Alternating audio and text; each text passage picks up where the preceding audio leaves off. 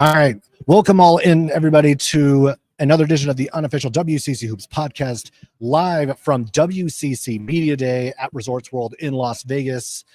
With Thomas Dunn, I am Zach Farmer, and obviously we're here. We're excited. It is like the first day of school. Everyone's back. You get to see everyone's faces, and it's an exciting time to be here for Media Day. You know, it's funny. You mentioned the first day of school.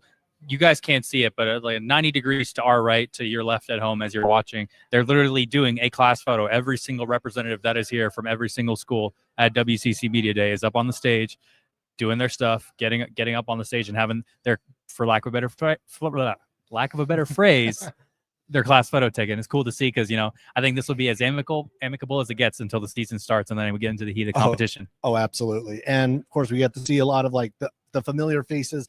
Andy Patton from Locked On Zags is directly across from us. We saw Rocco Mill a little bit earlier. We'll probably be catching up with him. Theo Lawson, who also has been a guest on the show a number of times. So a lot of familiar faces. We're getting back into it. Media Day is kicking off, and we will be starting. The first few we'll get into it are going to be Washington State, USF, and then Pacific are our first three. But before we get into that, before we start, we do have we have the coaches poll that came out just a little while ago. Yep. And to no surprise, the first place team picked by the coaches is the Gonzaga Bulldogs. They received 9 of the 12 first place votes. St. Mary's coming in second with 2 first place votes. San Francisco, once again, with a first place vote. They're coming in third. Santa Clara 4, Oregon State 5, Washington State 6, LMU 7, Seattle U 8, San Diego, Pacific, Pepperdine, and Portland round out the bunch. I mean, there's no real surprise with any of this. This is pretty kind of feel standard of what we've seen.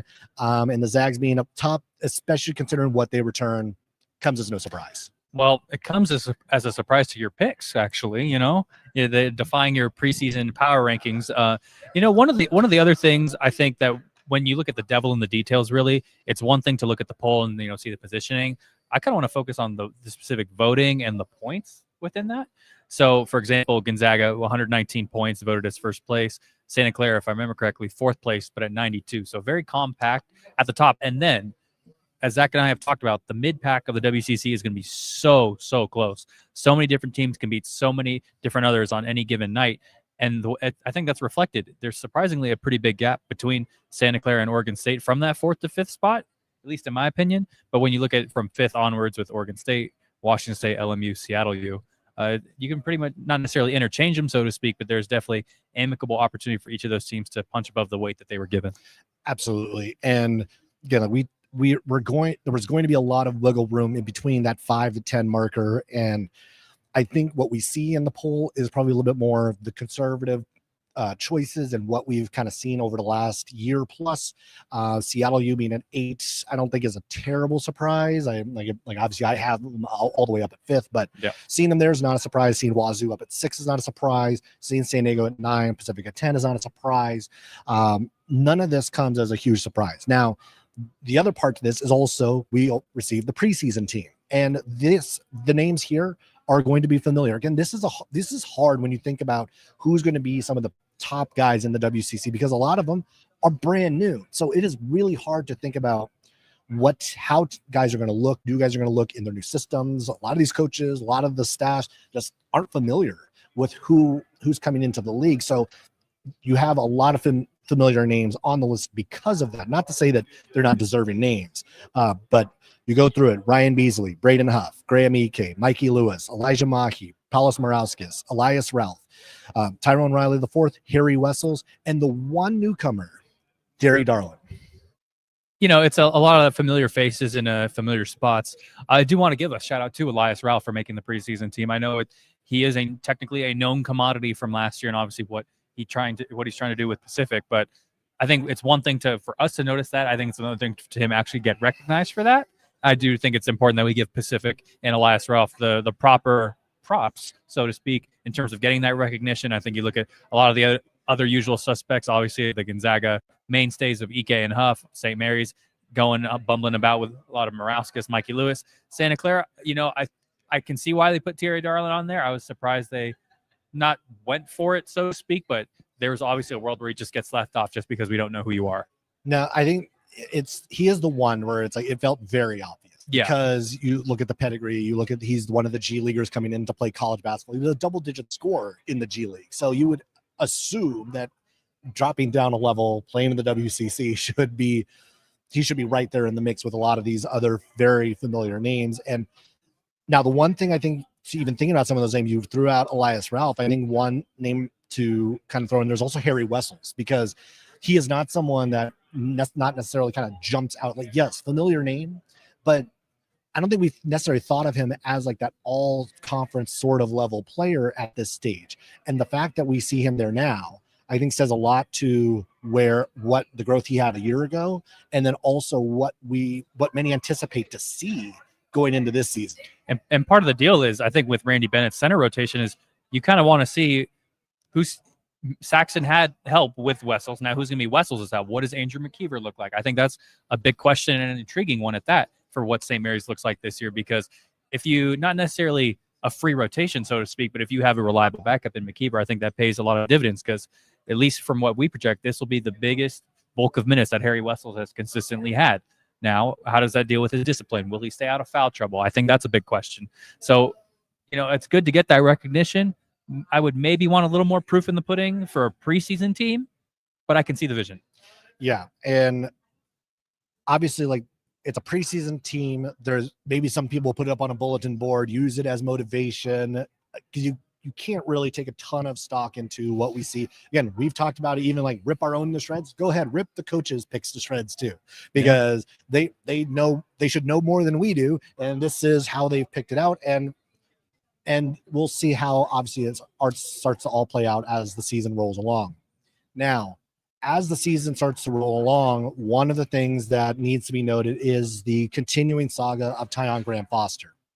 And it was reported last night that the Graham Foster is going to be experiencing another potential roadblock come Thursday. Today was supposed to be the day where he was going to be able to file an injunction to be able to get his eligibility put back from the NCAA, but the NCAA has filed a notice of removal motion requesting that the player's case be moved to a federal court.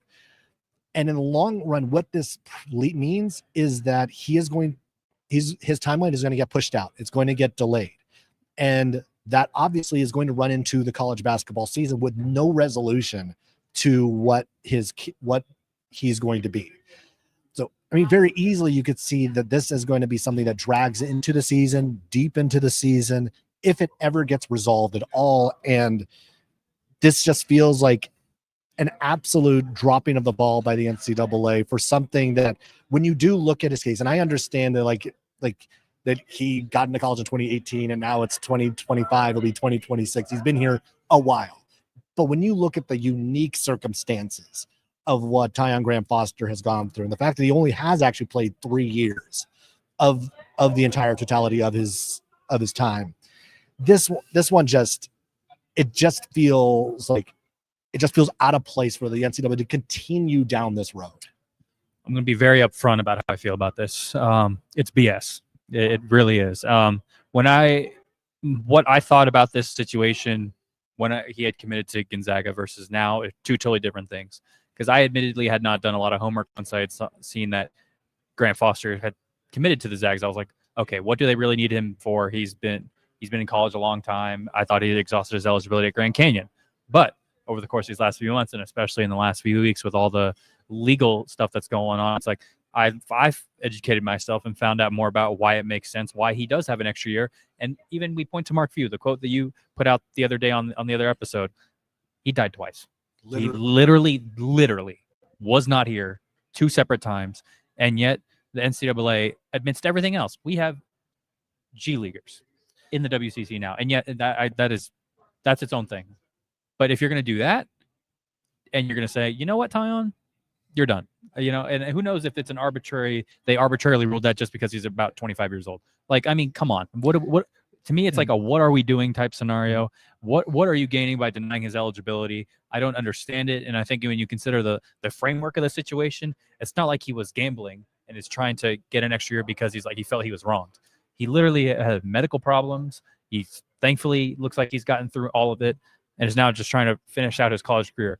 In some cases, people may rightfully say he should go pro, but the way I look at it right now, there's no reason for the NCAA to be meddling like this. It's just another at the office in a masterclass of horrible decisions from the NCAA, but par for the course from them, quite honestly. But it's not even the finality of the story. There's still a lot to go here, but also there is a deadline though that is coming up that is going to be relevant in the entire case, because on October 28th is the deadline for schools to honor the scholarships of each of their players, which means that the deadline for Gonzaga and Tyon Graham-Foster to honor the agreement is on October 28th.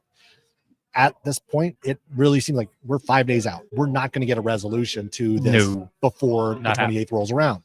So it then becomes a conversation and a negotiation between Graham-Foster's team and Gonzaga University on how to move forward with his scholarship, how he stays around, because you'd imagine with everything that Gonzaga has done to try to support him, fight for him, go through every last appeal you possibly can, that they're not going to leave him out in the cold, that they're going to do something to make sure that he's taken care of in the interim while they try to figure this out. I don't know if that necessarily means that it's honoring the scholarship, that they figure out a way to cover his expenses while he's going through it. I don't know what that means, but I can't imagine that Gonzaga is going to have gone through all of this, supported him in this way, and then leave him out in the cold. And we're going to talk with some of the Brian Michelson here on behalf of Mark Few later today, obviously alongside Graham Ike and Braden Huff. It's you talking, bringing up very valid points in terms of off the court stuff.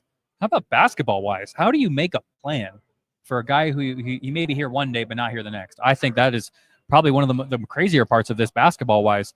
You don't know what you're going to get, and how can you quote unquote substitute for a guy of that caliber?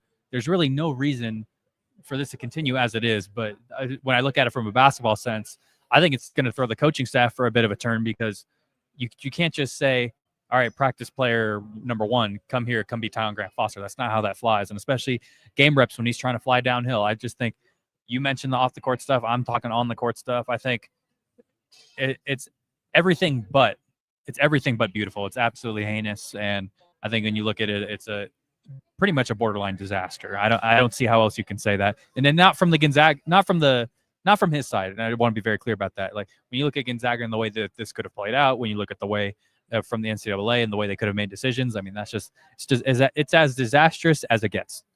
It really has been. And yeah, we'll get into conversation when we see our Gonzaga crew here, Brian Michelson, Graham Ike, and Braden Huff. And believe that is going to be checking our schedule, because we do have the full schedule. That will be at 2:40, right around 2:40 p.m. We will have the Zags on, and that will actually be followed by the St. Mary's crew at 3 o'clock. So if you're keeping track, looking at when I should be tuning in, where is my team?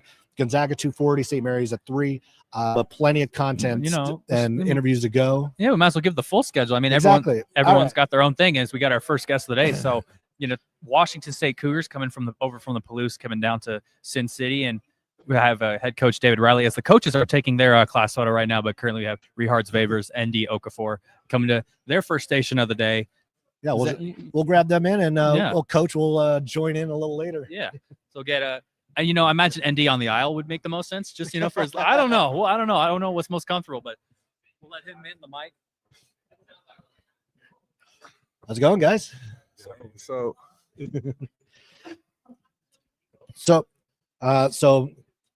we were talking a little earlier about how this almost feels like the first day of school. Like you get to see everybody, everyone kind of like juiced for the season to start. Like how coming to this, like getting ready for the season, is that kind of the feeling for you, or like what's the excitement level that you guys have? I think we're really excited. Like you said, it's like the first day of school, and you're seeing all these guys we played against, and some new guys. So yeah, we're very excited. We worked our ass off the whole summer. We went through mental barriers to get to where we are. We're still working. So yeah, we're just really excited to get the season started. So, Rio, I kind of want to start with you a little bit because it's a big whole new backcourt, and you're one of the few holdovers from last year. Have you kind of like set the example for what Coach Riley wants to do, and kind of take the ownership of that? Because it's one thing to be a part of the team, it's another thing to be a leader within the team. How's that taking shape for you? Because it's not linear for everybody, but for you personally.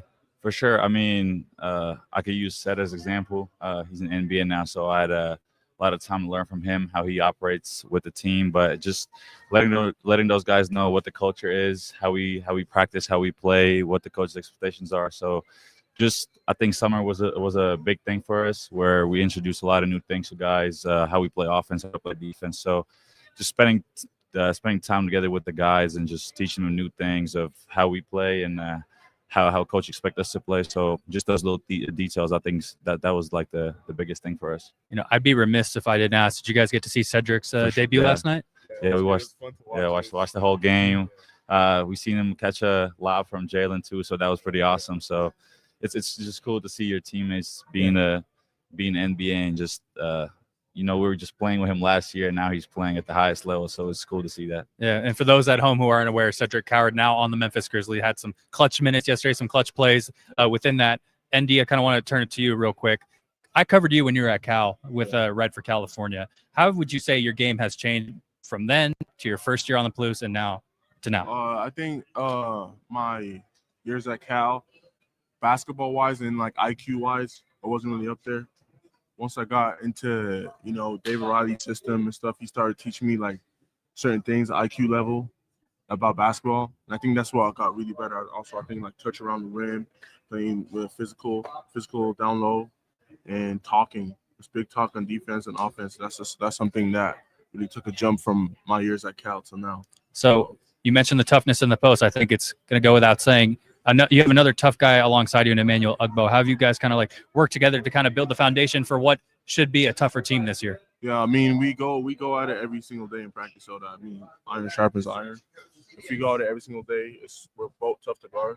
So we're going up against like both hard guys to guard. So when we get in the game, it's easy. It feels like second nature. So yeah. Coach, thanks for hopping on. I know you were taking the class photo over there. But we're talking about, you have so many new guys on this roster, and like for you in year two, what was the different challenges for you year one coming into the program, and now year two where you're established kind of a little bit like yourself, and now through the recruiting portal, everything else, like what was year one to year two? What was the comparison for you?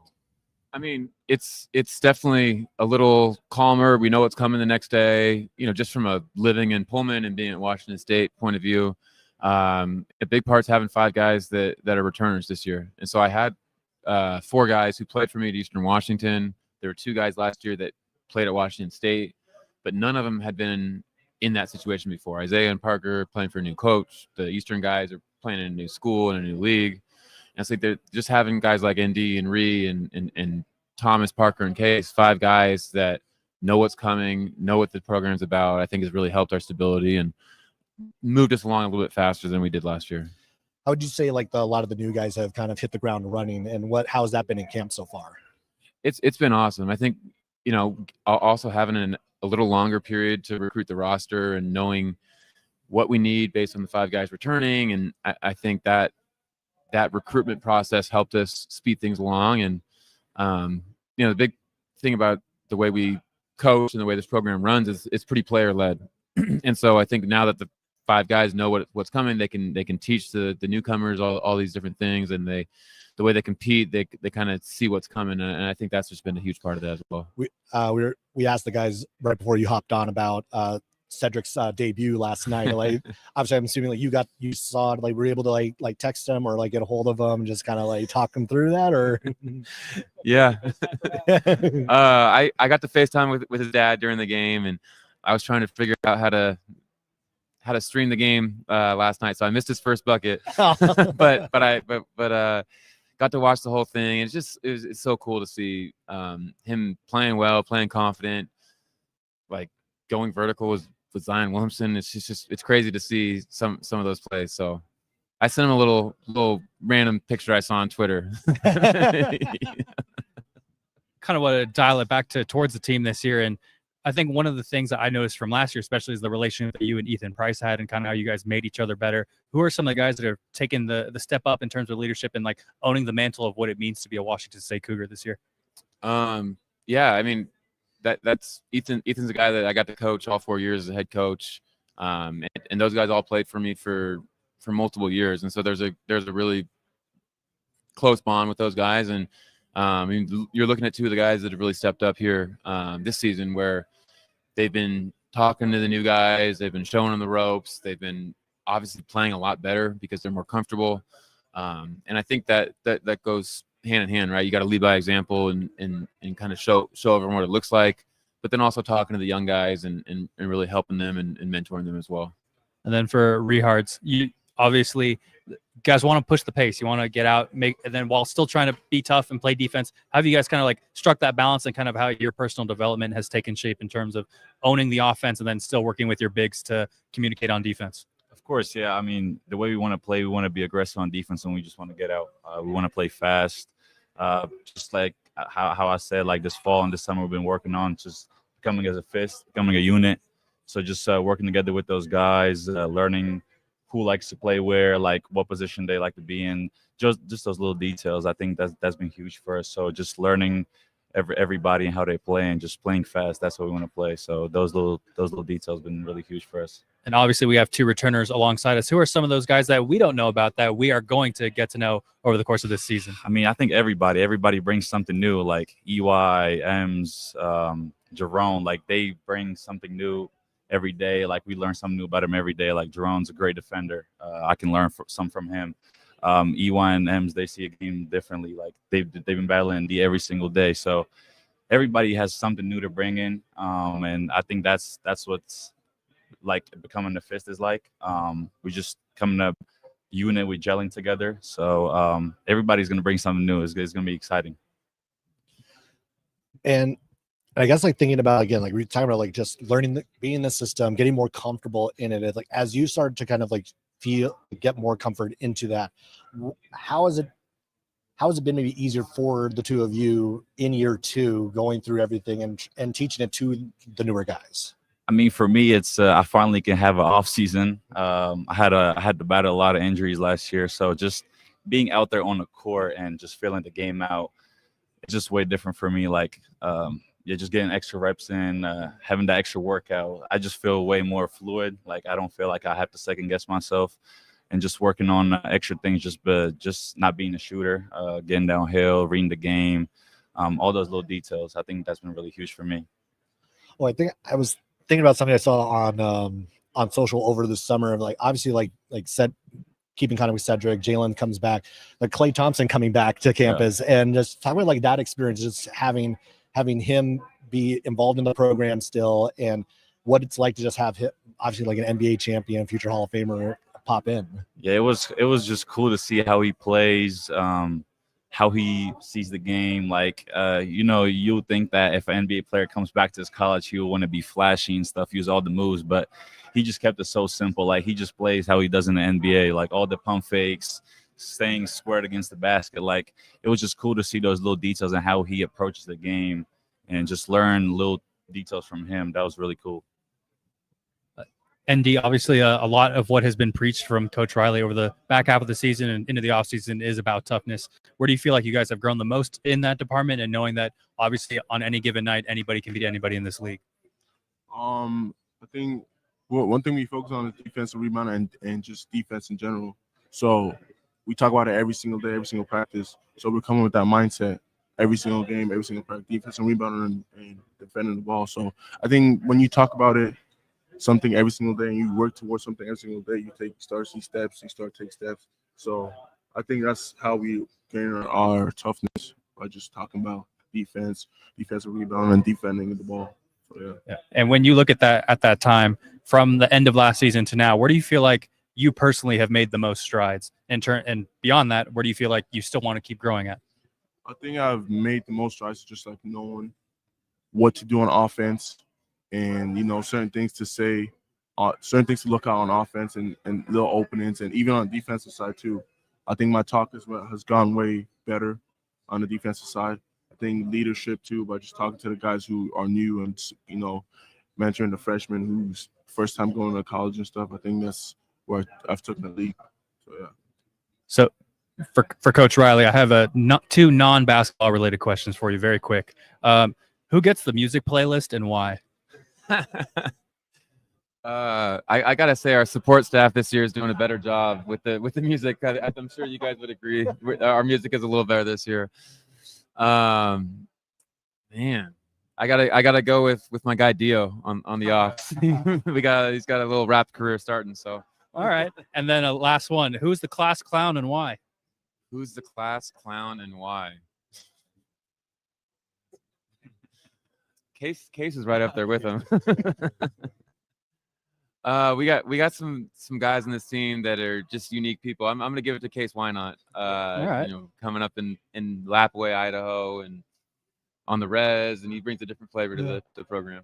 Hey, well, it was good to have you guys here for our opening stint here at WCC Media. That's the Washington State Cougars. Glad to have you guys. Have a great rest of your season, and we're excited to cover you guys throughout the year. Go Cougs! Thanks a lot. Thank you for those my questions. Yeah, come on now. Yes, we end up seeing the same stuff over and over on these days. That makes it a little more fun. Hey, appreciate that. All right, that was the Washington State Cougars. So there's a team that picked to finish 6th in the WCC. It's like, grab the mic. But this is a team that I think we're going to learn a lot about very quickly. The tough non-conference schedule. They're going to get tested early, and I think we just don't know. We don't quite know the names of who's going to be the ones who just jump out at us early. Yeah. I asked about him earlier, but Emmanuel Ugbo, that's a guy who I think is very capable and someone who can lead to developing the toughness of the Cougs, and that's the one barometer I think I want to see. How can they handle adversity in the game? I think last year, when you look at Washington State, obviously very good firepower. I think that goes without saying. But once things got hard, I think sometimes more than we would have liked to see, the bottom fell out. Yep. So can Washington State avoid that happening? What's it like when they get punched in the face? Can they throw it back? Those are those small intricacies that I kind of want to see. As our next guest get underway here, as Zach's probably going to have to grab the extra chair. Yeah, I'm going to have to grab next year. Luckily, it's not too far away. No. The San Francisco Dons will be joining us next. And, of course, we are very familiar with this group. We went up to the Hilltop just a little while ago. So let me grab an extra chair for these guys, and we'll get them in. So as the fellas pull up, Ryan Beasley, Barry Wong, Tyrone Riley IV, and obviously head coach Chris Gerlifson of the USF Dons, as we get our second team here in the building from Resorts World at WCC Basketball Media Day. We're going to see, squeezing in the setup very well. Zach, the cameraman and director, finishes the job here. So for really to start with, we talked with Ryan and Tyrone and obviously Coach earlier. We've asked about hypotheticals, and that's one thing. But now you guys have had time to work with each other. You've had time to face different competition. Kind of what's it like having seen yourselves react to adversity in the moment? Yeah, I think we responded well. We had a great week of practice. We have another test coming up on Saturday, so we should be ready for that one. But it's just part of the process. Coming in after one game, got to learn from it and build as a team and then get better from there. And I think one of the biggest developments for you, Ryan, personally, is you're going to have the ball a lot more in your hands. People are going to guard you differently. It's a lot different of a change. Sometimes coming off the bench, now you're going to be one of the lead guards, not only for your team, but in this conference. Yes, how have you personally handled those types of adjustments to different things that people are throwing at you? Yeah, I think the team and the staff makes it kind of easy for me. They put me in a great position on the floor with our actions that we run, and the guys around me. We have shooter, freak athlete around me, so they kind of make the game much easier for me. Yeah. I think when you look at one of the more underrated assets in Barry down there, I'll get one down to Barry. How do you feel like you've grown the most from the offseason to now? I feel like offensively you really made your presence felt. How have you grown defensively and doing some more of the dirty work for Coach? Yeah, I know that. So when I'm coming here, so coaches talk to me a lot. Like it's not only Coach CG, it's all the coach staff. Yeah, they talk with me about my offense skills. They don't think my offense has any problems, and they just want to make me defense getting better and can guard everyone on my position and even sub to the guard and big five. Yeah, that's why coach want me doing that well, so he can let me on the court. So that's why I want to make the defense getting better like these 2 years. Yeah. So one of the things, I mean, looking at this roster, thinking about this team, is that this team is just long. Like there's a lot of length to this team. Tyrone, can you kind of talk a little bit about just like what that's been like in practice? Because again, like it feels like from looking up and down this roster, while there may not be like the quote unquote like big guys like maybe like St. Mary's or Gonzaga, but like this team just seems to have athleticism and a lot of interchangeability to what you can do on the court. Yeah, I feel like that's going to be a key piece to our defense. Our coaches emphasize using our length and showing our length in practice and on the defensive end, because, you know, if our hands are down, then obviously teams can see everything on the court and pick us apart. But I feel like if we use our athleticism and our length, we can really disrupt people on the defensive end, and then obviously turn teams over with athleticism. We can get out and run a lot better. And I feel like that'll be a problem that we can really make on the defensive end. Now, as you've gotten more time on the court, like what's maybe something that has started to stand out, or like how has maybe the personality of this team started to kind of emerge as you've gone through a couple more weeks of practice? You can tell that a lot of us, we have love for each other, and we want to see everybody succeed in any way, shape, or form. And I feel like everybody is getting to know what they need to do for our team to win. And I feel like once everybody fully buys into that role, we're going to be a very hard team to deal with. Going down to coach at the end, there is one of the other people I think that's an underrated pickup for you guys, and I think can really help make your team better both in practice and then obviously against opponents down the line, Vukasin Masic.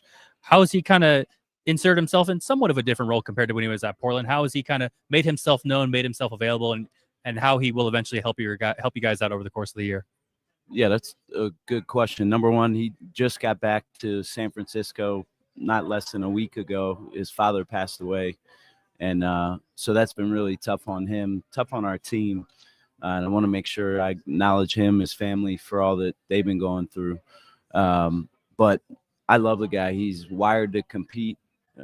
He's been in the league. I feel like he's been in the league for the last 5 years and has been in the wars and know what it looks like in the WCC.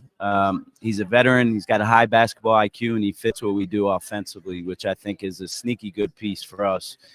He can play the point, he can play off the ball, and he's kind of wired to score, and we're going to need that. Unfortunately, one other piece of somber news, obviously, athletic director Larry Williams passed away. Can you kind of speak to the impact, both from what you've seen on the court, off the court, and eventually maybe one of the other guys can speak to what they've experienced with him in the halls of War Memorial? Yeah, the last week's been, really hard on our staff, our guys, and can't say enough about what Larry did and what he was currently doing for our program. He traveled with us everywhere. He was on every trip, and he was really consumed with continuing to try to push our program forward. And we want to make sure that he gets the credit for some of the things that he was working on, that we finished those things, some of the projects that he had going on. But, just awful day for our program, awful last week. I feel incredibly sorry for his wife. He has 5 children and grandchildren, and but it's also been extremely comforting to see how the USF community has kind of rallied around that. And so we're going to make sure we honor him the right way every chance we get. But just can't say enough for what he did for me in the program. Mr. Larry was a great guy, also a competitor, but we actually spoke about it a week before his passing. He would help me out with whatever I wanted to do outside of basketball. So as far as helping us out with our basketball program, he also cared about each and every guy as a man growing into a man. So our condolences are with his family, and we hope to win some games in his name. And one of the big things, one of the big changes like in season that does impact you guys is the move for the Gonzaga game back to Chase Center for a 3rd straight year. And just kind of talk a little bit about like that opportunity again. Obviously, like it's way down the road in the season, but to be able to play in that environment, obviously it's one of 2 times to play at Chase Center again this season. Yeah, for sure. I mean, all of us 3 here have played in Chase for a lot of games, so we're ready for that challenge. But it is down the road, but we're ready to compete against anybody anywhere. So we'll be ready to go for that one when it comes around. And we've talked a little bit about that non-conference schedule a few weeks back, and just as now that it's starting to get closer, like what's the kind of maybe the excitement level that you guys are starting to have about getting on the court to play a game that actually counts rather than just competing against each other, or even in some of the exhibitions that you've had? Yeah, for sure. I mean, we're excited about every opportunity we get to play as a team. Super grateful for our staff and our guys to be on the court and play the game we love, but we kind of take it game by game. So we'll be ready for any opportunity that comes upon us. Speaking of opportunities, have you gotten CG to actually get a Dutch crunch? Have you broken him on the sub? Nah, he does what he does. He likes what he likes, and he won't switch up. Honestly, I can get in that boat too, because as you guys both know, I will not switch up on Chipotle. I won't switch up either. It ain't happening on my watch. For Tyrone, we obviously a lot of the usual suspects here at the table. Who are some of those guys that maybe we don't know about and haven't acknowledged yet that we are going to get to know over the course of this season? We have a lot of sleepers. We have a lot of young guys. Obviously, with us playing and practicing, someone I feel like is going to help us a lot is our freshman, Legend Smiley. Obviously, a long, wiry, athletic guard who's wired to score just like Mostic is. I feel like with his athleticism and his IQ and shooting ability, he's going to be able to be a good piece for us offensively, but he also wants to guard. So I feel like that's going to help us on the defensive end with another guard that's, able to pick up 1 through 4 possibly. That obviously gives a lot of it kind of makes us a very, very hard team to score on. If he 6'5" guarding the 1, obviously we have Mookie Cook, who's around 6'8". He can guard 1 through 4, probably 1 through 5. With our athleticism, scoring on us is going to be a very hard thing, and that's what our coaches emphasize. And we all know that Coach Carlson emphasizes tough defense and such. For Barry, going towards a lot of the big guys in the post, lots of different guys who offer different things. Obviously, Saba returns. You enter Diaz, Graham, and then I kind of want to peel back the curtain a little bit. How is Dueto? Obviously, him returning is a big thing, and he's still making his return to play. How is he still kind of influenced what you guys do, and how is he still like offering the right sense of advice, the right leadership for the betterment of your guys' position? Yeah, he's a really nice guy, and he was a leader, and he's a 5 years guy in this team, So he really knows what the coach want to do for him, and he know what we need to do. So every practice he will be on the court side. It's hard for him because he can play, but he's still like every practice he won't missing, and he teach to our transfers and the young guys. He's saying a lot in the practice, and we love him. Yeah. And going one more on your own personal development, where were you challenged the most to grow, and how successful have you been in getting better in whatever department that is? I think the biggest challenge is my defense is not well in my freshman season and the second season. So yeah, that's why I'm not played too much times in my first year, and I want to be coach, see my defense getting better. So that's why I'm getting my body getting strong and getting my moving getting fast. So that's why I can guarding the format right now. And I think because I won't be play on the court. So yeah. CG, talking a little bit about just like the coaches poll, like where everything kind of like fell out this morning. You guys received another first place vote, picked to finish third in the conference. Second year in a row, you guys have gotten a first place vote. And then also two of these guys, Ryan and Tyrone, on that preseason team. Just kind of talk about like the position the program is in right now, and just the growth that you've kind of continued to have. And two guys who weren't huge pieces, who weren't like key, like started whatever last year, but like guys who are going to be who are stepping into new roles, larger roles, and clearly the respect around the league that these two guys have. Yeah, it's nice to be mentioned. and we appreciate that. But at the same time, that doesn't really mean a whole lot, this time of year, and we have to go out and perform. But I would say, as the head coach and our staff, I'm proud of the fact that over the course of our first 3 years, we've progressively gotten better and went from 20 wins to 23 wins to 25 wins. And that says a lot about the guys in the locker room, number one. I will say about, Ryan, in the games he started last year, he averaged 18 a game. So dumb coach right here.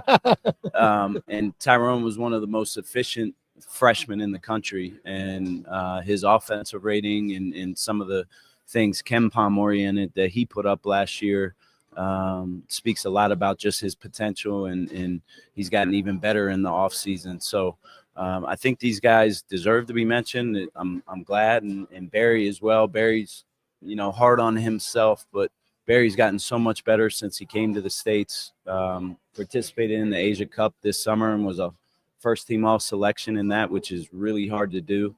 And as I said on one of the other interviews, having 3 guys that know me, know our staff, and know what the expectations are and have been a part of a lot of winning here makes me feel really good as the head coach.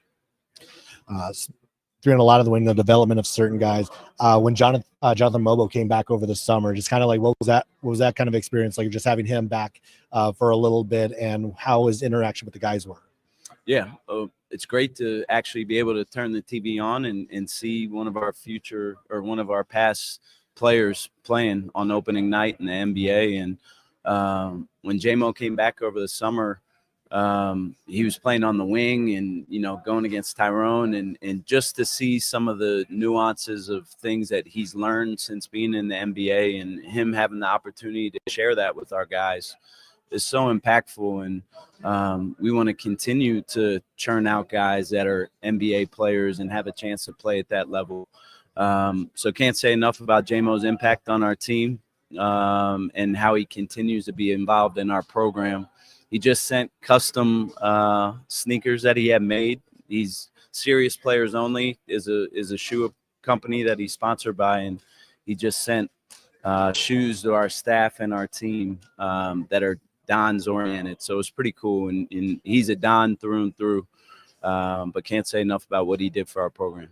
Before I get into my last ones right there, is the whole team going to break him out for one specific game or on the calendar yet? We'll have to see. We got that Nike contract. So we'll have to see if there's a way to maybe showcase those shoes. Because, again, that was pretty cool that they put together.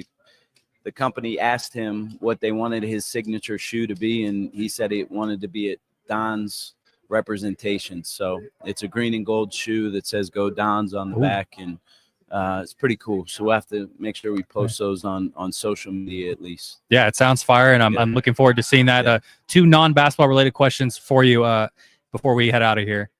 Who on staff, or whether it's player, support staff member, who's getting the music playlist and why? What are they playing? I'll tell you who's not getting the music playlist. Kyle Bankhead is not getting the music playlist. As for players, Tyrone's always trying to get the ox in the weight room. Him and Ryan like their music, so I'll go with one of those 2 guys. But yeah, Coach Bankhead is not touching our music. What did he do? He's just got a different kind of taste. Nothing bad. Okay, we respect it all, but I'm partly giving him a hard time. But yeah, we're keeping him away from the music selections. And then the last one, who's the class clown this year and why? I think you should probably ask the players that. Yeah. All right. Benjamin Abosi. Yeah, it's for sure been class clown, trolls all the time. If the locker room needs a laugh, we know who to look to. So I feel like that'd be him. Okay. Yeah, Barry I think agree. Barry. You agree, Barry? Tyrone. Hey, look at that. One for the fellas. So that's the San Francisco Dons, ladies and gentlemen, picked 3rd in the WCC preseason coaches poll. Best of luck this season, fellas. We look forward to covering you guys throughout the year, and look forward to a good season from you guys. Yo.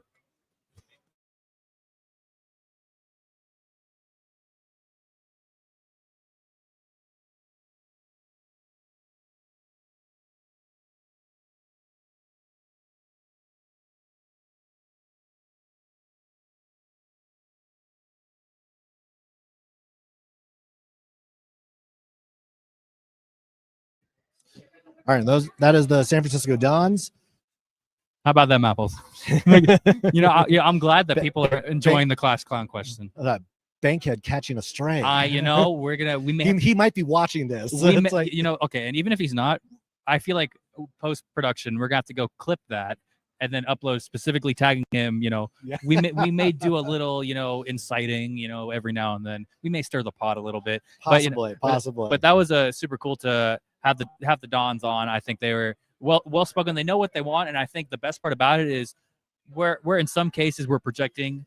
In this case, we know that it's all right in front of them. Yeah, this team is going to have all the opportunities that they could want. They have the talent. We know they have the experience. They've been knocking on the door ever since they got to the tournament 4 seasons ago now. You think about, again, CG mentioned it. They had 20 wins. It has 23 wins, 25 wins. It's building. And they have been knocking on the door of the NCAA tournament. Like they've been just on the outside of the bubble each of the last 3 years. So now that this team it does seem better positioned schedule-wise, whatnot, to put it all together. It'll be exciting to see what this group is capable of doing once we finally get into game mode with the Dons. And beyond the court, I feel like we're gonna have to go talk to Ben Abosi and see what's up with this class clown behavior. I mean, I'm glad that everybody's enjoying and speaking on that, because it's one thing. I'm just thinking, put yourself in the USF locker room for a second. Imagine you don't have a great half. CG is on one of I think the most fiery coach in the league, and I love that personally from him. Imagine CG lays into them, and then you have Ben cracking a joke. Like that would just be a funny dynamic that I kind of want to see play out. I'm not trying to get people in trouble, I swear. Yep. Yeah, I promise this time I'm not doing that. But this time that every now and then we dabble in a little bit of enabling. But I think USF they're primed for something good. And I was talking with Theo Lawson earlier. It's like, man, I really wanted to pick them in the top 2 in my power rankings. I really did. But again, as we've stressed, until you do it, then we can talk about that. But I was so close to doing that. I know that it's going to be something to watch throughout the entire season, and because there are questions about, I know it's specifically St. Mary's, about what they have brought back, the experience that they have versus the experience that USF brings. And that's the thing. It's like when you look at the starters, like you look at minutes played, St. Mary's doesn't have nearly the numbers that we're used to seeing them bring back. I mean, you lose a Mitchell Saxton, you lose a Luke Barrett, you lose a Magustus Marshallonis. That's a lot of minutes, a lot of experience to help make up. And guess what? USF didn't have to replace as much. No, they didn't. I mean, Tyrone Riley started last year. Ryan Beasley was in and out of the starting lineup last year. Barry Wang had to play a lot of more minutes and got thrown into the fire when Dweedo Newberry went down with the injury. So this was a team that, to an extent, had to learn on the fly. And maybe at what point does Dweedo come back this year? Because I know his recovery's been a little bit slow, but I think overall, like, USF doing all this and all this projection that we're making, and Dweedo may still, even if he comes off the bench, like, I think that is a nice reinforcement to have. And I think more importantly than anything, it gives Chris Gerlifson options. And I loved his self dig when he said, look what happened when Beasley started. What a dumb go. But it's a two-way street on that, at least from my perspective. Yep. Who do you bench? Like if that were the case last year, or do you run Beasley, what was Malik Thomas and Marcus Williams, all 3 at once, like Tyrone at the 4? Yeah. Like that, it's a little bit of a rock and a hard place, but it's somewhat hindsight 2020. But I don't know. Maybe what do you think about that? I mean, this. I like what this USF team's doing. Again, I like the self-deprecation. They're they know they have to work on things. They know that they're not there yet. There's a lot to like about what they have done to this point, but they have to prove it. They have to get over the hump. They're mentioning the preseason poll, them being picked 3rd with the first place vote. It's like, yeah, but we haven't proved anything. And that's the mentality they have to go into the season with, and they clearly do. It's like they know the job is not done. They know that the goal is to get back to the dance, to get to the NCAA tournament. I mean, obviously, first off, it's like that aside, it's like they do want to win the conference. Like, let's be honest. Like, it's as tall of an order as that normally is. Like, this is a team that that there's an outside shot that it's a real thing. If things go sideways, like, not that it's really ever gone sideways totally for Gonzaga, but if they go sideways for Gonzaga, like, one or two key guys get hurt for St. Mary's, like USF could swoop in and actually take it. And imagine the day that, even if it does, I know this technically would be the last year it's available because of what's happening with Gonzaga leaving and all that. But imagine like the online discourse of San Francisco and even potentially Santa Clara if they figure it out, like them breaking into the top two. That's something that I'd really love to see the online discourse of that day if it happens this year. I mean, it's been a long, long time since anyone other than St. Mary's, Gonzaga, or BYU have been in the top three or in the top two of the WCC standings. So if it does, it's good. It would, I think, signal a little bit of like I don't want to say changing of the guard, but obviously there will be at least somewhat of a changing of the guard with Gonzaga heading to the Pac-12 next year, Oregon State, Washington State heading to the Pac-12, Seattle's in this year. So there's going to be a shift this year, and it'll be interesting to see like how teams respond to this new era of WCC basketball. Now, in a little bit, we will be joined by the Pacific Tigers. Dave Smart, Elias Ralph, and TJ Wainwright will be joining us in just a bit. So do want to make sure you're included on that. And then it'll be followed by San Diego Toreros, Steve Lavin, Wanzi Gorcito, and Taylor Johnson. Wanzi making his return to the WCC, just 2 years removed from being with the Portland Pilots. So it'll be interesting to see like his perspective, returning to the West Coast after spending the year with Ball State, returning to the warm weather. Warmer climates. Dare I say, playing in the Best Coast Conference. What can I say? He missed a little bit, and now wants another crack at it. But I think before we turn the page, or as we turn the page to Pacific, rather, I think you and I are kind of in mutual agreement that we're bullish on this team, and I think rightfully so. One, but two, I think bullish in terms of where they were. It's one thing to be bullish and say, I think you're going to be a top 3 team. You're going to get a bunch of buys into the WCC tournament. It's another thing to, I think, graduate into the next tier of teams. I think Pacific has the tools to do that. Now, whether they actually do it is another thing. And, as we wait to get the fellows on in a few minutes or so, I think they're a team that I come with an intrigued eyebrow raise, so to speak. Like what Pacific gives to us, I think is it's not as much of a shoo-in as it was in years past. And I really want to see Dave Smart has enough of the history and like the success to accept that we can be proven wrong in that department. I think that's the thing. It's like this Pacific team, we've seen Pacific have success in waves.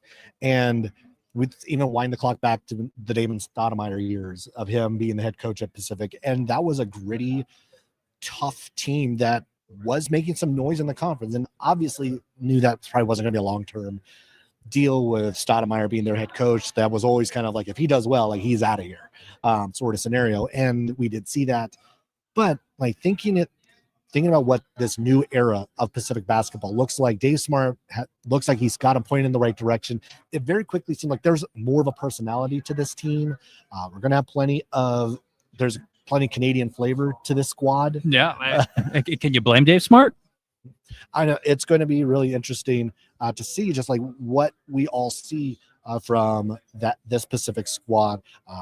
Elias Ralph being on that preseason team, obviously the surprise, like not total surprise, but like seeing someone from the Pacific squad who again is picked to finish 10th, but has a guy on the first team in the preseason does say a lot to what people think about Ralph around the conference. I honestly would argue it is a surprise because so many different people are like, what's going on, the typical so on and so forth about the guys you see from Gonzaga, St. Mary's, San Francisco, Santa Clara, and rightfully so. Like, let me be clear about that. Rightfully so from the recognition that they get, but everything else along those lines, I think it's cool to see them get the recognition. So to see Pacific rolling up here. Third team of the day, Elias Ralph, TJ Wainwright, and eventually Coach Dave Smart will be rolling up to the station here. Fellas, welcome in. Good to see you guys. You too. Good to see you. Okay, nice to see you. TJ, nice to meet you. Yes, sir. Coach probably gonna sit next to you. Like you guys get scoot on down, and like we'll get Coach there on the end. All right, guys, I'm just getting rolling here. Just getting a few interviews in. I mean, you guys have I think we were just talking about it that we're actually probably outside of what the coaches have picked and whatnot, we're actually kind of bullish on you guys. Like we like what you guys have been able to put together in the off season, the pieces you bring back. Let's kind of talk about what it's been like in camp the first month plus, and how it's all starting to come together. Yeah, I mean, like a brand new team, it's always tough to get on the same page, but I think early in camp it was like pretty noticeable that everyone on the team kind of had similar goals and similar ways around just practicing and training. So it was kind of easy to gel together that way.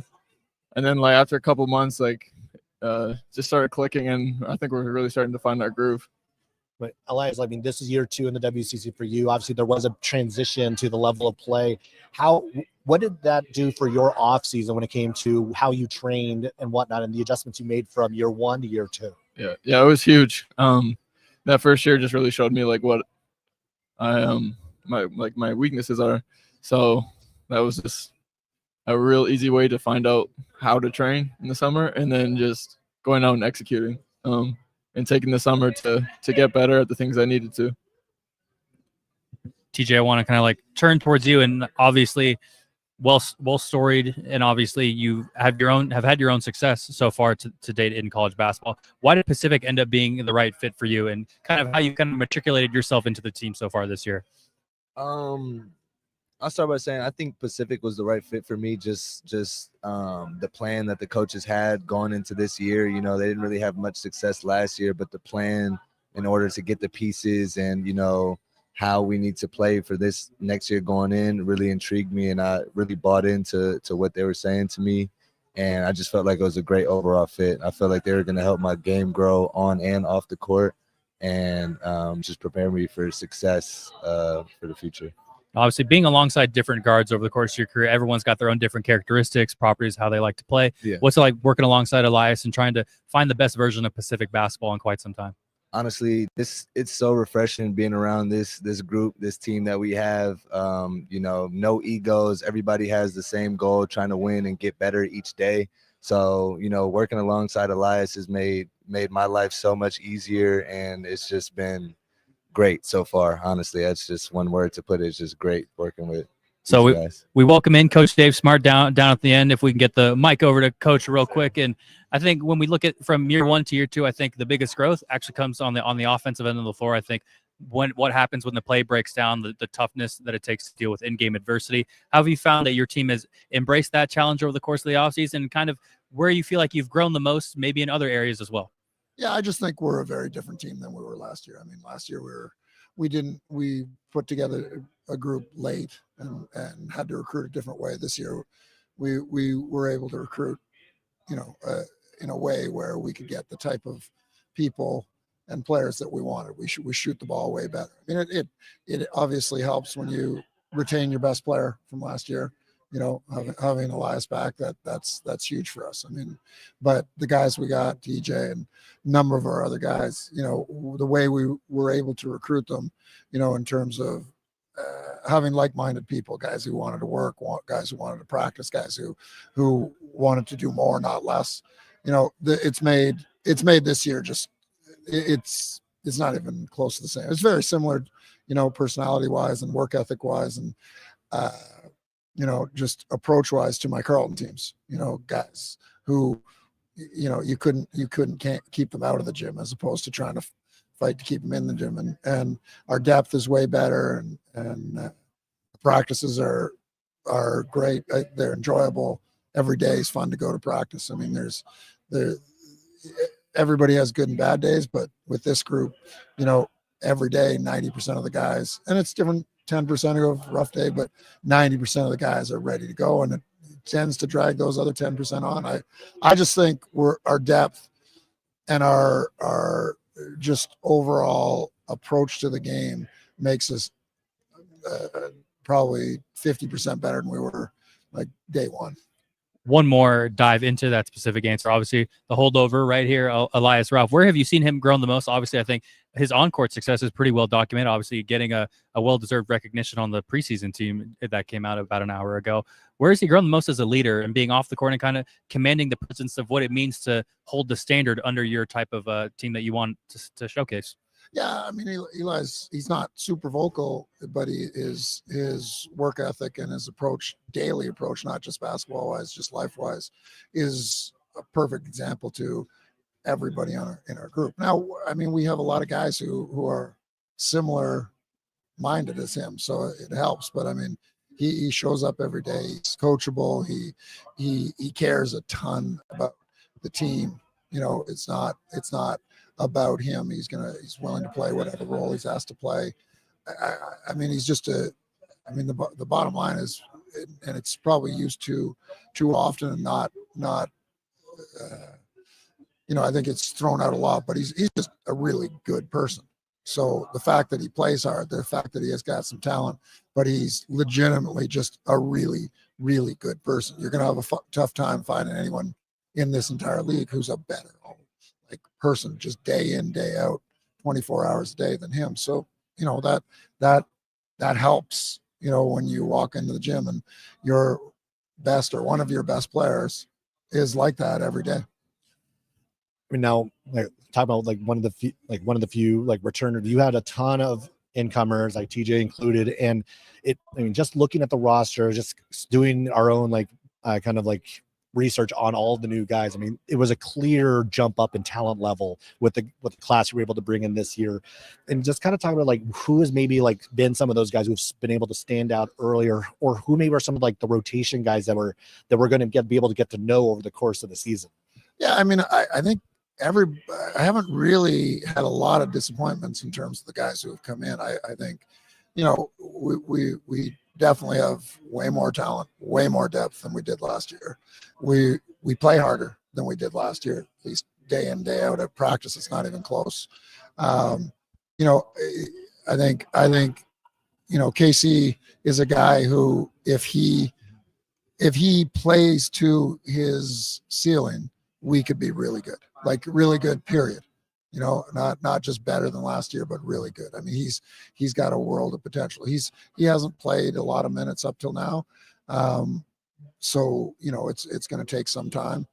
Caius from Florida, I mean, he's another one. He was great in our scrimmage on Saturday, and he's been great in our 2 inter-squad games.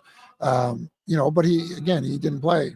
He didn't play many minutes, if any, with Florida, but he practiced every day against the best team in the country. So, and probably the best guards in the country. So, and it shows. I mean, and as he gets used to the more and more minutes, I think he could be really, really good in this league. But I mean, in our scrimmage game, I mean, Isaac Jack, he's got a lot of experience. He was the difference. I mean, he came off the bench for KC and played more minutes and was unbelievable. So, I think we're so much better at the 5 spot, which in this league matters. It matters. And I think we're I'm not saying we have the best 5s in the league by any means, but I don't, the 2 guys that we have at the 5 spot, I'm not afraid to put up against anybody. And I think, they're going to cause problems for everybody in some form.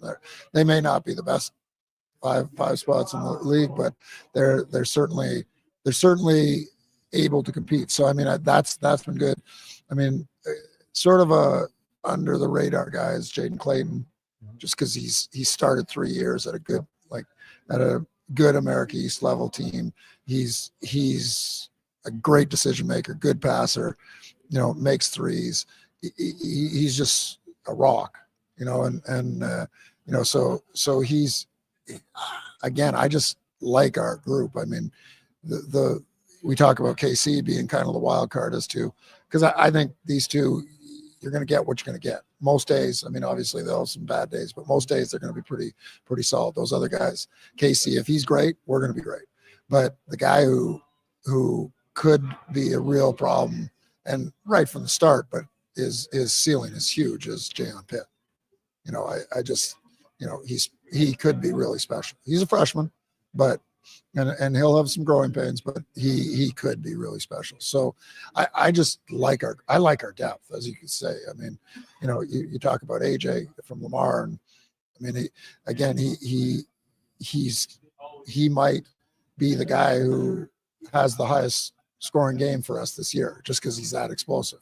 He may not be our top scorer, may end up being our 4th or 5th top scorer, but he'll probably be the one guy in one game who just goes off just because of the way he plays. So, I mentioned 9 guys. I mean, I really like, and there's guys I haven't mentioned who I also think can give us good minutes. I mean, obviously, if you can keep naming names, that's a good problem to have. I mean, thinking about like where this team was a year ago, league-wise, but I think coaching-wise, you got to kind of feel out like what you needed to improve on and how to actually try to win in this league. You talked about the 5s and them being they can really compete now with the other 5s in the WCC. Like when you went out and recruiting, like how was it now different from year 1, year 2? Obviously, like the timing was different because the window was much shorter a year ago. But when you were going out to like go on those recruiting trips and start to talk to guys this offseason, how much different was it for you in selling the program? Yeah, I mean, we've got 7 Canadians and a lot of internationals, and a lot of those internationals agents are agents who either are agents to my Carleton guys who play in EuroLeague or Eurocup or play over there, or they know them. So, they know what we look like at Carleton and the development that those guys gained and how they played. So, it really was just the advantage of getting in on the portal at the start and getting in on the freshmen. I mean, we got 3 freshmen and 1 junior college guy last November, so we weren't even on the staff until late April the year before. So that changes everything. We've got 2 4-stars who have already committed for next year, and it's October. So I mean, things change that way. What's different? I mean, we got to recruit the type of guys we wanted to recruit. We shoot the ball well from all 4 positions. We shot the ball terribly from really 3 out of 4 positions. I mean, Elias didn't have his best shooting year compared to what he's capable of, but he was really the only consistent shooter we had last year, and he's back. And now we shoot the ball well in the other 3 spots as well as the 4 spots. So, I mean, that's what we were looking to do. We are also capable of picking up full court and pressuring people for 40 minutes, which is what we want to do, and playing faster. So all these things come into play in terms of making us a much more dangerous team. You mentioned the 7 Canadians. I got to ask, the Toronto Blue Jays being in the World Series, like how much attention is being paid to all of that, with again, like Blue Jays being there for the first time in 30 plus years. Yeah, I mean, it makes it more fun at school to remind everybody that the best basketball player in the world, Canadian, and the best baseball team in the world is the Blue Jays. So, I gotta show off my background. Addison Barger back here, so I got my guys back there rolling with them. The last one, and if I get back to Elias real quick before we got tight on time here, those will be more non-basketball related questions, but I've been asking everybody, and we'll ask everybody throughout the day. Who gets the aux at practice or on the bus, and what are they playing? Who gets the aux? Usually it's Isaac who has the aux in like the weight room. And he usually is playing some like NBA young boy or something like that. Okay, fair enough. And then the last one that I have, and we kind of want to see this, how the teams shine, with their personalities and stuff, and kind of build the chemistry within that. Who's kind of the class clown of the team so far? Probably Isaac. Clean sweep for Isaac. Yeah. I'll give it to him. Yeah. All right, and then the last one for you is where do you feel like you've grown as a leader? Because it's not obviously Coach Smart mentioned you're not as vocal, and everyone's got their own different type of journey, it doesn't come easy to everyone. It's not linear. How has that kind of taken shape for you? Yeah, I mean, I think last year I wasn't vocal at all, so I think I've grown in that area a little bit. I know it's not my strong suit, but I think I've grown a little bit there. But yeah, kind of like what Coach said, I just try to be really consistent every day, and like for younger guys to come in and kind of see that standard, like we're really trying to set a standard for this program, and just kind of coming in every day and being as consistent as possible. Hey, standard is starting to be set in year 2 of the Dave Smart era Pacific Tigers, and the preseason pick on the all conference team, Elias Ralph. We thank you guys so much for your time here at WCC Media Day, and wish you best of luck on the season. We look forward to covering you guys. Appreciate it. Thanks, guys.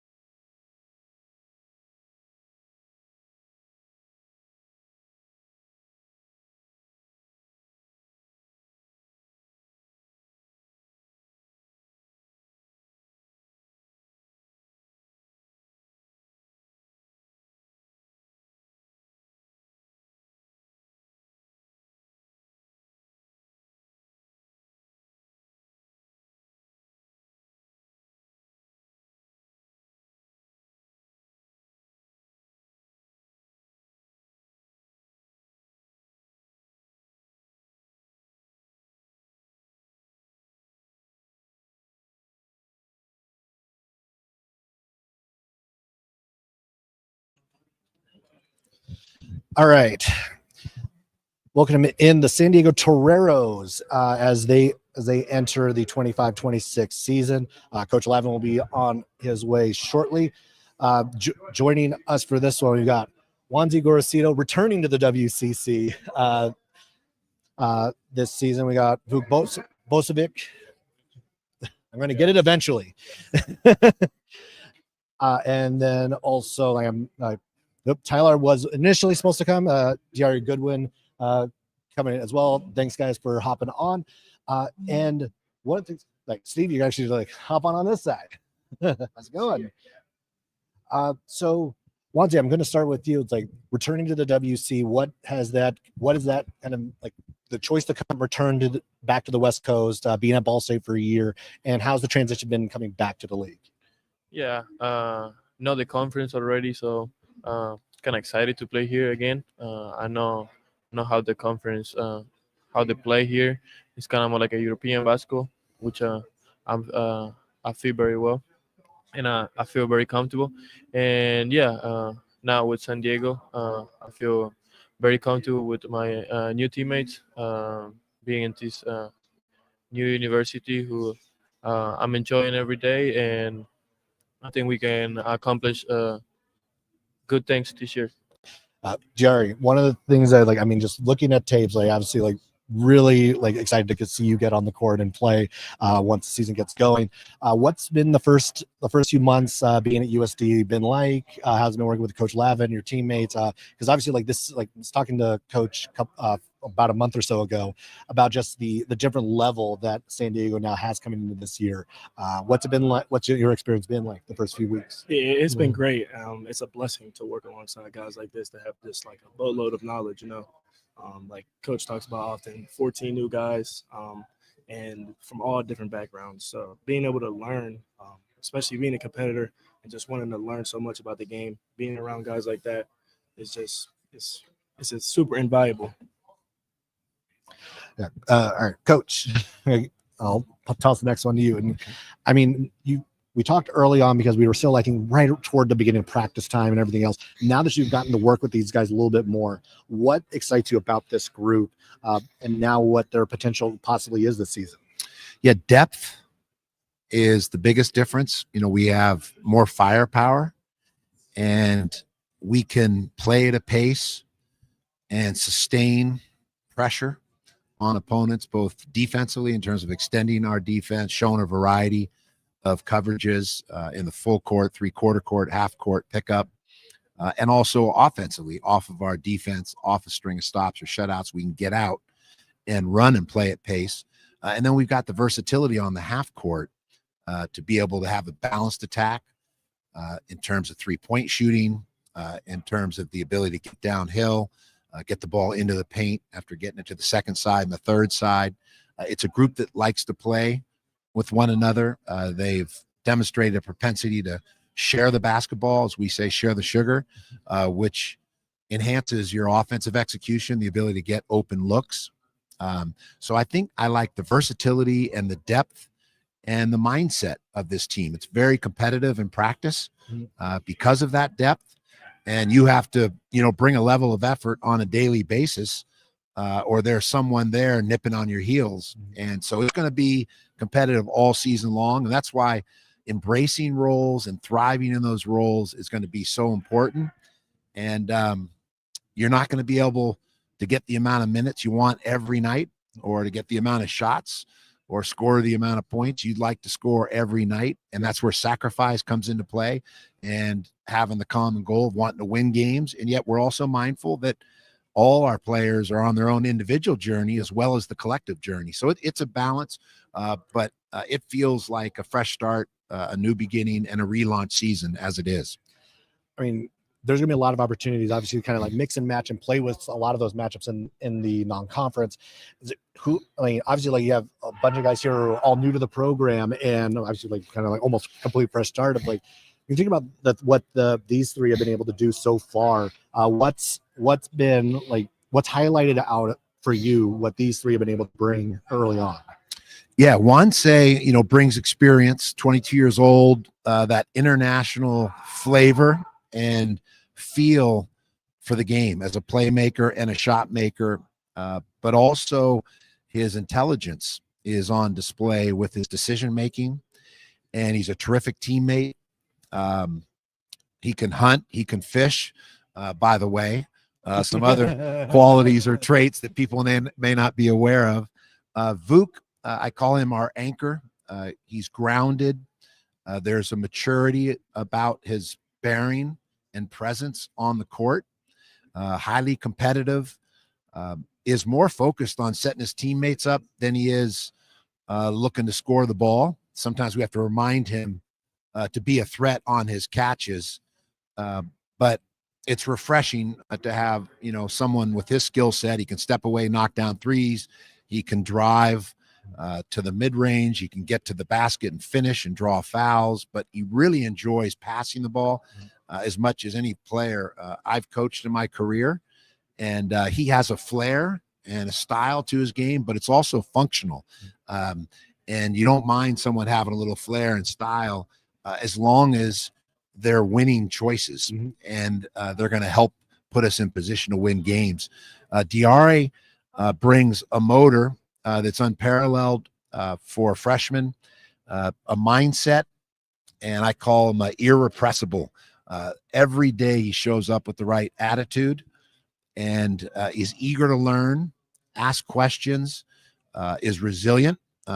When something doesn't go well, he tries to figure it out and problem solve, uses ingenuity and resourcefulness to contribute and to help our cause. So all three are unselfish players. And when you add that to the mix of important traits or qualities or characteristics that it takes to build a program and to win and sustain winning, we've got a really nice foundation with these three. Vuk, I'm going to pass it to you, Coach. You were kind of a late addition to the roster. What made San Diego kind of the right choice for you in coming to this program? It was a really big change for me, especially coming from a small country like Bosnia to here to USA. And biggest thing was working with all of these guys, especially with Coach Levin and the USD school. I have a really big history and facilities and everything. Like we have opportunity to grow up as a player and as a person. So also to be a better version of ourselves every day. Wanzi, so have you gotten a chance to fish out in San Diego yet? And what do you typically go fishing for? No, I didn't get the opportunity to go fishing in San Diego. I've been spending a lot of time on the beach, so which is nice. San Diego weather is nice. I've been spending a lot of time outside. I think it's good for me. It's good for my mental wellness too, and they keep me on earth too. So, like, when you think about outside of getting to the beach, are there other now like outdoor activities you've been able to kind of take advantage of being in San Diego? Because obviously, like down there, it's like, well, there's not going to be real winter weather, so you can actually be outside year round. Yeah, the crazy as it sounds, I picked golf. I started playing golf a couple months ago, so it's a really hard sport, and I find it interesting. So I started doing like I almost play every Sunday, so it's kind of fun for me. They bring me outside basketball to not thinking basketball all the time, 24/7, and it helps me. It helped me too. So yeah, I've been playing golf with my teammates, so it's been fun. I mean, San Diego's not a bad place to actually have all those golf courses. Has Coach actually pointed out any recommendations on the course front? No, yeah, but yeah, we should get like a tournament and play together, and we see who's the best golfer in the team. Juanse really likes the beach because it gives him an opportunity to rock the South American style Speedos. And Fuke said he won't go to the beach any longer if Juanse keeps wearing those Speedos. So he's the rainbow Speedo in particular. Fuke was like, that is unacceptable, Juanse. Unacceptable. All right, we got to at least get it down to like mid thigh, and like we'll consider it. I mean, obviously, like, San Diego is like one of my favorite spots as well, just like kind of being able to visit. But and like thinking about just where this program was, I mean, for one thing, like you saw this program a few years ago, and now you kind of get to revisit and see this program in a different spot than where it was when you last saw it. What has been the difference for you and seeing, like, obviously from an outside perspective when you were at Portland, and now being on the inside and seeing San Diego the way it's running today? Yeah, when I come from my visit, I saw the old practice facility was beautiful. I saw a couple NBA guys having like workouts and things like that. So that motivated me a place to get better, to get better as a player and get better as a person. And the group of guys, the new team they're about to do that give me like an energy and like kind of like a challenge for myself for this year. And I want to end my college career having a great year, and I think is the right place to do it. All right, we got a couple more minutes. I'm gonna wrap it up with a couple of questions here, and first one is going to be like, who's in charge of the playlist in the locker room? Yeah, who's in charge of the music? I mean, I would say it's pretty well diverse. I think everybody has their own say in it, so everybody gets what they like. All right. It's like, is it maybe different? Like who gets it at practice? Who gets it in the weight room? Like, does it kind of mix it up like that? Well, I don't know. I mean, I guess there's really no specific person that does it. We all just kind of give our input on it. And that's what happens. Oh, yeah. Taste, I think I'm the best DJ on the team. For real, no. And I think these guys can teach me a lot of their culture and their music, American music, and I can teach them also some European. Yeah, there you go. Yes. Yeah, definitely diversify that playlist. Yes, of course. Yes. It's kind of a renaissance man. Yes. Maybe we can have him mix something when we get to the WCC tournament. We have him control the playlist there. Yeah. And then the last one, like who's kind of like who's the class clown? Who's like the goofy one on the team? I think every guy is on his own way, but I maybe I'm here only 1 month or 2 months. Maybe Juan knows better than me. I think the best guy for that would be Tanari Lane. Yeah. I think he kind of brings that energy and locker room, which is nice. I think he brings happiness every day, and that can change the mood for every player in the team.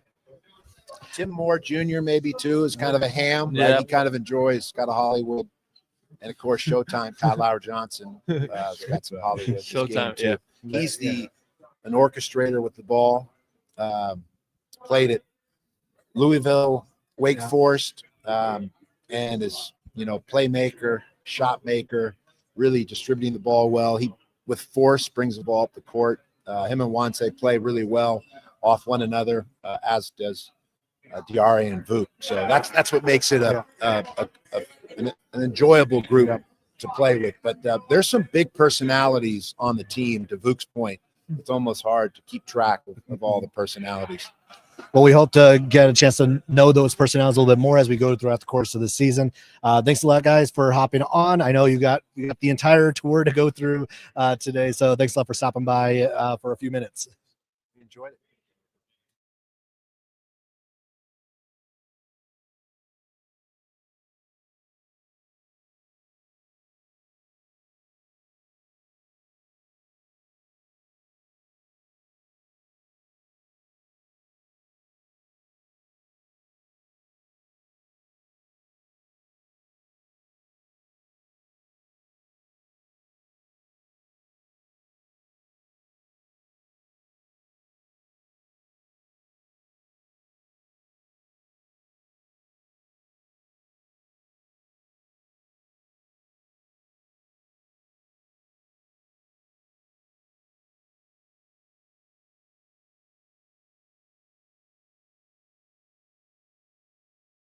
All right, so as we get back into the group of things here at WCC Media Day, team number 5 here, the Pepperdine Waves, head coach Ed Schilling, Javon Cooley, Danilo Dozic joining us here at the hard questions desk. We only ask the hardest questions here, but kind of want to start with Javon.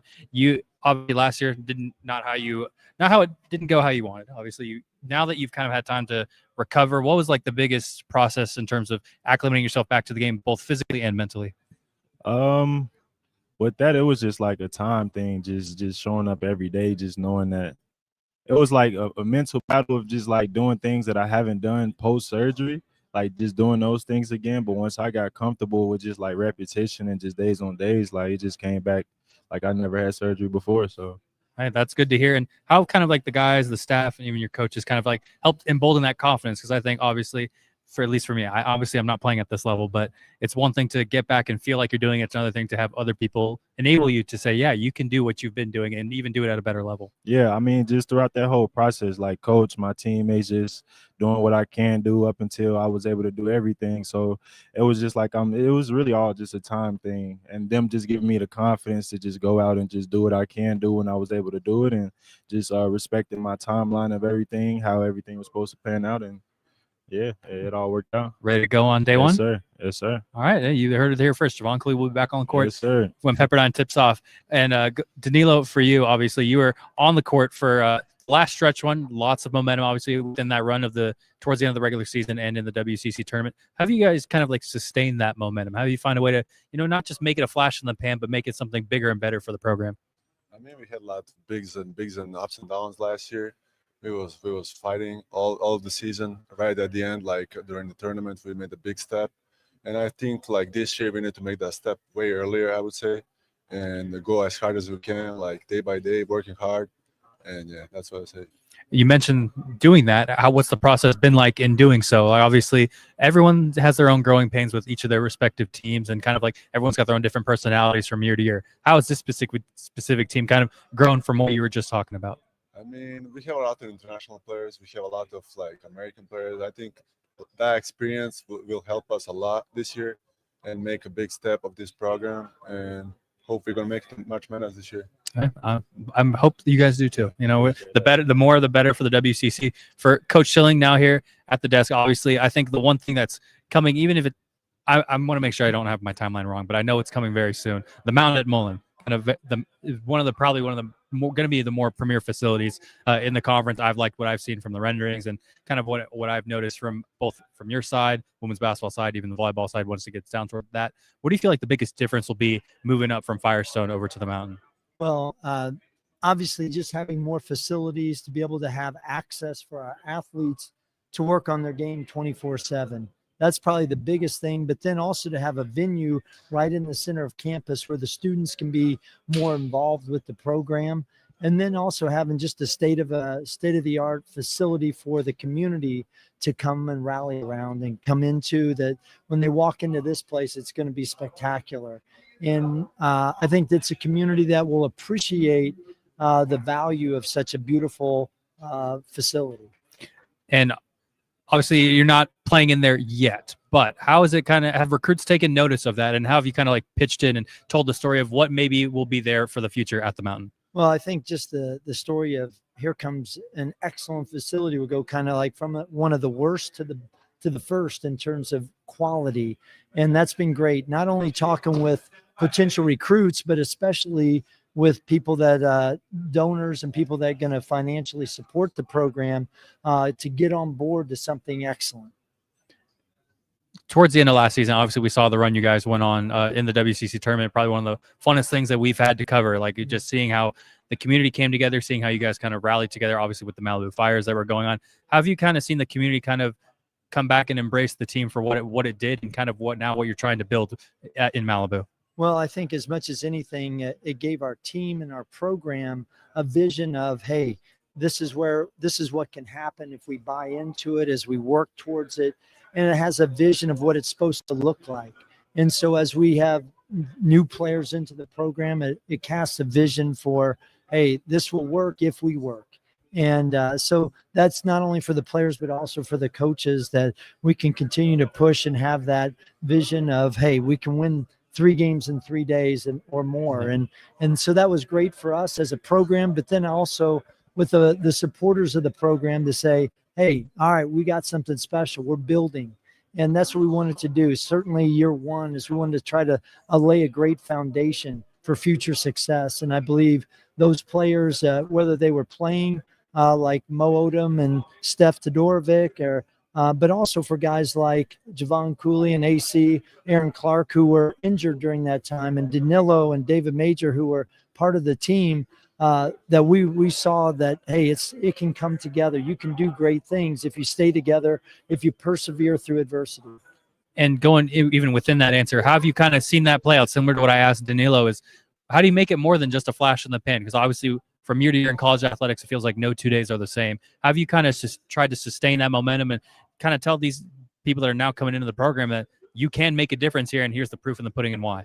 Well, I think just that they have a picture of what it's supposed to look like when the pieces are working together, that we're playing as a team. We're probably not going to go and go head to head, just one-on-one with the teams in our conference, but collectively we can do something great.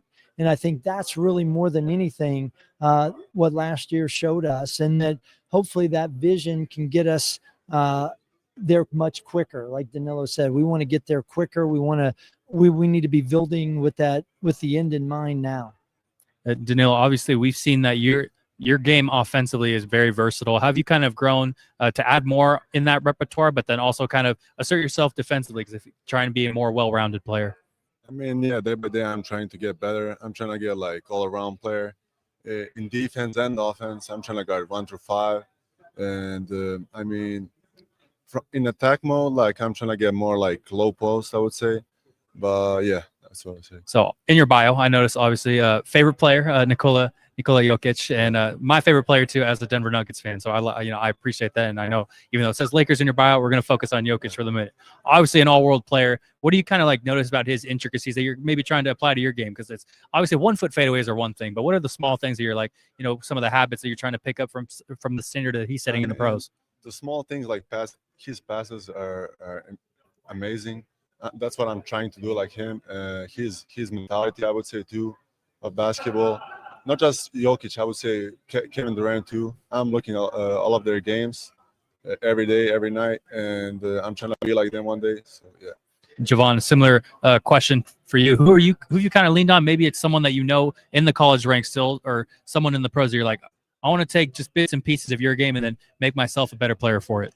Yeah, there's a couple of guys that I watch, especially just from like a defensive intensity standpoint. Jared Vanderbilt, I watch his game a lot. Alex Caruso, I watch his game a lot. But just trying to emulate guys that really just show up on things that really don't show up on the stat sheet all the time, and just trying to make an impact in a way that my team needs me to make the impact. Yeah, and I think part of that defensively, everyone looks at the stats defensively. Oh, steals, blocks, that's it. Funneling into the right position, running the passing lanes, feeding the right pockets. I feel like that all adds up together. Where do you feel like you've seen the identity of this team kind of grow in that department defensively? Just like just knowing what we're capable of doing, just how Coach spoke on, just the vision, just something that we worked at all year last year, but it really showed in the tournament when it needed to show. So just having that picture and trying to bring the energy of the returner guys to then mesh it with the new guys that we got, because they don't have the picture. So it's just trying to emulate that in our everyday to-day practice. And you've had different POVs, so to speak, last year. Obviously, you're on the sideline, kind of just seeing the vision, seeing how the team's forming together. Now you're in the fire with your fellow Waves and trying to see it. How have they kind of like found a way to how's everyone kind of made themselves available and kind of find a way to make sure that they're also understanding the standard of what Coach Schilling wants out on the court? I just feel like just listening and being attentive from the moment we start practice to the moment we end practice, and just knowing what we're trying to do and just trying to get their job done individually so we could come together collectively as a team. And back down to Coach Schilling, we obviously 2 of your returners right here, but who are some of the people that we don't know about, that we haven't talked about yet, that are going to be on the radar and we're going to get to know over the course of this season? Well, one I mentioned earlier, Aaron Clark. He was a player who went to Wake Forest his freshman year, and then last year was injured, a lot like Javon, had surgery and didn't play a minute, but yet tried to contribute to the team with their enthusiasm on the sideline, encouragement, and AC was able to actually practice the last few weeks of the year. So that's one person that maybe didn't get a chance to see last year that could really contribute this year. And you've been in coaching a long time. Some of the more tenured coaches, I feel like I want to poke your brain about the way college athletics is today. It's no 2 days are the same. It feels a lot more transactional than it ever has been. How have you kind of stayed motivated to continue to want to be in this position and still trying to turn out a good group of young men and also a good basketball team?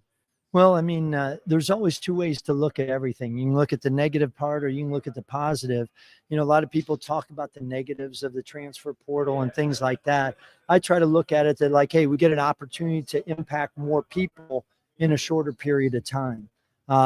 Sure, we'd like to build with one group, where you're bringing in 1 or 2 new guys or 3 new guys, where now we're bringing in, 10, 12 new guys, but that's an opportunity to try to have a greater impact on more people. And so, we've been blessed at Pepperdine that we have a great campus, a great academic institution where we can attract quality people that are going to be the leaders in this next generation. And so to be able to try and play a part in these leaders is significant to me. And that's what I choose to focus on. Well said. The last basketball question I have for you before I have 2 non-basketball ones is, how do you assess your own development? Obviously, when you've gotten to where you are and for how long you've been doing this, you kind of have a routine. How have you incorporated new information from different angles and different walks of life and trying to better your coaching this year at Pepperdine? Well, I think, I was a head coach back in the late 90s at Division I school, Wright State University. And just as I've continued to grow, you've tried to focus on different things, and the game is changing. The young people are changing in some respects. And so trying to keep up with the times and not waste time. I think a lot of times early in my career, I spent a whole lot more time on things that really didn't matter. And as I've gone on, tried to really focus on the majors. And that's probably the biggest change over the years. So now 2 non-basketball related questions for any of you to answer, because, different people have had different reactions to these types of questions. Who's getting the music playlist and what are they playing on the team? Not me. You said who's getting the music playlist? Yeah, who's on aux? Who's playing the music? I'm definitely on aux for sure. But this year it's a different dynamic just because we have so many internationals. So it's we got to find that balance. And that's so what do you, if you have it, what are you playing? Game day or just? It doesn't matter. Whatever suits you. Probably Young Boy. I feel like Young Boy probably a good artist to go with.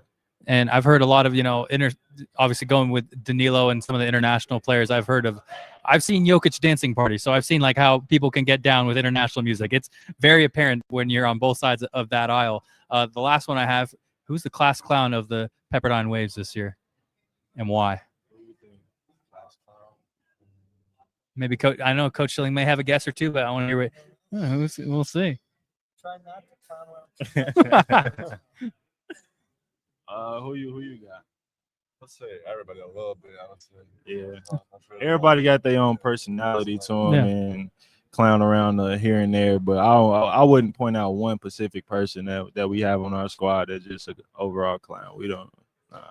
A fun group that still goes to work and stays serious is the Pepperdine Waves, our 15 here at WCC Media Day here at Resorts World. Thank you guys for coming on. We look forward to covering you guys this year, and we wish you best of luck throughout the year. Thank you. Yep. Have a good one, guys.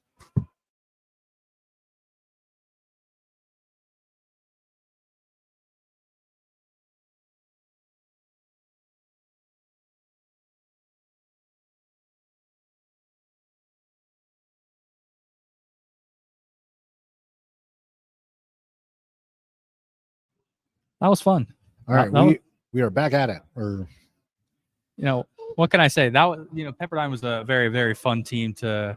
Let me make sure I didn't miss anything. Oh, okay. Santa Clara has just broken some injury news. Garrick Normand is out until mid-December, and Chris Tadjo is out indefinitely. So, two of the big heavy hitters for the Broncos, the transfer portal class, are out for. That's big. Oh boy, I did not developments for the Santa Clara Broncos, which if we're looking at those two being unavailable at least into December. Oh boy. Well, obviously that they could still be fine for conference play, but it obviously puts a huge damper on the potential in the non-conference. 100%. And when you look at you're trying to build the goodwill of scheduling up and still having a bunch of the big time challengers in Gonzaga and St. Mary's, and trying to, you don't want to have to rely on beating them to make your case, if that makes sense. And I feel like what this does exactly that. It forces, I think you're gonna have a lot more blips in the non-conference than you're punching up and still trying to find a way to contribute within conference play. And even then, if they have so much of too many bumps, that beating Gonzaga and St. Mary's might not be enough, which is a crazy sentence to utter, but that's definitely something that we're gonna have to keep cognizant of, and that really changes the Broncos. I think it changes their identity heavy, because those were two big premier Big Ten transfers that they were looking to have contribute. Right. So, I mean, we're gonna have to talk with Coach and see exactly how they're going to manage this. The fact that this just come out, so we'll see exactly how we're able to manage that conversation. That will be happening a little while later. Let me make sure I've got it on the schedule where exactly 3:20 Santa Clara we have scheduled. We have an hour to prepare for what we're going to ask Coach Herb Sendick about the fellas and kind of how they're kind of collecting themselves.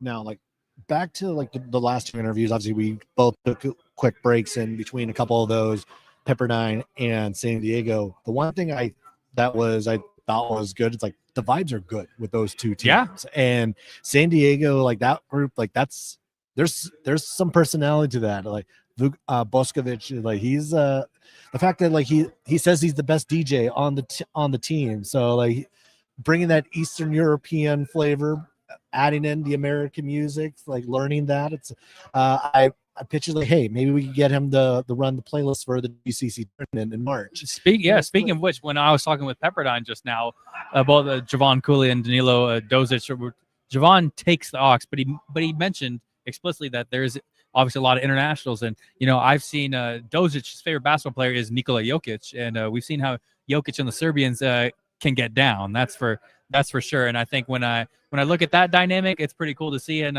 let's just say I would not be opposed to some Eastern European clubbing in Las Vegas at the WCC tournament. Yeah, we definitely going to have to bring a little bit more of that energy into the Orleans arena. As we'll turn back the clock and get the hips going. Oh, we got the strobe lights going. We got to we'll talk to the Orleans. We got to figure out something, and we can fix that lighting and do a little bit more bring something more dynamic to that facility. And I'll talk to WCC marketing and see what we can get done in terms of game presentation like that. Imagine like an EDM concert at halftime. That's not going to happen, but like it's just let me dream and let me have it. In between the games, like you do it then. It's like, hey, well, who's going to warm up then? I'd say they can do it with the music going. It's fine. Oh, I see. Okay, I see that. Imagine a strobe light while warming up, and then like, oh, we may have bit off more than we can chew here. But let us dream. See.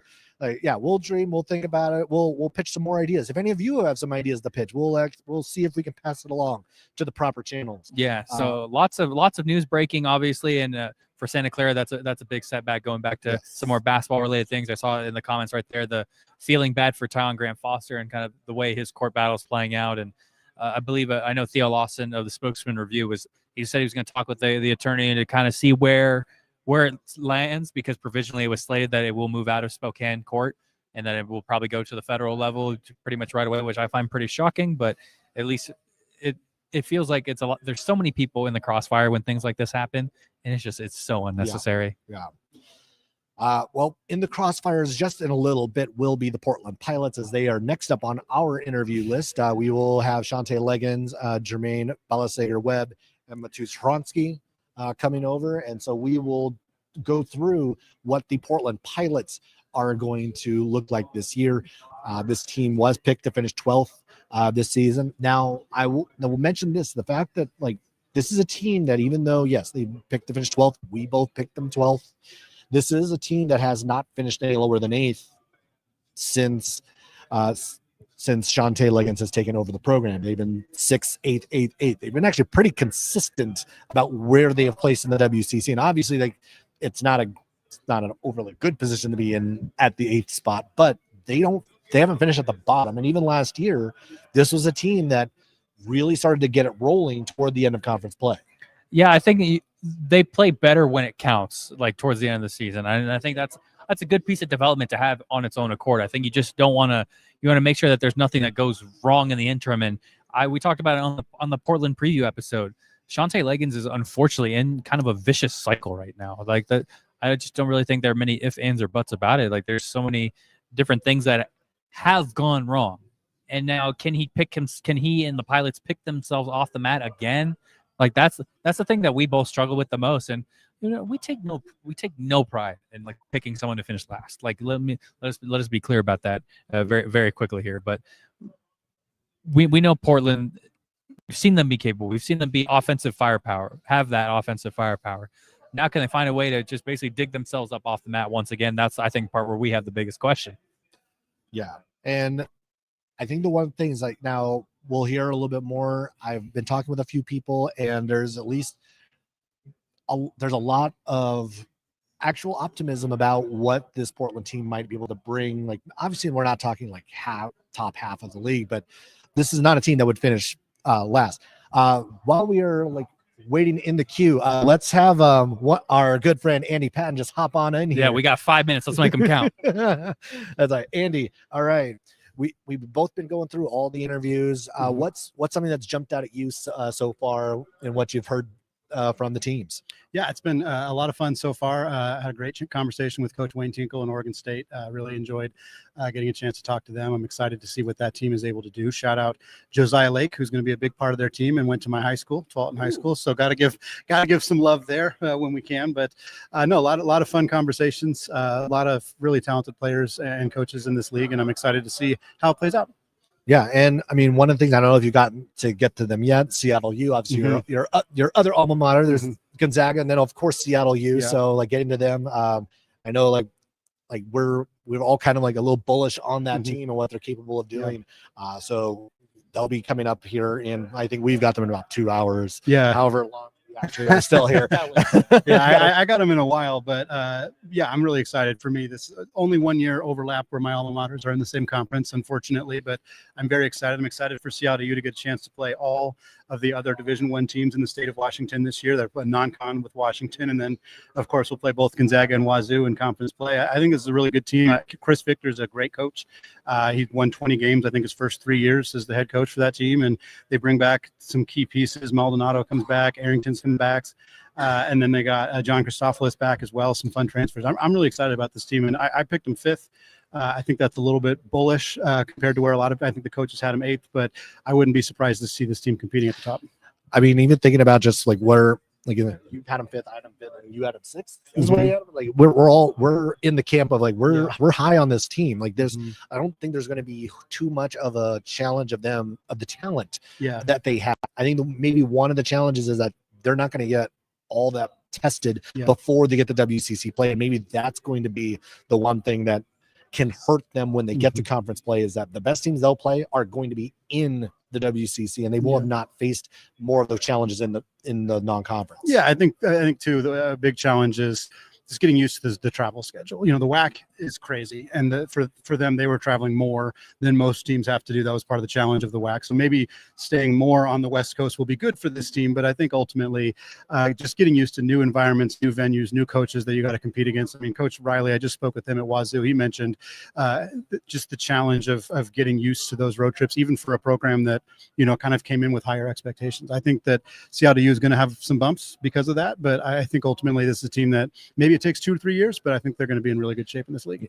And this year, I think they're going to be playing 4 games at Climate Pledge Arena. You have the one against Washington and 3 in conference, Wazoo, Gonzaga, and then St. Mary's will all be at Climate Pledge. So that'll also be exciting to see their alternate venue. Yes, absolutely. For those big matchups. Yeah. I know you're planning on getting up there for the Zag game. Yep. I'm going to try my best to be up there for the St. Mary's game. That'd be a fun one right there in the Queen Anne neighborhood in Seattle. That'll hopefully can make it happen. Yeah. The Redhawks Center's 1,000 seat arena, so not a big place that they play their home games, and certainly for big games like Gonzaga and Wazoo, it makes sense to play those games at Climate Pledge. What an opportunity for them to get a chance to play at one of these premier facilities really on the planet. If we're being honest, it's a beautiful place. So I'm excited for Seattle U for a lot of reasons. Now, this could end up being your last WCC Media Day as well, because obviously it's Locked On Zags, the Zags moving to the Pac-12. This could be it. However, Locked On College Basketball could keep you in the loop at least a little bit, depending on obviously we have the Mountain West just down the hall. WCC is here.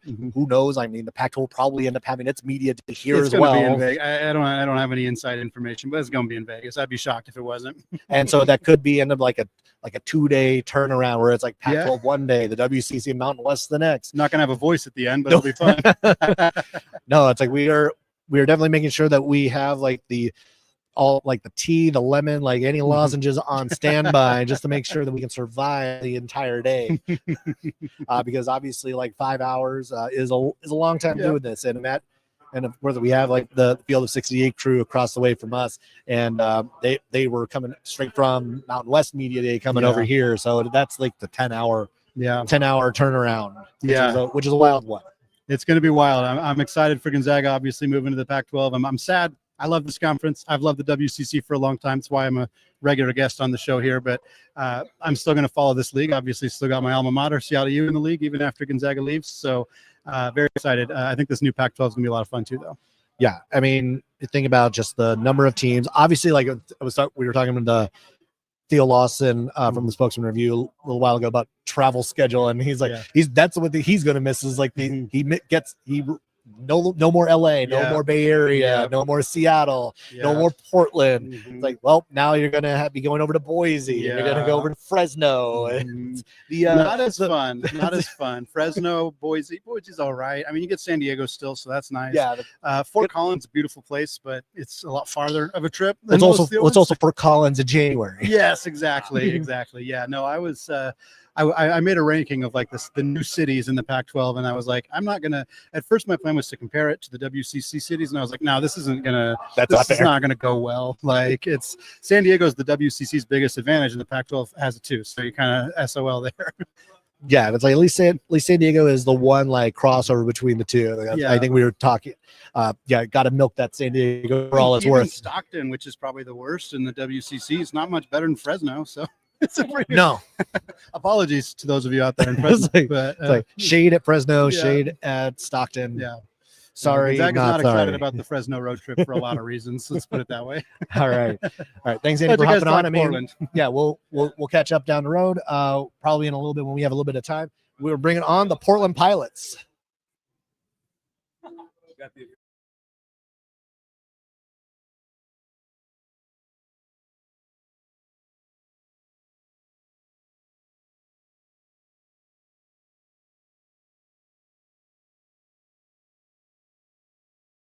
Start.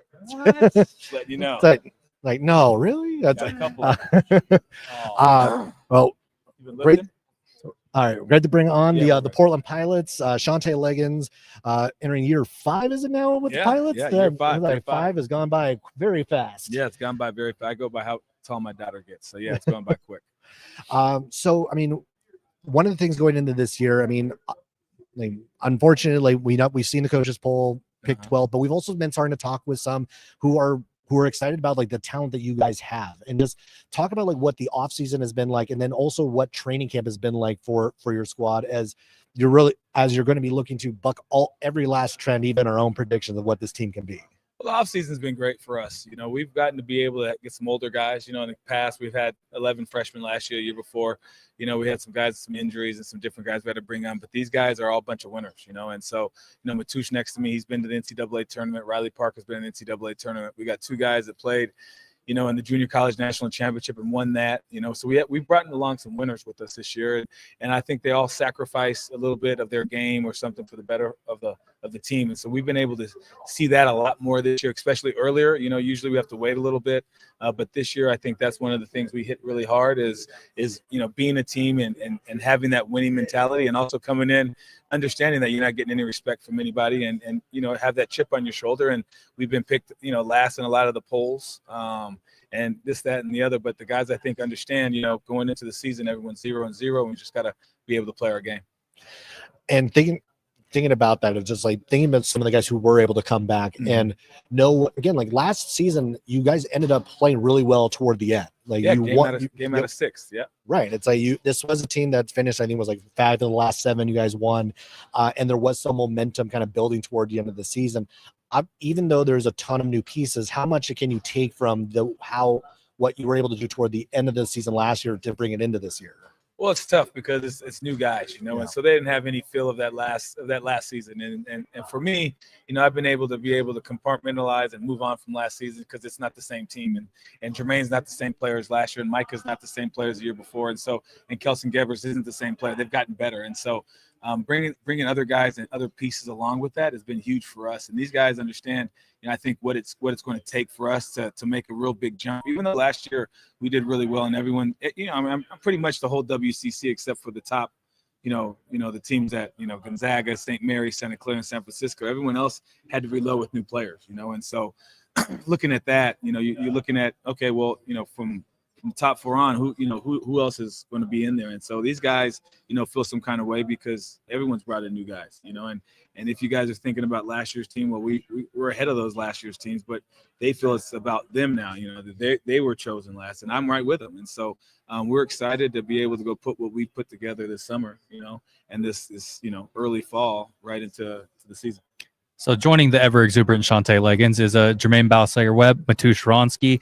Jermaine, for you, obviously one of the few returners coming back. Have you kind of made yourself more of a commanding force, so to speak, in trying to establish what Coach Leggins wants out both on and off the court? I feel like 100%. I think I stayed here. I didn't go back home until school ended. I stayed here, worked out with Dante when he got in here. I know what Legs wants. I know how Legs wants to play. I know what Legs demands on both sides of the court. And, of course, those are the values I instill in the young guys and the new guys. And Coach was talking about, like, obviously the perceived disrespect from the media. And is that something when you go back to Portland, you say, we're going to plaster that on our like locker room wall and say we're going to go out and go prove everyone wrong? Or is that something where you internalize it with the team and you say, we're just going to go to work and show everyone up that way? Legs said something great the other day. He was like, we're not going to go out there to prove anybody wrong. We're going to go out and prove ourselves right, because we know what type of team we are. We know what type of talent we have that we can go out there and win games. Well said. Matoush, for you, obviously different levels of opportunity when you were at Duquesne. I saw you when you guys played Santa Clara out here in Vegas a few years ago. How have you kind of like built your own confidence and trying to take advantage of the opportunity you're given here at Portland? I mean, I'm just happy to be in this situation. You know, I just enjoy it. I just love what I do. And, you know, I'm excited about the WCC, about our team. And, you know, I just take what's given to me, and I just work with that. You know, seeing how Shantae can tell a story pretty much like no other coach in this league, aside from maybe one that I'll keep nameless for now. But how did he kind of like sell you on the Portland program and say, look, here's what you can bring to the table, and here's how I can get the best out of you? I would just say he was honest. He just told me how is it straight up. He told me what I need to work on, what we need to get better. He told me what I can bring to the table, and I believed him because when we talked a lot, and you know, they proved it to me during the off season that, you know, they were right and I can trust them. So for me, it was just, you know, I kind of had that feeling from the beginning that I can trust coaches, I can trust coach, I can trust whole staff. So I just was like, okay, this is the spot, and we picked last, but it doesn't mean anything before the season. Yeah, everyone's 0-0 right now, as Coach said. Exactly. How he mentioned that NCAA experience that you do have, and how have you kind of like internalized it to build the right habits to show what it takes to have winning basketball consistently? I just feel like it's just we have good guys that even won the JUCO championships, and they also bring in the winning culture that we want to work every day. Even sometimes we're tired, but we still bring it. We still try our best. We listen to coaches. Everybody is coachable. So I just feel like that's a great start where we started in the summer. Just show up every day, just work hard, and I think everybody wants to win. Everybody want to be a winning team. So that's just how it was when I won, and I think that's how it's gonna be with us. He brings up the coachability, and the one thing that I think has always been consistent with your teams is that they get better throughout the course of the season. And kind of like with this group of like you talk about like that they're already kind of a step above where the team was a year ago. With that, like where do you think like the potential of this team is, or like how like as far as like growth and development, like what do you see as the full upside of this team?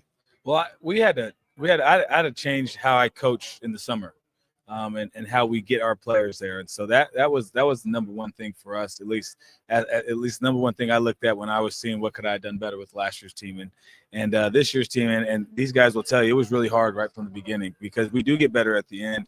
And I think it's because we're trying to get these guys to understand, what we're looking for. This year we made it real basic and simple. And now we're starting to put a lot more on these guys, and so I think they've really responded to the hard coaching from the summer, and they've gotten a lot better. So when you look at our team, we're looking at all the Ken Palm. I go through everything you look at. We as coaches, you look at everything and you internalize things and you try to figure out, what's good and what's not good to tell the guys. But it's different. It's a different era of basketball, so they hear everything and they get everything, they see everything, and so they know there's no secrets about what people are thinking. I think this team could do a lot. I think we can make a lot of noise. I know my first year's team when I got here, I thought that team was really good. And I think this team's on par, if not better.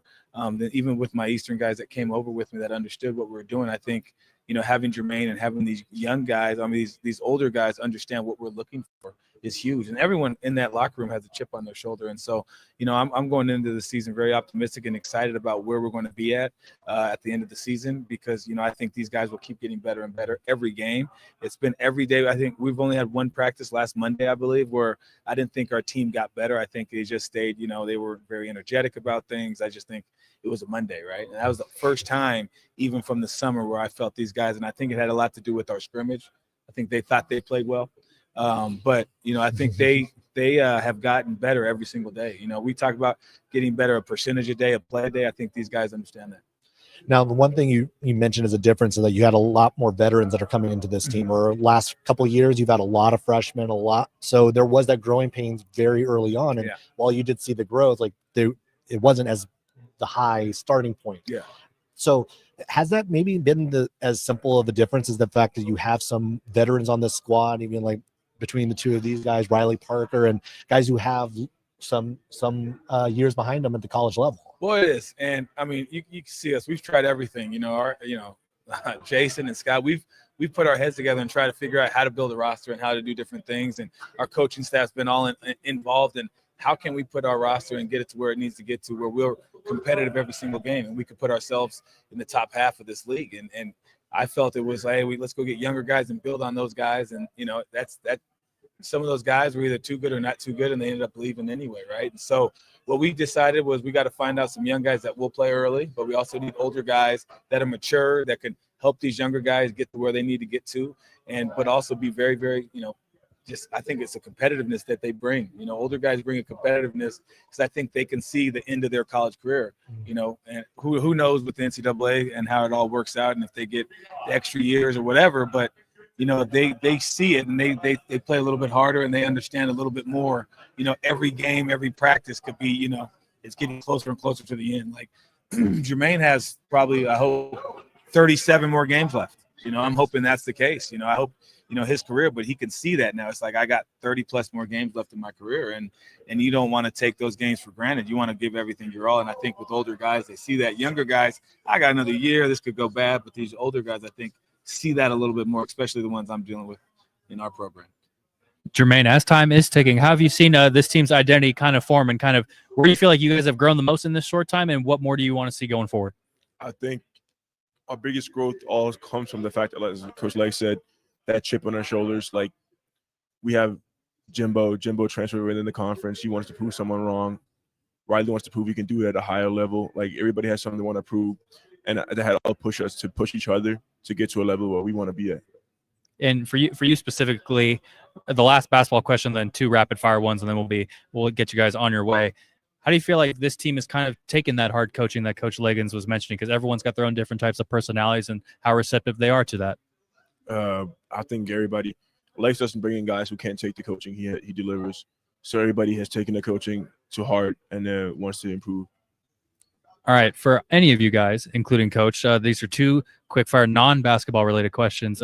Who's getting the aux, and what are they playing? Riley's been on aux lately. Yeah, Riley's been on aux. Yeah. What's he playing?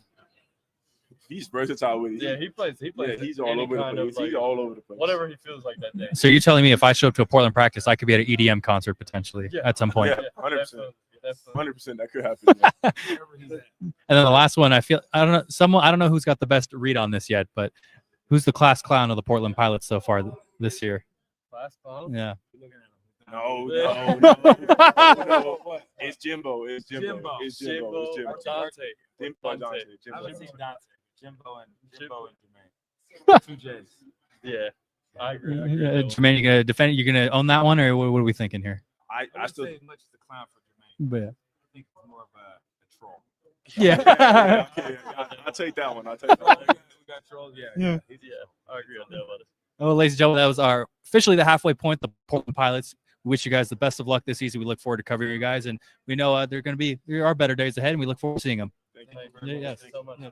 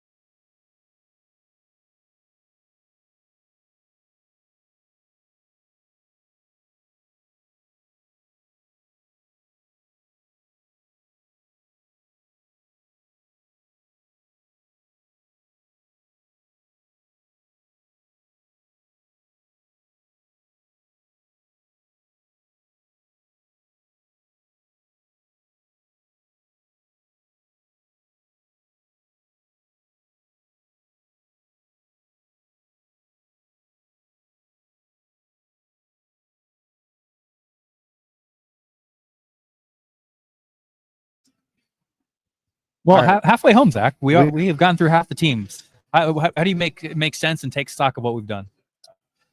I mean, obviously we were talking about first day of school. Like, everyone has the optimism. Everyone has like the sense that no, we're gonna be able to.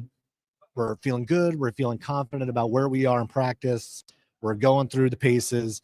Obviously, like, media day is just a whirlwind, and there's a lot that goes into this. But obviously, I mean, we just rolled through San Diego, Pepperdine, Portland, and obviously they're feeling good about where they are and what they can do. The Zags are next, so we're gonna just have them pop in here.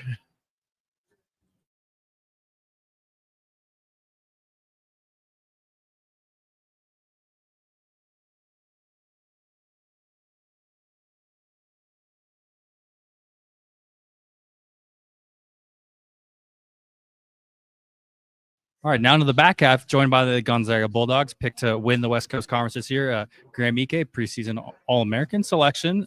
Assistant coach Brian Michelson, Braden Huff, and Graham, something really quick. Can you just, I don't know how simple or how complex, but can you describe the story behind the jersey change?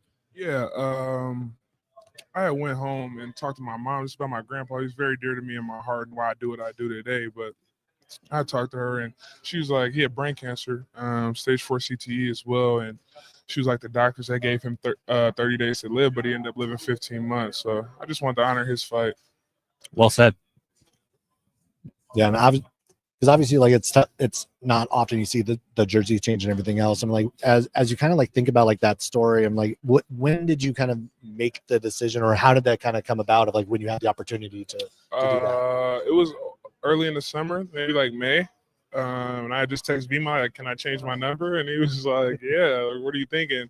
And it took me a couple of days. At first I wanted 7 and then 8. And then I was like, it's not really too much substance behind it. And then, I don't know, me and my mom were just talking about it, and I didn't know that they gave him 30 days to live, and he ended up living 15 months. And it just hit me right there. I was like, this is perfect. Yeah, that's awesome. Also, I would want to also kind of point out like the Letterman you actually were just wearing. Yeah.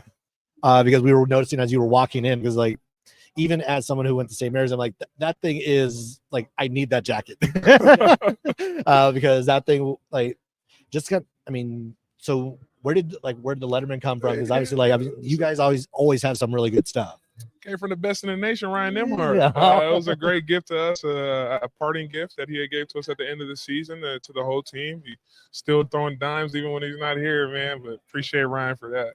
Another assist on we'll attribute it to his single season assist record from last year. But did all of you guys get to watch Ryan's debut the other day? Yeah, your guys' thoughts on seeing Ryan do what he does now in the league? Yeah, I thought it was really cool to see him out there. Had a couple shots, a couple good passes. He's always going to do that.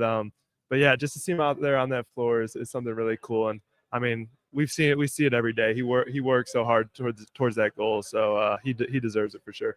For Coach Michelson, and I feel like you're going to be peppered if you haven't been already. Someone are going to say, well, are you going to schedule St. Mary's next year? I guarantee you somebody has asked that already. We're just going to push that off to the side a little bit and say, what actually goes into the process of scheduling non-conference games like this? Is it as simple as Coach Few calls Coach Bennett, they negotiate and agree to something, or what type of role do you play in it? And can you, to the extent that you can you walk us through what that process would be? Yeah, nothing simple in scheduling, but yeah, and you'll see a little bit of everything. You touched on it. A lot of head coaches will just call each other and set that up. Every staff does have someone designated for scheduling, but it's not that simple. You got to find dates that work. You got to find venues that work. You have to balance, obviously, the quality of your schedule with quad 1, quad 2, quad 3, and quad 4s. So it's always been difficult and complicated, and now it's even more difficult. Another thing that's added to that is you have the inconsistency of how many league schedules. You got leagues playing 20 games, you got leagues playing 16 games. It really has impacted how many non-league games are available. So yeah, that's a complicated question, and a complicated, scheduling is getting harder and harder, but I think our league overall has done a really good job with scheduling lately. And you've seen the development firsthand playing for the Zags, obviously the relationship with the West Coast Conference. Obviously, you've also been asked about the Last Dance this year. How do you kind of make sense of the story of not only Gonzaga basketball, but Gonzaga University and their relationship with the WCC over the years? It's a great relationship. This league has we've been a part of it forever. I've been here a long time, 25 plus years, and it's all that I've known. Coach Few's been here 37 years. It's all that he's known. And it's been great. It's been a part of our rise to prominence. It's where we built our national brand, and it's somewhere that we've had a lot of success. And that's not just men's basketball. That's a lot of the other sports too. So it's been a great home to us. It's been really, really good for our program and our university. And, it's bittersweet. Obviously, moving on to the Pac-12, there's a lot of excitement that comes with that, and it's something we're looking forward to. But this last season, the WCC is really important to us. Within this upcoming season, obviously one of the big things that is happening with Tylen Grant Foster, we won't get into the legal part of that, but in terms of basketball and for Coach, how do you even plan to, because he's here, he's not here, how do you kind of substitute we'll run this if he's here, we'll run this if he's not here? How do you even make sense of planning basketball related things and schemes with or without him? That's a great question, because it is something we've wrestled with. We've had these guys now with the way the schedule works. We had these guys all summer, and they were incredible. And we went through our usual summer program, and kind of in the back of our mind had some thoughts on what it might look like if he arrived in the fall, both offensively and defensively. Then we had a couple week stretch where he was integrated, and we were trying to get him up to speed kind of on what we had been doing. And now, it's back to a point where it's not with us anymore. He's not with us. And so it's more hypothetical, I think. I think it's boy, this might look good. This is what it might look like. But that exhibition game the other night, obviously played without him, didn't have him in the rotation. You're not just trying to figure out the X's and O's. You're trying to figure out which groups play well together, which lineups function best offensively or defensively. And that's as hard as any of the X's and O's, is we haven't got to have our lineups out there yet. And kind of look what that looks like, which is what you would hope to use those exhibitions for. So it's definitely made for a unique process, a complicated process. I've been here 25 years, and between injuries and NCAA stuff, there's probably only been one or two times in my career that we've had something like this with the uncertainty this deep into the season. Now, we'll talk a little bit about the two guys that are here and the transition that happened toward the end of last season that you guys ended up starting together. And obviously that was something that happened in the WCC tournament at the championship game. And it was obviously something that ended up working really well. The combination of the two of you took it into the NCAA tournament. Going into the off season and going into this season, how has that started to work a little bit better in practice now that you've been able to kind of do it over and over again, have those repetitions, have that practice with it, and how much is it different than what it was last year, and what could we expect to actually the two of you be able to bring to that pairing? Yeah, I think just more continuity, just more time on the floor together. We spent this summer and just getting used to each other's play styles, but it was a pretty effortless transition, I feel like, last year, because he's such a good player and he's so easy to play with that when I slid in that starting lineup, it didn't make anything too tough. He takes so much attention and everything that I was able to kind of just play my game and slide right in. Now, as far as like the sliding, how much did you actually work on that last year, or at what point did you start to put that into the rotation, or at least have it in the back pocket that this could be something we use? Yeah. My mom has a funny saying, prevention gets no credit. We have been working on it just in the summer before, just because that's how our offense works. If one lineup where it's me and B Huff playing together, we're still running our same that we usually play. So that just definitely helped us at that time. But like B Huff said, he just commands so much attention. He makes my life a lot easier and everybody else's life a lot easier. The continuity has been great. The chemistry has been there. We've been building that, continuing to build that. But I'm starting to learn where he wants the ball in certain positions, when to cut, when to stay, things like that. But it's becoming easier day by day. Now, you got a lot of new guys in the rotation. Now, one of the big changes is going to be obviously Ryan's gone, and so Braden Smith stepping into that role. He was with you all of last year, so you got to run practices with him and everything else. How has that transition kind of been going from Ryan to Braden in the practices and in the exhibition so far? Yeah, I think it's been great. Braden Smith has been responding very well to the change of him stepping into this new role. He's a great leader. He leads the team the right way, especially with him being a former quarterback. He knows how to get the best out of everybody on the team. So we definitely look to him as that. He's running the offense great.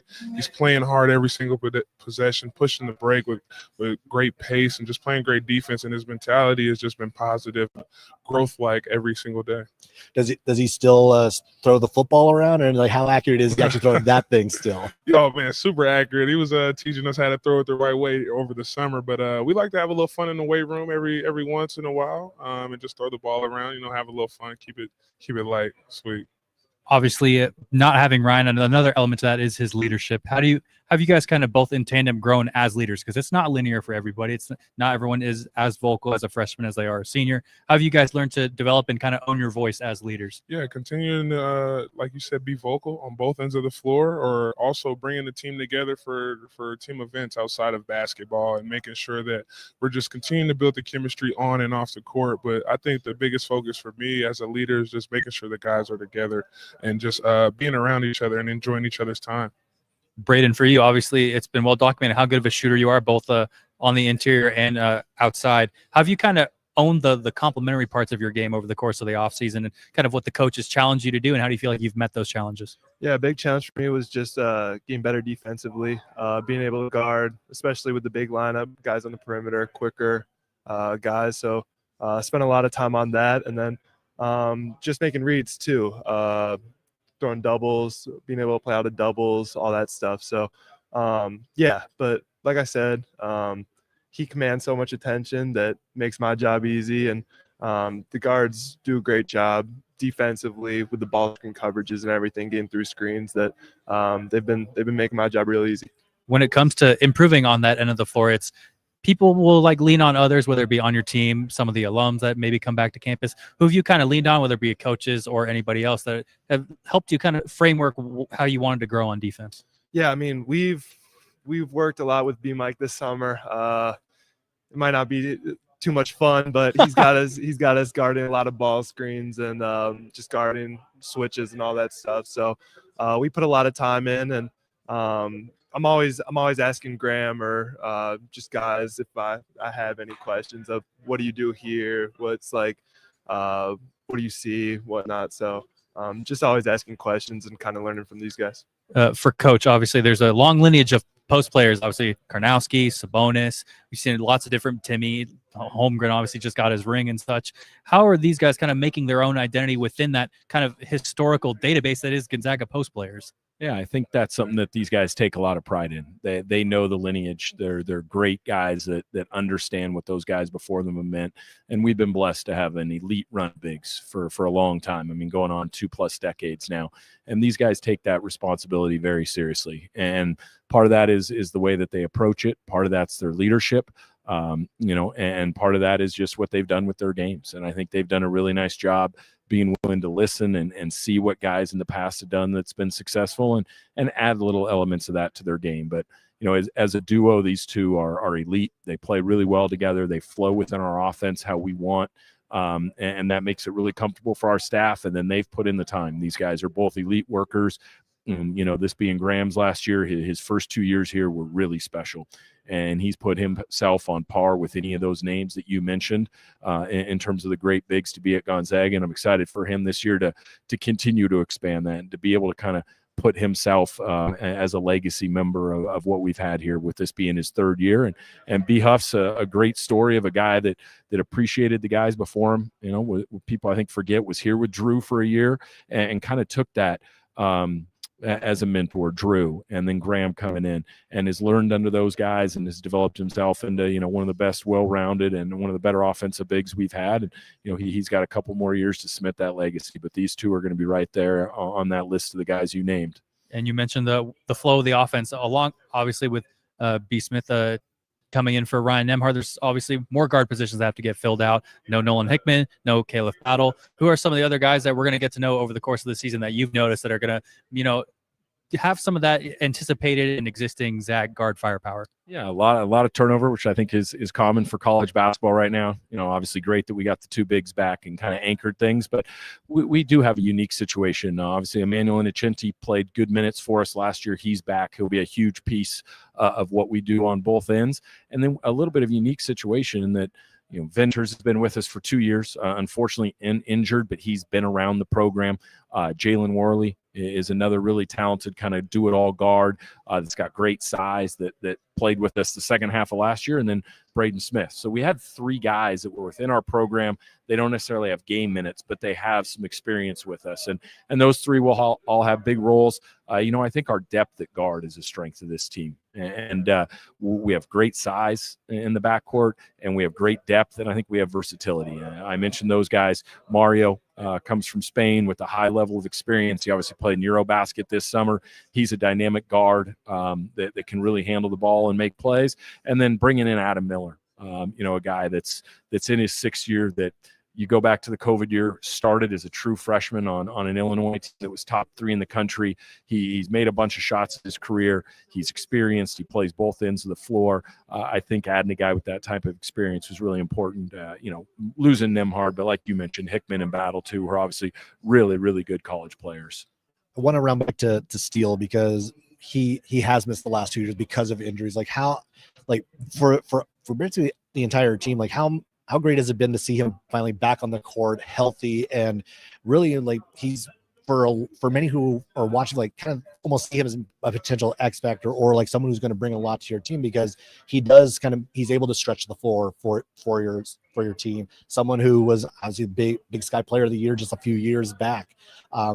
him bringing back in the rotation, him being healthy and being able to contribute, how much has that meant for the guys to see him kind of persevere through all of that? You know, I'll let the guys speak kind of as peers, as a staff. It's been really cool to see, to watch Steele these last 2 years with two really, really significant injuries. I mean, probably the two biggest injuries you can have as a basketball player with an Achilles and ACL. To see his dedication and his resilience every day, and working without being guaranteed that there was going to be a successful result was really cool, and something that, as a coach, you want the guys to see and to carry on in their lives past basketball. And so for him to be back healthy and to be playing as well as he is, you mentioned he's got incredible size. He can really stretch the floor. He's an experienced player. So for our staff, it's huge to have him both mentally and kind of emotionally, but also skill-wise. He's going to be really important to what we do. He fits well with our roster, especially with these two. And then to see how much these guys supported him the last 2 years in his comeback, but even, in our craziness in the kennel, our open practice when Steele won the 3-point competition, kind of his first time out in public in 2 years, to see these guys support and how much joy they had to see Steele out there was really cool. So from a staff standpoint, it's an awesome story. We're really happy to have him, and, we're expecting huge things from him. Yeah, Steele, that's someone I look up to just because he's so persistent. I mean, to have the ACL and then not play a game and then the Achilles and turn around and he's back to and looking great. So his perseverance is unreal. And Graham said earlier in a different interview, like, you never know when he's having a bad day. Like, he's always coming in with a positive attitude, a smile on his face, and I think that's the coolest thing. So just excited for him and ready for him to have a big year. Two non-basketball related questions to close us out here, and for anybody who would like to answer or has the best answer to this. So who's getting the aux and what are they playing? Ooh, that's a great question. I think, and I've been telling him lately too, man, B-Huff has to take the aux. He has to take the aux, and he doesn't want to, but like his aux taste is just exquisite to where we need it. Braden?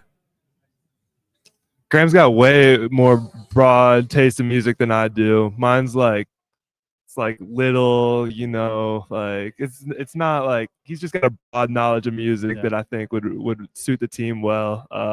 And there's like probably like 8 guys I would take over me on the aux. So he's just being nice on the interview, but he'd be good for the aux. We'll find out at your WCC tournament open or your practice, and we'll find out who's actually playing and what they got in. The last one is maybe we don't know how much you have the answer to this yet, but who's the class clown of the Gonzaga Bulldogs this year? Is Mila. He's definitely the class clown, and like in the best way possible. Yeah. Like he's got great energy. He's always laughing, always smiling, and he's just a ton of fun to be around. Okay. One of the wild cards of the Gonzaga Bulldogs picked to win the West Coast Conference in their swan song. Braden Huff, Graham Ike, Brian Michelson, thank you so much for joining us. We look forward to covering another great year from you guys, and we wish you best of health the whole way. Thank you.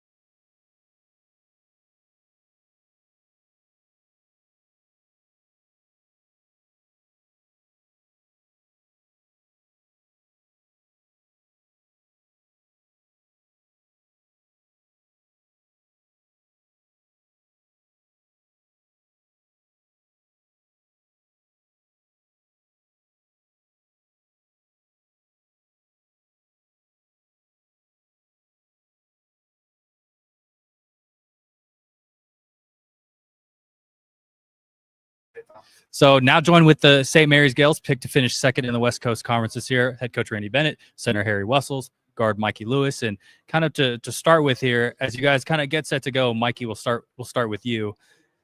So many different opportunities are available for so many different guys, especially at the guard position. Who are some of those names that have kind of been owning the opportunity so far and kind of growing the most from your perspective? I feel like all the guys really have. I've said it, I feel like a bunch today, but I mean, practice is really competitive. Like, you got to bring it every single day. So like Dan, Liam, Cade, Tony, like all the guys had just been like really getting after it every day in practice. And I feel like everybody's like really trying to be something. Harry, for you, it's a little bit different now because you're expected to do big things now as the primary center. Obviously, you were backing up Mitchell Saxon over the last few years. How have you kind of owned the opportunity for yourself, knowing that obviously you still have a very capable center behind you and Andrew McKeever, but how have you kind of owned the moment and taken the challenge from what Coach Bennett and staff have laid down for you? Yeah, just kind of put in the work in the summer, and even just over the last couple of years, I feel like it's just been a lot of work, and I think the reps has been important, just being able to play minutes, playing important minutes, and kind of growing that confidence, growing that sort of just knowing that I've done it before and can live up to those big moments has been key. And yeah, it's looking forward to it. What is the man next to you challenged you most to do, and how successful have you been at that? I think defensively is probably a key one at the moment. We kind of lost a big key interior defender with Saxon, and kind of having a big presence that can kind of anchor our defense is something we're going to need this season. And just trying to work on that every day. For Coach Bennett, obviously, people will point to not having Augustus, people will point to not having Saxon anymore. But I feel like one of the under the radar storylines is who takes the role of emulating Luke Barrett, who takes on wanting to take on the best defensive assignment. Who are some of the guys that have embraced that challenge to you? And maybe are there people that are still kind of have to grow to earn that type of moniker? Yeah, that's a great question. And Luke, we viewed Luke as one of our top 3 guys last year. We thought he was really valuable to us. We thought that before the season, during the season, and after season. I feel like that today. And like who's going to fill that void? And I think it was what you said at the end. I think we're still trying to. We have some guys, but we're still trying to figure it out. But nobody's beating out at this time last year. Nobody was beating out Luke, and we don't have that feeling right now. And some guys will grow into it. I mean, 2 of the guys are freshmen that'd be trying to compete for that. Kevin Gadd is in there, and Liam Campbell and Rory Hawk. So we have some good guys there, but somebody's got to have to step up because the guy was ridiculous, competitor, rebounder, worker.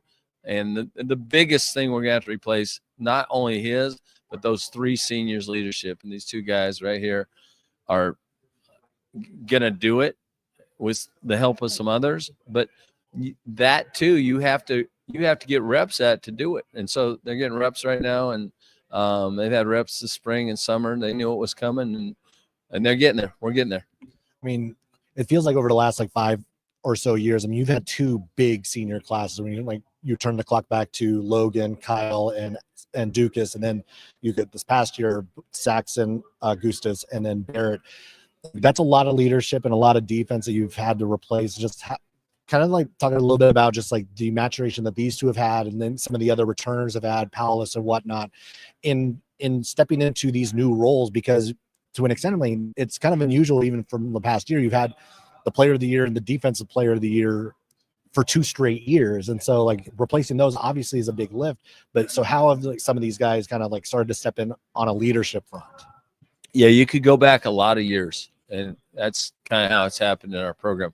And we returned 10 guys from last year's team. So there's 10 guys that were part of that and saw it and know what it looks like, know what it takes to do that. And you have to have that for guys to grow into those type of leaders and players. And these are 2 of our 3 that played a lot last year. So of our top 7 guys, these 2 and Paulus would be those guys. And that's quite a few. Having 3 of those guys, 3 of your top 7 back. And so, but they won't get there until they get the reps. They get games. They're getting them now. And they're getting these exhibitions and all that stuff is what develops leadership. Now they're counting on. They got to deliver. When the going is tough, they got to step up. They got to say the right things. They know what it looks like, and they know what it's supposed to. The leadership component that goes with that, they know what that looks like too. And so that's where we're at. That's exactly where we're at as a team, and we're getting there. And other guys, but having 10 back from a team that won 29 games and wins the tournament, and won the league, and those types of things.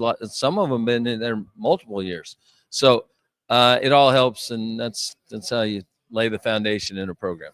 I mean, looking at the team coming in, I think the one spot that seemed a little bit unclear was point guard, because you take Augustus Marshallonis out. He had solidified that spot for 2 years.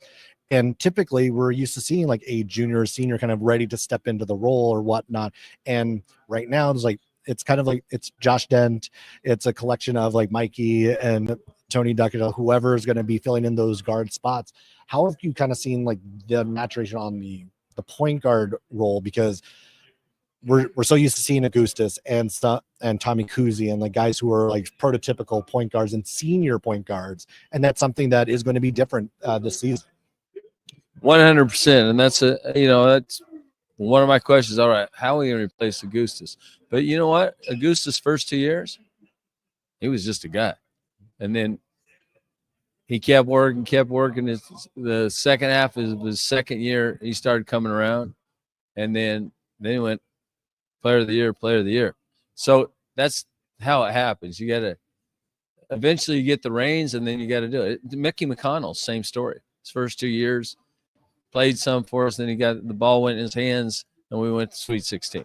So I just have to keep reminding myself that's how it happens. All right, Mikey's in that position now as a guard, but as a scorer and as a leader all in one. That's pretty early for a sophomore, but that's how it happens. This guy's ready. He started doing what Augustus did last year, second half of the year, and so he's got to be a guy. He gets 20 minutes.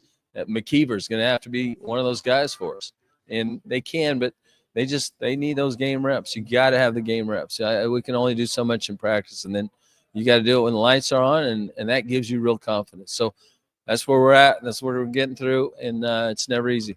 Mikey, for you, how's the combination of guards kind of balanced out well and kind of made yourselves better? Obviously yourself, Josh Dent, Tony Duckett, some others that maybe we're underrating and not naming right now. How have the guards kind of like balanced each other out to make you guys the best version of yourself so far? Just everybody in their like different play styles. Like we know like me and TD are trying to go get one. Dan is as steady as it comes. He knocks down shots. He's gonna like control the thing. Same with Cade. So just like seeing everybody's different sort of play styles and seeing how we can mesh it up all together to be the best possible team that we can be. It's been fun, and I think we're gonna continue that. And yeah. What did Coach Bennett and staff kind of challenge you to improve on the most over the course of the offseason, and how successful do you believe you have been in meeting that challenge?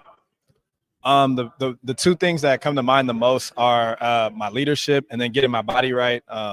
So getting bigger and stronger. I met the goals on the getting bigger and stronger part, still coming along every day on the leadership piece, but just trying to emulate what I saw my freshman year from 3 really great leaders.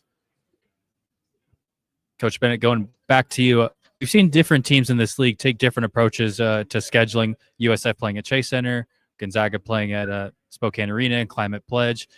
Has there ever been any consideration of going to Oracle Arena, Golden One Center, and kind of the balance of what it takes to make those types of decisions and weighing the pros and cons of doing so? We've never thought about. Oh, we've thought about it. We've never gone to Oracle. We went to Chase one year and played Nevada. It's a pretty good ride for us. It's not like a home game. So I don't know. It's not something that I'm that interested in. What I am interested in is playing good teams. And so we'll continue to figure out ways to play. Find the power fours and play them. That's how we can strengthen our schedule. Our non-conference, we're not in charge of our non-conference. The other programs in our league are responsible for their programs. They have to be good for it to be a good strength of schedule. So we can't control those. We can control that non-conference schedule, and that's why we try not to play. We try not to play any dogs. And we'll even double down on that more now. Gonzaga's out of the league after this year, so we'll double down on that to find the toughest games that we can get on a neutral court or a home court. Try and stay away. If we have to do a home and home, away and home, we'll do that. But that's kind of where I'm at. I know where we're at, what we need to do, and that's the I don't want to say adjustment, but that's something we have to double down on, is play the good teams as much as you can in non-conference. I've been asking the more tenured coaches in this league about, college athletics seems more transactional year over year. No 2 days are the same in this industry. What continues to motivate you to want to come back and coach these guys, like the two people here right next to you? What motivates you to kind of uphold that standard and try and build a team of young men and a good basketball team alongside it? Yeah, it's my passion. That's what I like to do. I've never done anything else, and I really never felt like I've had to work a day in my life as far as a real job. So it's been good for me. You love the kids. You love to see them develop. What we were just talking about is exciting to me and our staff. Is like all of a sudden you see there's just a moment, and all of a sudden Maggie Lewis is going left. He didn't go left. Now he's going left. He made a left-handed layup.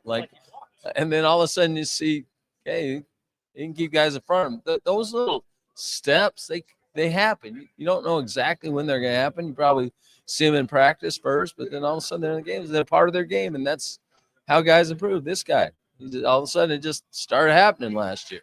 And so that's what excites me. That's what makes it fun. Harry, at what point did it sort of click for you last year at some point? Of was there a certain moment when in middle of conference play where it was like, oh, I finally get it? Or was it the Oregon State game? Because there were definitely some key moments where it felt like that you started to piece it all together. Was it in one moment, or was it kind of gradual as you kind of went on through the season? Yeah, it kind of felt like around that time when conference started to start, it was just like there was a couple of games where I think maybe things weren't going as well as I would have liked before that, but I think I kind of just kept it simple for myself and just focused on a few key things where I could really control. And I think that first thing was defensively. I think the first game I can really think about was that we played at Washington State, and I kind of helped us out defensively, and then just you just do little things that can help grow your confidence, and from there you can kind of gets a little easier maybe, but you don't think about it too much. I think it's just like a culmination of work that's gone into it. But Now, one of the things we got to see a lot last year was using that double big, you and Mitchell playing together a lot. Obviously, we probably expect to see you and Andrew playing a little bit together as well, using that kind of similar combination. When that started happening last year, was that how much practice, how much had you been working on that before it was actually implemented? And then and how long did it take before you felt this is clicking and this is working with the two of us together on the court? We did it in practice. I think even in that off season before season started, we did it a little bit where we played me and Sachs. We didn't really. I think once we played at Oregon State and Polis got hurt, and then we really went to it for a good portion of the game, and that's kind of when I felt like not that I didn't feel like it wouldn't work before, but it was kind of that was when I felt like it was really comfortable in that sort of situation, and it could work really well.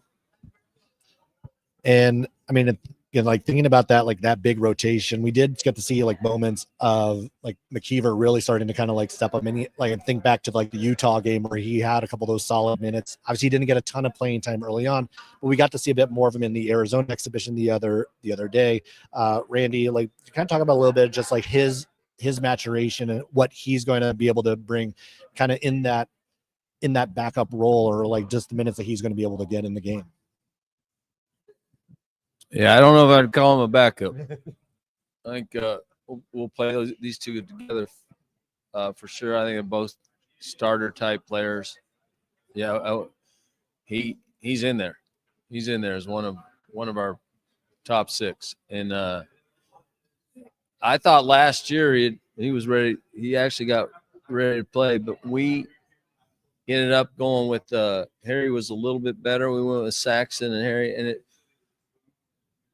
it's just hard to play 3 of them. You can play 2 of them, but 3 of them is just. And dude, our 4 was pretty good. Paulus was a good player, but I mean, Mitchell can make threes apparently. So yeah, he made the one. Did he go 1 for 1? He's a driller. But yeah, that's where it's at. He's ready to go. He's definitely ready to go.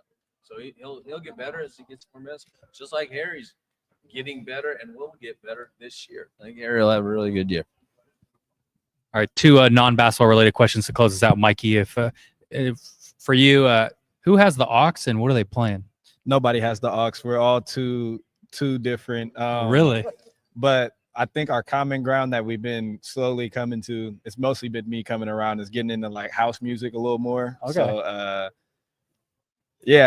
I'd probably say I have aux just because I'm a little more diversified. I'll go a little bit of everybody sort of thing, but like nobody for sure. Paul is listening to like Lithuanian rap. Nobody knows what is being said. I'm listening to regular rap. They don't want to hear that. The Australians, you guys, they love their house music. So just kind of like diversifying it up a little bit. That's why we're a big headphone team. So Harry, I assume that you guys are going to get some strobe lights in the gym very soon and we'll have a nice little concert in there? Yeah, no, I haven't pitched the idea yet, but yeah, we'd have to talk to Rory and Dent about that one. They're really into it, but yeah. Sure. The last one I have is maybe you guys don't know the answer to this yet, but who's the class clown of the St. Mary's Gaels this year? It's a top 3. It would be me, Jazz Gardner, and Trent McLean. It's tight race. Tight race. Coach Bennett, you can confirm this? I'm not in there for all these locker room discussions, but if they say that's what it is, that's what it is. There's a number of them that are pretty funny. Ladies and gentlemen, that is the St. Mary's Gaels picked to finish 2nd in the West Coast Conference this year. We look forward to covering you guys throughout the year. Wish you best of luck, best of health, and let's go have a good season, fellas. Thank you. Yep. Appreciate it.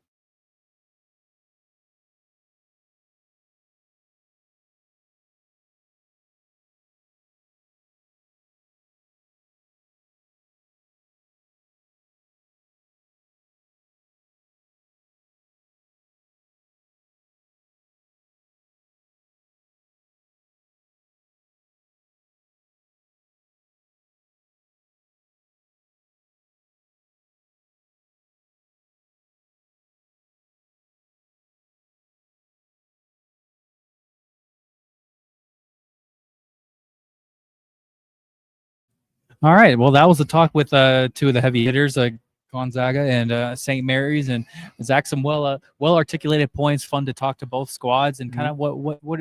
How did you make sense of all of it? I mean, the 2 teams are I think, very in different scenarios to start the season. I think again talked about even though that both teams have a lot of returning guys, like guys who are even just maybe not on the floor who had a lot of minutes, but there's a lot of players who are in the system who are working through what they could be this season. Now, the one thing I think we both know is that on paper, established track records, Gonzaga has more of it. You look at even like the guys like Adam Miller, Worley, like Braden Smith. There's a track record for a lot of these guys that Gonzaga had on the roster, but just did not play last year. St. Mary's, very different. The Joshua Dents, the Tony Duckett's, the Liam Campbell's. Like there's a lot of Rory Hawks. There's a lot of guys who don't have the track record. And it's about proof of the track record. And Coach Bennett talked about it, that there's a bunch of guys, the talent's there, just someone needs to grab it. Someone needs to be able to kind of take that role, the Luke Barrett role, the Eustace Marshallonis role. Like that needs to be established. If anything, the big takeaway, Andrew McKeever's ready. Yeah, I mean, I don't know if shock's the right word, but I think more or less pleasantly surprised in that case. And I think probably not even in the sense that he's ready for this year, but that he was ready last year. Because like Coach Bennett just offered that. It could play them all. It could have been McKeever instead of Harry Wessels. And when you think of the butterfly effect of all that, And Zach, you can shed a light on this more because of all the Gaels stuff that you're into.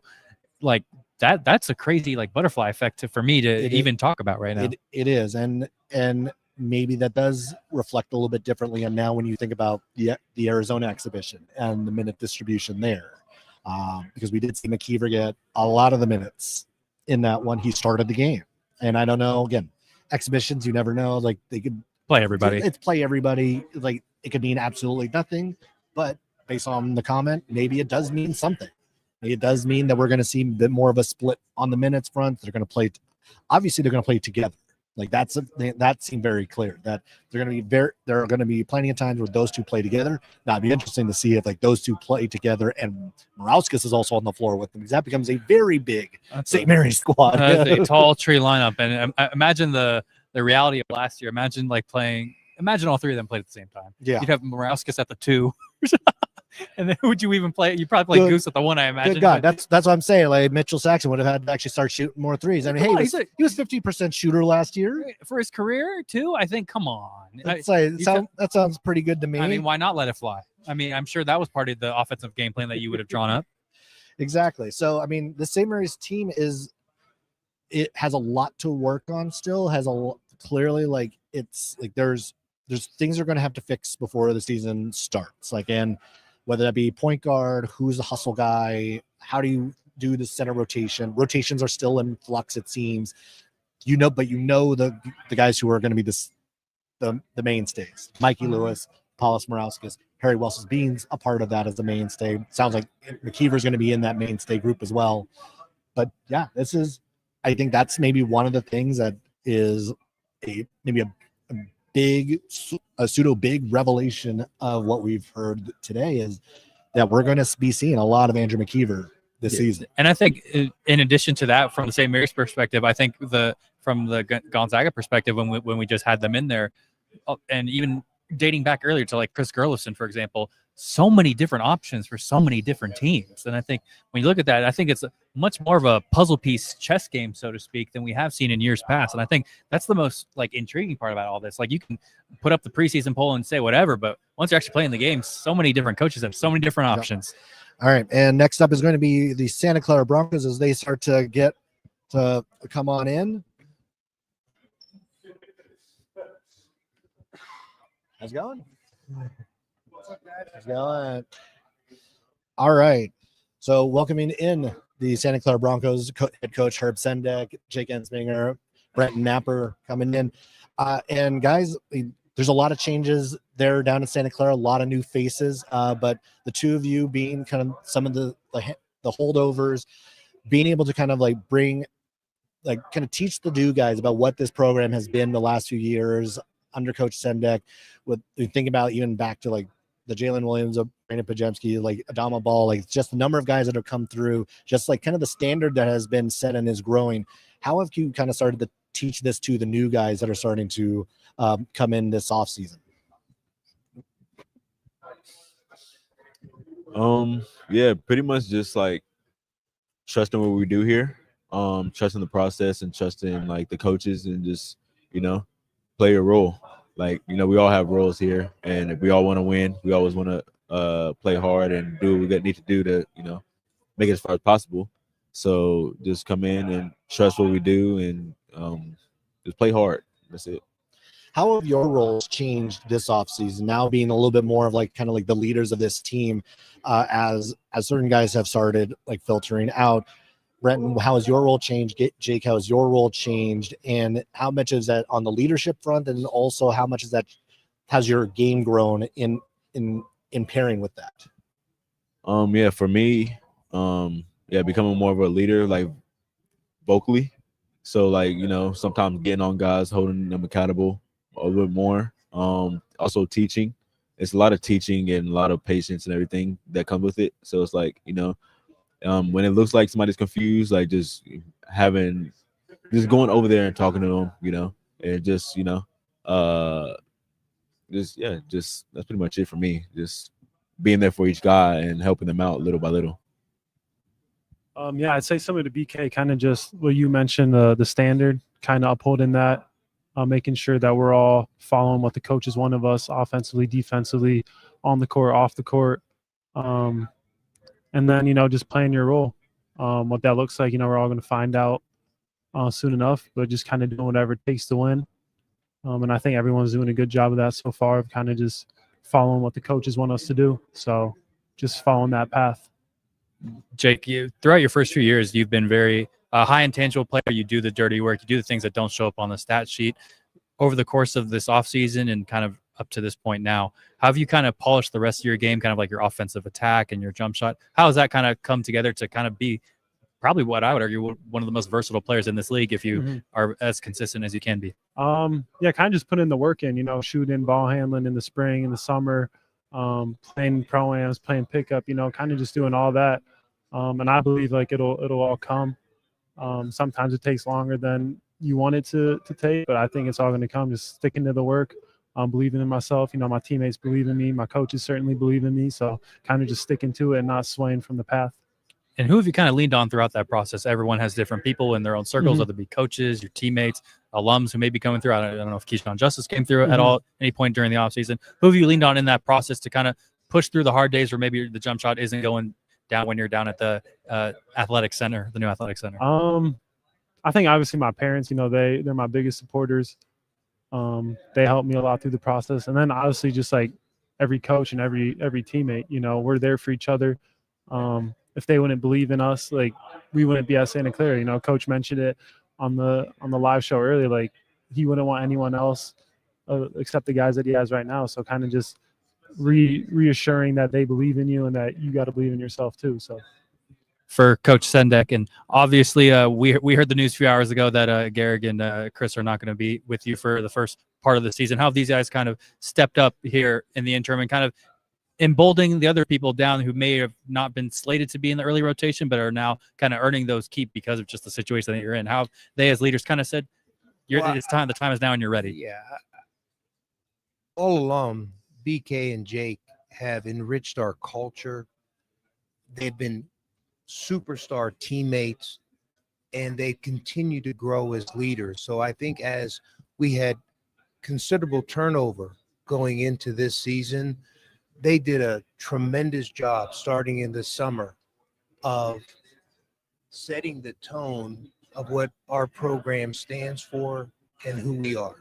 And that has just continued through the first few weeks in practice. So we have a good core of returners. Not everybody has played yet because there's some red shirts in that group, but we have a good group who knows what we're all about. And then we've added a talented cast of newcomers, and I'm really excited about the men on our team. I've heard a lot of good things about Alan Graves throughout this offseason. What can you tell us about the growth that he's had and kind of how he's kind of forced through the fire, barreling against Cam Tung in practice to now kind of having the opportunity now? Yeah, well, Alan is a very talented player, impacts winning in a multitude of ways. He too is a great teammate, somebody who's easy to play with, and I know he's really looking forward to being able to play in games here in a couple of weeks. One scheduling question, because different teams have taken different priorities, like USF playing at Chase, Gonzaga playing at Spokane Arena. You guys have games at Kaiser Permanente Arena down in Santa Cruz, an old home of years past and within an era not too far ago. Why did it make sense to schedule North Texas and Los Chicago at the KPA, and kind of what you're hoping to get those two games? Because we're now living in a time where rankings at large bids are driven by metrics. And so schools have been incentivized to take games off of campus because you get more metric credit, or you get dinged less if you do not win if your game isn't at home.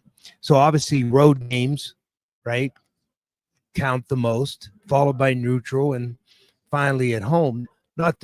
They all don't count, but the incentive is you have a neutral site game. Next year we'll play neutral site games in the Chicago and Dallas areas instead of on their campuses. But it's just our reaction to the system that incentivizes you to play off of campus to some degree, which I don't think is entirely good for college basketball. But that's the space we're in. Well, one of the realities of college basketball and just the changing landscape is that now, like, the NCAA is starting to let G Leaguers back into the thing, and obviously you have been the beneficiary of one of that, Terry Darlin joining the roster. What is his presence been like early on, and how do you see him making an impact in year one coming to Santa Clara?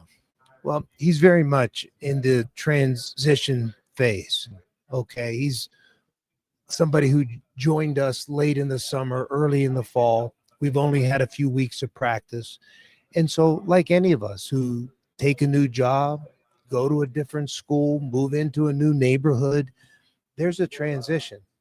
And he is very much going through that. And, you know, for those who thought like you could skip over steps, it's difficult to do. With that being said, you know, he is clearly, as these guys will attest, a great teammate, has fit in with the guys like a brother from day one, and cares about all the right things, and clearly is a talented young player. BK, in a small sample size, you've kind of really displayed your IQ and kind of like ability to make the right plays at the right time. What have you kind of learned over the years from Los, Chef, even dating back to like J-Dub Pods and Adama to kind of like prepare you for this moment and kind of have forge your own vision for this offense? I guess, well, the year me playing with, Pods and J-Dub and everything, I guess just patience on offense and not always, forcing everything and like they're letting the game come to you for sure. Yeah, it's okay to play fast, but also play like with, the mindset of, you got teammates, you're not by yourself. And just, just make the right reads and like your time will come. For you personally, I know you changed your hometown on your bio to West Virginia. Why was that important to you to kind of do that? Because everyone's got their own different stories of why they do those like small little details. Yeah, so not a lot of people know that I'm originally from West Virginia, and I moved to California for high school. So I was born in California, raised mostly for like 12 years in West Virginia.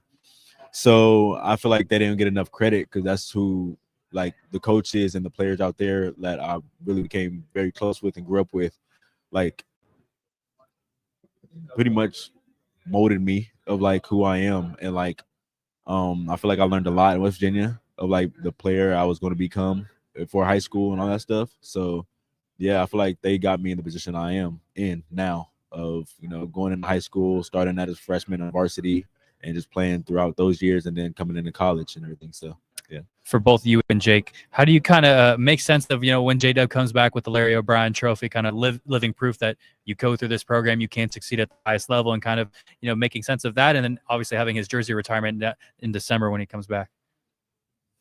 I think it's just a testament to what, Coach Senek and the coaching staff and the donors have done at Santa Clara. I mean, we haven't been to the tournament since Steve Nash, and, just seeing like J-Dub and Brandon, in the NBA, and then like all the pros like Keyshawn, Cam, Adama, Johnny, like we're all producing like great players, and we're all coming through here and becoming better players and better people. So I just think it's really a testimony to the coaching staff and the Santa Clara community. You mentioned going back to the dance. I know it's been a long time coming. Have you guys taken the strides to kind of get yourself in good position to believe that this team can be the one to do it? I think if you look back at the last couple of years, since Coach Senek and the coaching staff have been there, we've gotten better every single year. And I think if it happens fast, it's not happening right. So obviously we're building this program up from the foundation, and I think we're going to be successful. So, yeah, you good?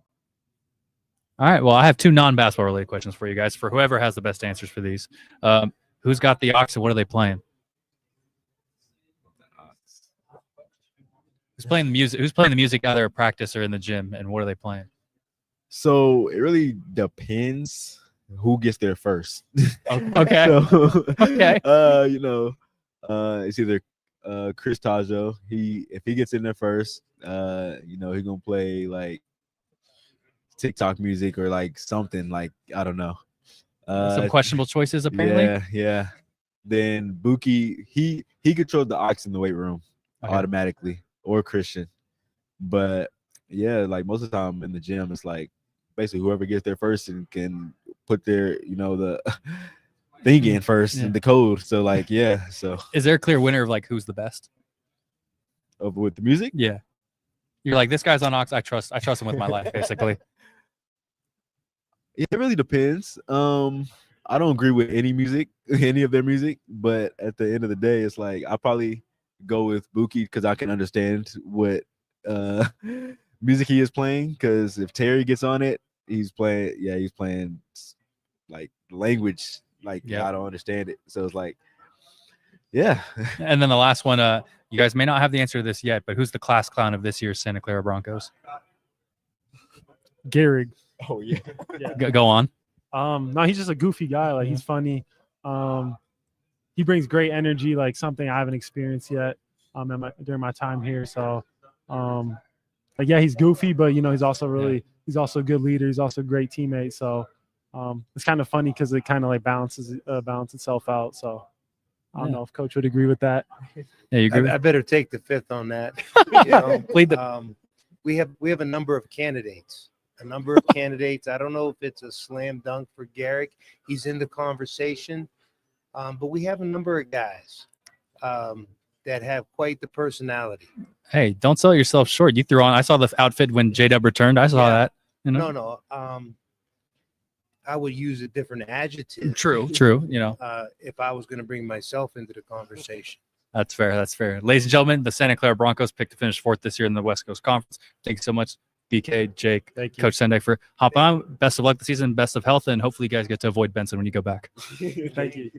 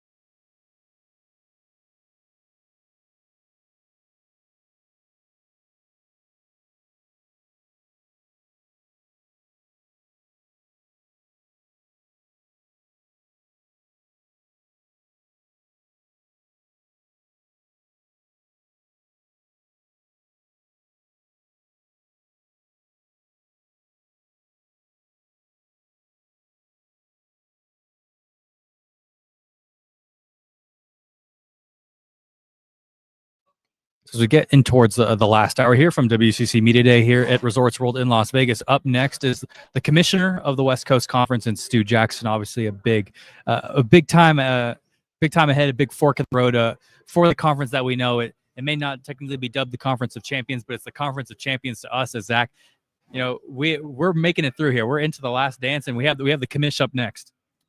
Indeed, like I am getting the tea going. Lock in, dude.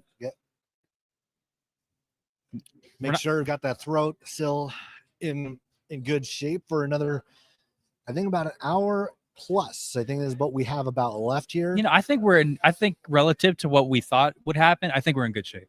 I agree. Like I thought the throat might have been long gone by now, but we're in good shape. I thought we'd be ailing pretty bad, but we have made it. And as the commission comes to the desk next in the next few minutes, I think it's a real fork in the road for the WCC now. You're once this is over, it's the post Gonzaga era, and you're trying to make sense of where this league can still go. Obviously, they at UC San Diego, Seattle U's now in their debut season and all that. What's how do you make sense of the stock of the West Coast Conference?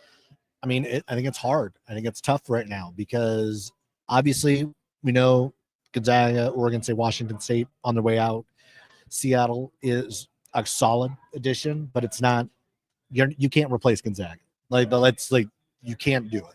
You can't. I mean, we knew Washington State, Oregon State were always a temporary option, so like they don't necessarily you're not quote unquote replacing them or have to replace them because they were never going to be here on the long term. So it's really how do you supplement in various ways a Gonzaga. Now, some might say that, well, without Gonzaga, then maybe one of the others will step up and flourish, whether that be a USF, a Santa Clara, that you have someone else who has a shot at getting into the NCAA tournament because I think that's been one of, I know that the second it was announced, there were a number of other fans who were like, yes, we finally have a chance to get into the tournament. I will not confirm nor deny that I'm a part of that. But I think that's one of the things of you look at the way this league has been built. It is Gonzaga, Gonzaga, Gonzaga, St. Mary's, Gonzaga, Gonzaga, Gonzaga, St. Mary's, BYU, USF, everybody else. That's just what it's been. But going into, I think it's an opportunity for a number of teams to make their statement over the next year plus, whether that be USF, as we talk about the high ceiling that this team has, whether we talk about Santa Clara and the opportunities that they have, talk about what Seattle U can do in year one. We talk about what LMU is capable of. I mean, we were talking around like top 5 talent in the league, like on that roster. It's a matter of them putting it together. And you look at just the number of teams that have at least a number of the pieces in place. We're now talking about piecing it all together so that another one can start to supplement, or another couple teams can supplement what Gonzaga was, because no one team is going to do it. You're going to need a collection of teams who are always in the mix to help to do this. But of course, that's on top of the fact that, well, is St. Mary's going to be here for that much longer? Like there is still the rumblings, the rumblings about their future, and could they also be joining Gonzaga in the Pac-12?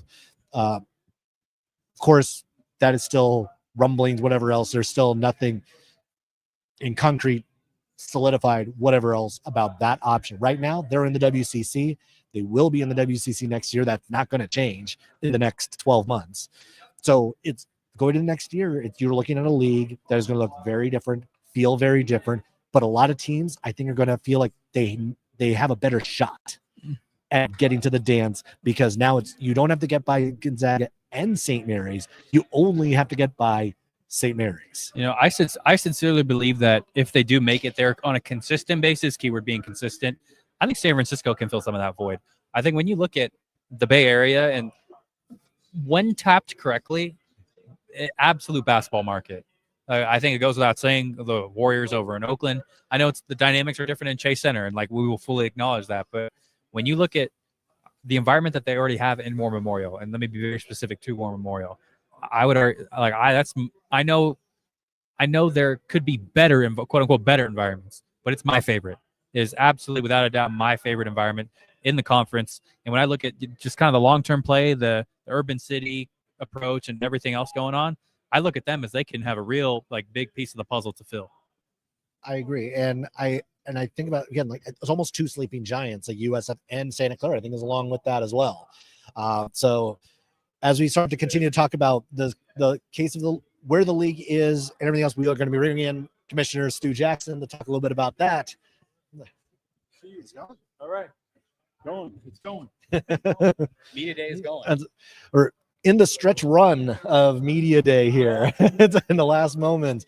You've been here since probably early on when the women got rolling. How's the day been for you so far? Yeah, it's been good. A day like this brings me a lot of joy, because you get to see the student athletes, both men and women, cycle through the various stations and get to interact with one another, which is a nice way to start the season, including the coaches who aren't usually in one place at one time. So it's just a great day, a special day. Yeah, when we were getting going, kind of likened it to it's the first day of school. Everyone gets to see each other. The uniforms are all nice and clean. Everyone's dressed up. Everyone's ready to go. And no coaches meeting. No coaches meeting. Yeah, but it's kind of nice seeing the athletes in their uniforms, which provides, I think, a little bit different level of context. When you're watching your podcast or others, people know who they are, but where they're from, and that's kind of nice. Yeah, and I mean, obviously, like in this setting, like we're also kind of at a best stage. Like this is the last year we're going to see it, at least in this format, because 3 of these teams won't be with us come next season: Gonzaga, Oregon State, Washington State. And thinking about what this is going to look like moving forward, even let's just like, I guess, let's start with like the year as it going to be the last year with them, and how special or like kind of celebratory it's going to be to kind of, I don't know if it's how much it's going to be honoring Gonzaga, like how much they've meant to the conference as they head out. Obviously, there's going to be some like mixed feelings about them leaving and everything else, but the fact that like they've been such a good steward to the WCC, and how do you think that's going to continue to be shown as we get closer and closer to the end of this calendar year or the academic calendar year? My feelings and the conference office echoes that. They're not mixed feelings. We are just extremely grateful for what Oregon State, Washington State have brought to this conference, and we are deeply appreciative of what Gonzaga has meant to this conference over the past decades. So we will enjoy them while they're still here. At the end of the day, they're going to produce, I think, one of the most exciting conference seasons that we've seen in recent history, judging by the quality of the rosters from top to bottom, which I think have improved since last year, is only going to bring about, competitive play. And hopefully that each of the institutions helps the other and lifts, the tide so that we can continue to be a multi-bid league in the NCAA tournament. Why was it so important for you personally to kind of take that position? Everyone has a different point of view on how things can go, how things should go. Why was it important for you in your collaboration with people in the conference office to take that stance?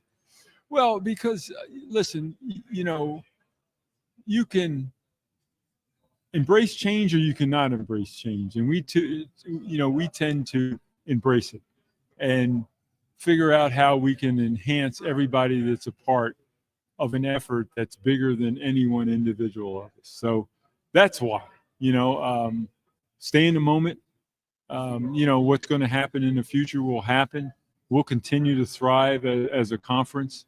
We want to get to 12 members at some point.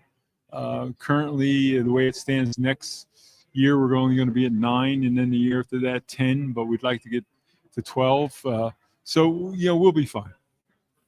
Part of what I've noticed over the course of the last few days, was the rebrand to We Rise in the West. Can you walk us through the process of developing that strategy and kind of the message and the mission that you're trying to illustrate in terms of that branding? Yeah, it has a lot to do with the fact that after this year, we're going to enter a new era, and we wanted to make sure that we got out ahead of that era, telling our story and just reaffirming, doubling down on who the West Coast Conference is, what we stand for, who we are, and what it means to not only college basketball, but sports fans in general. So listen, we want to lean into being a regional conference. We want to embrace change and the innovation that comes with it. We want to make sure that we, again, focus on the main thing being the main thing, and that is our student athletes and their wellness, and at the same time maintain the level of excellence. Hence the acronym RISE, We Rise in the West. It was a internal process, a fun process, but I think we landed in the right place as a relaunch of a brand for this conference. Part of that storytelling, as you mentioned, revolves around a media deal, obviously, to the extent that you can share. And obviously, we don't want to get in the room on the negotiations unless you want Zach and I to help negotiate. That is, but to the extent that you can share, what is the kind of the media deal negotiations kind of been going like, and kind of where do you think you stand in terms of trying to etch out the best thing for the West Coast Conference? Well, thus far we've had no negotiations with either one of our broadcast partners thus far. If I had to speculate, they'll begin in earnest after the new year. ESPN and CBS have been outstanding partners for the West Coast Conference. Our hope is that we continue to, extend, increase our reach. So we look forward to those talks. Now, one of the things we were starting to talk about right as you were hopping on was the idea of who steps up into like the idea of like what Gonzaga was. Like obviously no one school is going to be able to replace what Gonzaga was to this conference. So it's likely a collection of like different programs or different departments that are going to kind of step into that. And just kind of thinking of like what the job and the work that USF has done over the last like decade plus, what Santa Clara has done. Even like on the non-basketball front, looking at other programs like Portland, what they've done for soccer and whatnot. Like, because it feels like that for me, at least in the short term, like that's really the opportunity with Gonzaga stepping out. It's really the opportunity for some of the others to kind of like have like kind of take the horse by the reins right now, because there is a little bit of an opening, because I know like at least some fans definitely think without Gonzaga, they have a little bit more of a chance to potentially rise up and maybe get to the tournament themselves. Yeah, no, it's a good point. And listen, Gonzaga has been the gold standard bearer. But being the gold standard, it's sent a message to the rest of our institution of what could be, and provided a roadmap on how you do it through investment, great management. You too can be a Gonzaga-like institution.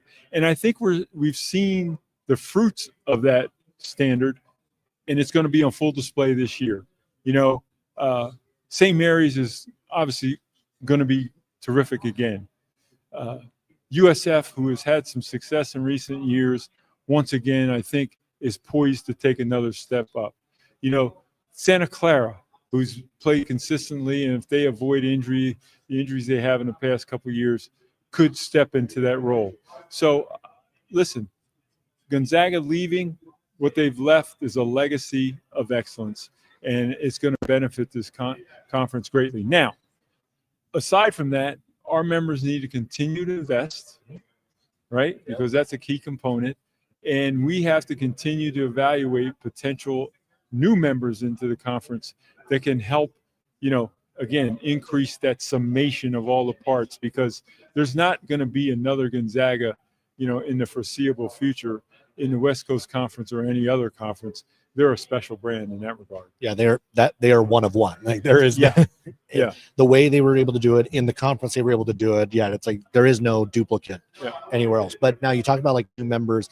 Seattle's now about let's see, it's about 4 or 5 months now into their first go through the WCC.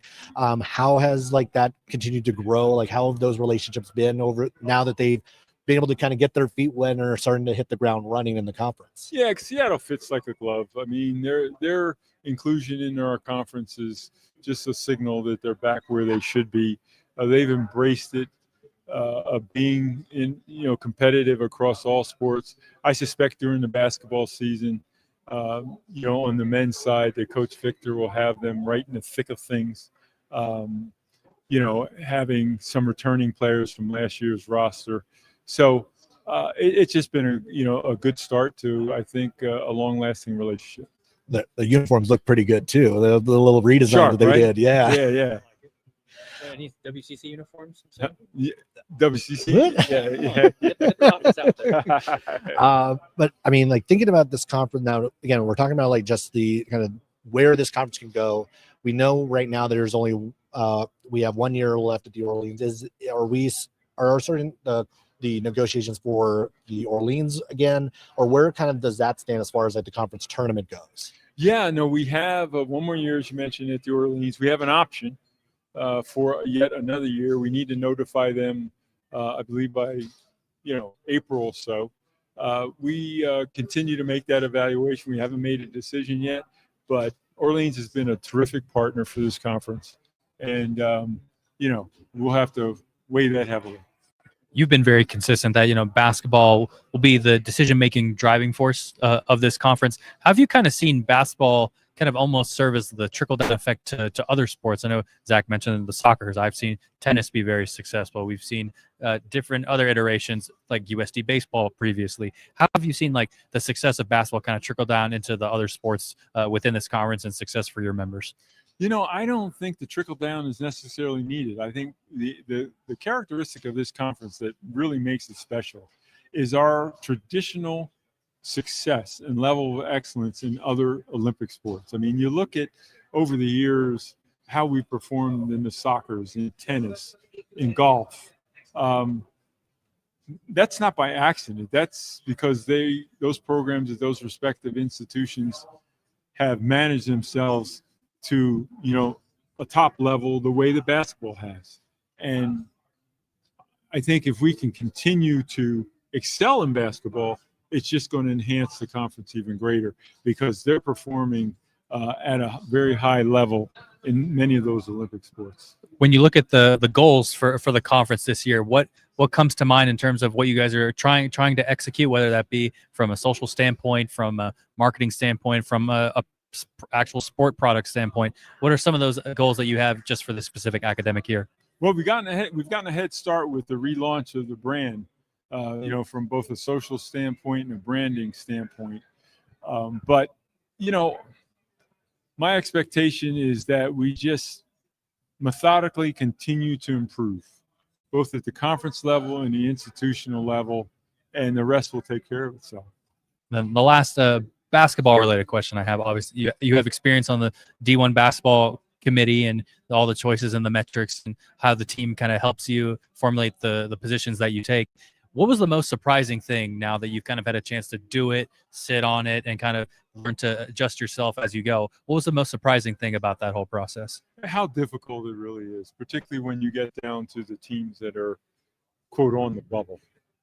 Because many of those teams, while they're good teams, metrically and from a performance standpoint, perhaps their metrics don't measure up and they've had inconsistent performance. And then as a committee member, you've got to vote on the team or teams that get into the tournament. And that's a difficult process.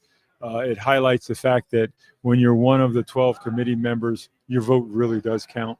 And it's pretty serious stuff because it could mean,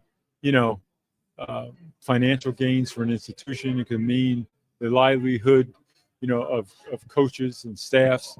So it's something that, we take very seriously.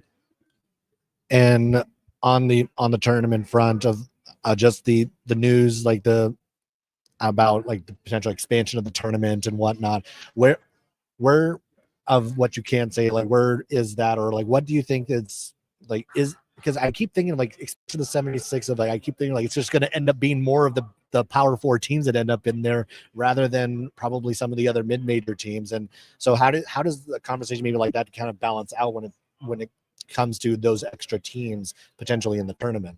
Yeah, no, I think expansion, at least in my mind, is a good thing as long as they continue to, as you say, to provide access to all institutions and conferences across the country.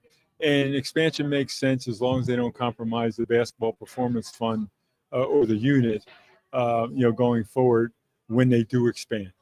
So as long as they accomplish those two objectives, I'm for it.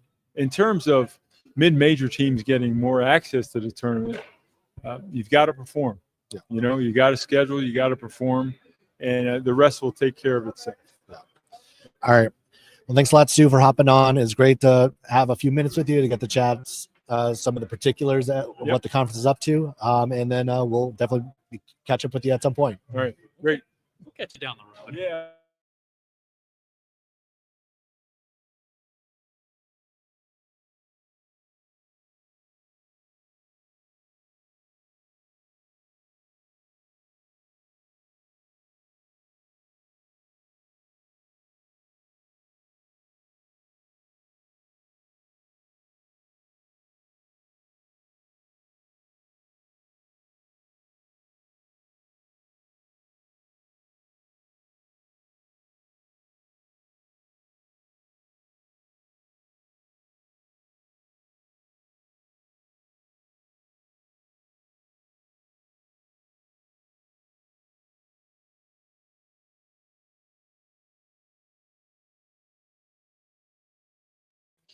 As we hit the final stretch run here from WCC Media Day here at Resorts World in Las Vegas, we have joined by the LMU Lions, head coach Stan Johnson, Jan Vide, Roddy Brown Jr., MJ, Amy Jr., It's been a long offseason, new faces and new places everywhere. It's the same song, different verse with every single team facing this thing. Coach, how have you kind of seen your team kind of grow? We've talked about when we talked with you last, it's all hypotheticals. You don't know yet. We have to see it. Now that you've kind of had some exhibitions, you've seen your team face some in-game adversity, what have you liked about how the way they've responded and grown? Yeah, I think we've got a group that really cares about each other. I don't think it's talk. We've had some, one exhibition so far. We've got another one tomorrow. And in that, I thought we played a really, really good USC team, very tough. We put ourselves in a tough spot. I think we shot 10% in the first half. I've never seen that before. But, get out of the way now. Yeah, early in the season, in a game like that, it's easy to just break and get down on yourself. And, we put ourselves in a position to win the game. And I think that says a lot about the guys we have in the locker room, the guys that we have here. I've been very impressed with the substance that's in our locker room and the substance that's in our players. And that's got to be something that carries us as we get ready to play some games for real.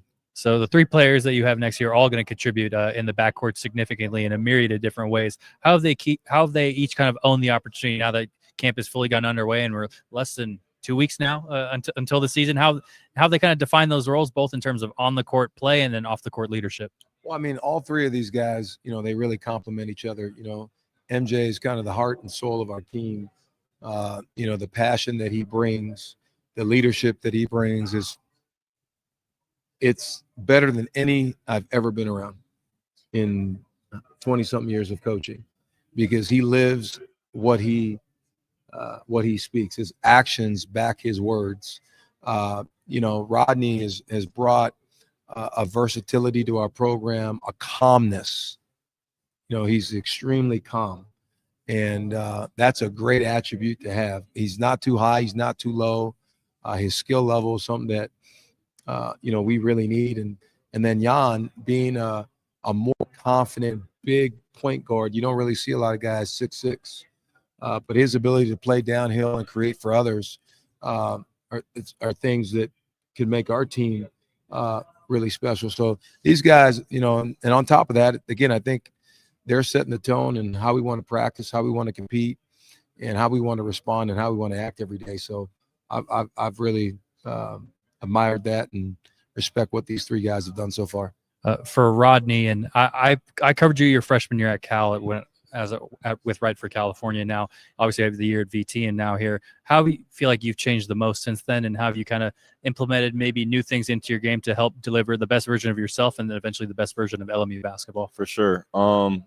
I think the main thing is just I feel like I have a more well-rounded game now. At Cal, I had a much smaller role. I was I had a lot of older guys on the team. So that's one thing. And then I would also say my body has changed a lot. I've got a lot stronger, gained a lot of weight. And then also just my approach defensively, especially being under coach. He stays on me about that. So I think those three things, I want to be a two-way player. But I would say those three. And then also like my leadership, especially being with these two guys here, they are guys who lead. So just stepping into that role, probably those things is what. For sure. Rodney, what was it that made LMU the right spot for you? And then early on, what have you learned from these guys, coach, to really kind of integrate yourself into the team? For sure. As far as why LMU, I would just say it felt like a family as soon as I got around the guys. Transfer portal window is pretty small. So I was able to build a good relationship with the staff first, quickly. And then once I was able to meet the guys, we gelled, honestly, super quick. And then as far as what I've learned from these guys, especially MJ, I would say just having an everyday approach. He's a guy who a lot of energy. And I think that's something I've added to myself and continue still trying to add.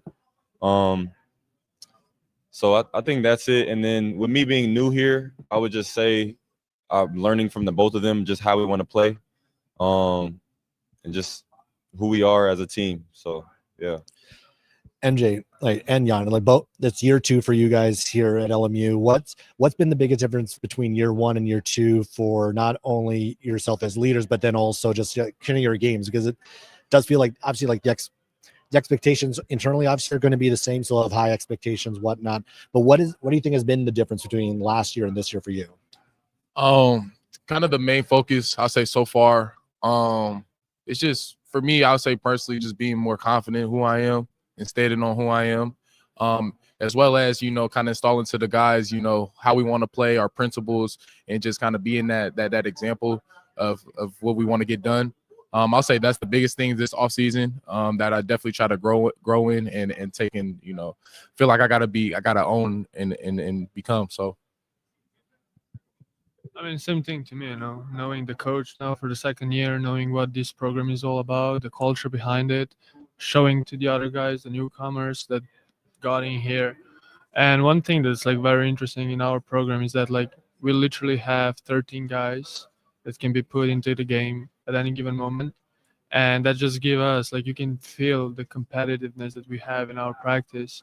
And this brings a great energy into everyday practice. Like we said, we're competing every day, which is going to show on the games too. And one of the things that talk about that competitiveness, I'm like, as I think about back to that exhibition, because that second half, like, you guys were in the game like that entire time. And that was one of the things I think that was impressive to me, is that the fight, the grit to just kind of keep in that one, even though obviously that first half kind of went sideways on you guys. But the other thing that was obviously like very noticeable was just the crowd in the building. Like that was something that obviously, like, that's Gonzaga level, St. Mary's like level crowds. Like, trying to talk about the energy you had in the building for an exhibition, obviously against a crosstown rival, but still like having that for game 1, in one that isn't going to technically count, but clearly was enough for everyone to come out and see. Well, definitely the crowd was like high level, amazing. They were like our 6 men. They gave us so much energy. The one thing that I love about them the most is that they didn't turn against us. They didn't leave when we were down 20. They kept believing in us, even like when we were like still fighting for it. And we got to the 4 points, and then we get back to like 6, 10, all of that. And it's like they're just supporting us through everything. It was an amazing atmosphere. Jan, for being a good point guard in this league requires consistently good decision making. How do you feel like you've made strides in that department over the course of the offseason, knowing that I can pass here, I can shoot there, I can take command here, I can pass off to MJ or Rodney down there? Have you kind of taken shape in that department? From what players have you taken bits and pieces of their game to help better yourself? Well, one thing that I really have to improve on is definitely turnovers. You know, sometimes, a lot of times, like, coaches on me, like I leave my 2 feet, like I jump to the pass. I really have that mindset that I want to do the right play every time. Sometimes I get caught up in between, like, should I pass, should I shoot, should I do that? But now there's like, I'm just so much more confident. No matter, even if I make a mistake, okay, it's part of the game. You know, it's gonna happen. Whatever, I go next on to the next play. And yeah, me and coach, we talked about a lot. Just who should I look forward to? Like, you know, like he said, there's not many 6'6" guards, so I have like unique style of the game, and I just like want to build onto that during the season. MJ, you mentioned it earlier that you don't shy away from who you are off the court. I've noticed that in social media clips. I've noticed in your off the court philanthropy. Can you kind of explain, like, why is that important to you? Because, you know, some people may just say, I'll go about my business and I'll go home, go kick my feet up, play some video games, and go on to the next day. But why is it important to kind of like showcase kind of who you are and embrace it as such? I mean, you know, God made me who I am for a reason, you know, so I just want to be able to just let my light shine, understanding that, you know, basketball is a business, but basketball is basketball. Let basketball be basketball. You know, I'm bigger and have a good personality that could shine outside. Through, you know, life has shown me that through early adversities. But like I said, I just want to bring other people with me, bring the positivity, and just show people, you know, like, just give them a way just to be like, yeah, just be confident who you are. And don't be afraid to, you know, just let your light shine and just on other people and just let it show, you know, be happy and be blessed, you know, just where you are and where your feet is. So that's what it is. Is public enemy number 1 that rock climbing wall? Yeah, I can't. Yeah, the rock climbing wall got the best of me. I'll say that's one thing I couldn't figure out. Yeah. Oh man. Is there anybody else on the team that, you know, you'd like to showcase that also happened to experience what you did at rock climbing? Man, I mean, I ain't gonna lie, we was all struggling. I'm not gonna lie, we was all struggling. And there was somebody was really like, I can't remember. Somebody was actually like really getting there, but we all kind of was all over the place, falling all over the place, chalk all on our back and from the mat and stuff. So yeah, that's an experience right there. One more question about energy and kind of how you bring it off the court. How does that kind of transfer to the rest of your teammates, and how have you kind of seen that take shape now? Eventually, when you do step on the court, people bring in more joy in how they play and kind of more confidence. They make an and one, they do like a roar or something. Have you kind of seen that take shape? Energy is contagious. And understanding that energy is my strength. I just want to install that with these guys. Understanding that we do have some cool laid back guys on the team, but which could be cool, which would be good. And at times though, you could show your inner dog, show your inner roar, So just I just want to do that with my energy, just allow guys to kind of create their own, So that's what it is. For coach, and we obviously three of your leaders right here next to you. Who are some of the guys that we haven't necessarily given enough credit to yet that are going to showcase themselves over the course of this year, and we're going to get to know them? Yeah, obviously, guys that are back. Rick Azanza, who plays the 5 for us, he's back, been in the program for a while. I think Rick's made some tremendous strides this offseason. He's been healthy. Jalen Shelley, who's a big transfer from us from USC. He's a 6'8" wing that has tremendous potential. We're really excited about him. We've got some freshmen that I think people will like. And both those kids are really growing. And Josh Dalton and AJ Thomas. We had a freshman last year who got mono, who would have played for us some minutes last year in Jael Martin. Is a 6'10", 3-4. Probably vertically is our best athlete, really long. Can block shots. I think people are going to like him. Now, those 3 kids, obviously, they're freshmen and they're going to have their ups and downs, but I really like what they bring to the team. And then, our big kid that we got from Central Florida, Rokas, who, is a very, very good passer for his size on the perimeter. One of our better passing players. We've got 2 transfers, and Tanner Thomas, who was an all-league guy, and the Kyle Shelton, also on the roster.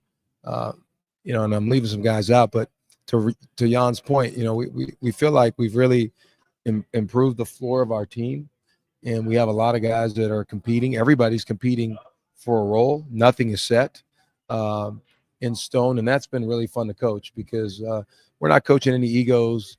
Everybody understands the expectation. Everybody understands what they're up against, and that's been a real strength of our team so far. Good problems to have. Yeah, right now, again, we haven't played, but I like that. Our things are really competitive, and nobody feels like, they need to be given something. They know that everything's earned, and when you have that approach, then you get better. When you have the approach of I should be given something, this entitlement approach, it hurts you and it hurts the team. All right, a few questions to get you on out of here. All right, first one is going to be who's in control of the music in the locker room? It should be me. I thought that actually might be me. Most of the time, our guy Nakal is on the aux most of the time in the locker room. So yeah, it'll be him. Does Coach have a point that he should be nominated to be up there? You be on. They're lying. Look, he has his opinions, and their opinions. So.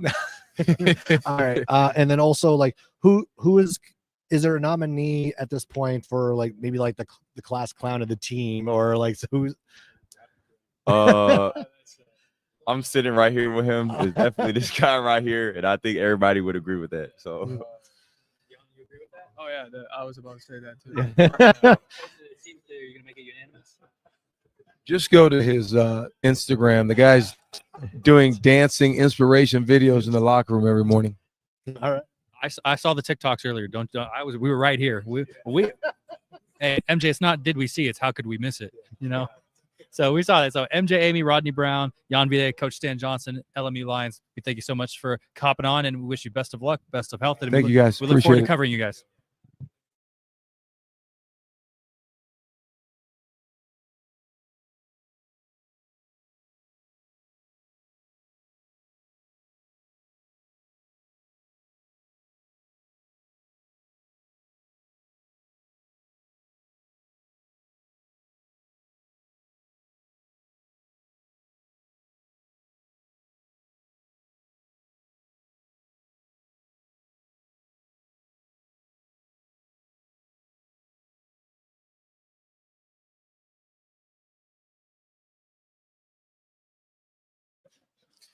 Back here at Resorts World, as Zach goes on a quick side quest adventure. Left on the agenda, Seattle U and Oregon State, as Zach has located the Beavs, who are on the last stage of our rendezvous. But that was a good talk with the LMU Lions, an upstart team, one that looking to take those next steps and graduate into more of the upper mid pack of the West Coast Conference. You look at trying to become the next Santa Clara, trying to become the next San Francisco. Can LMU elevate themselves to be the next version of those teams? I think that's the essential question. That's one of the things where we kind of look at with this roster.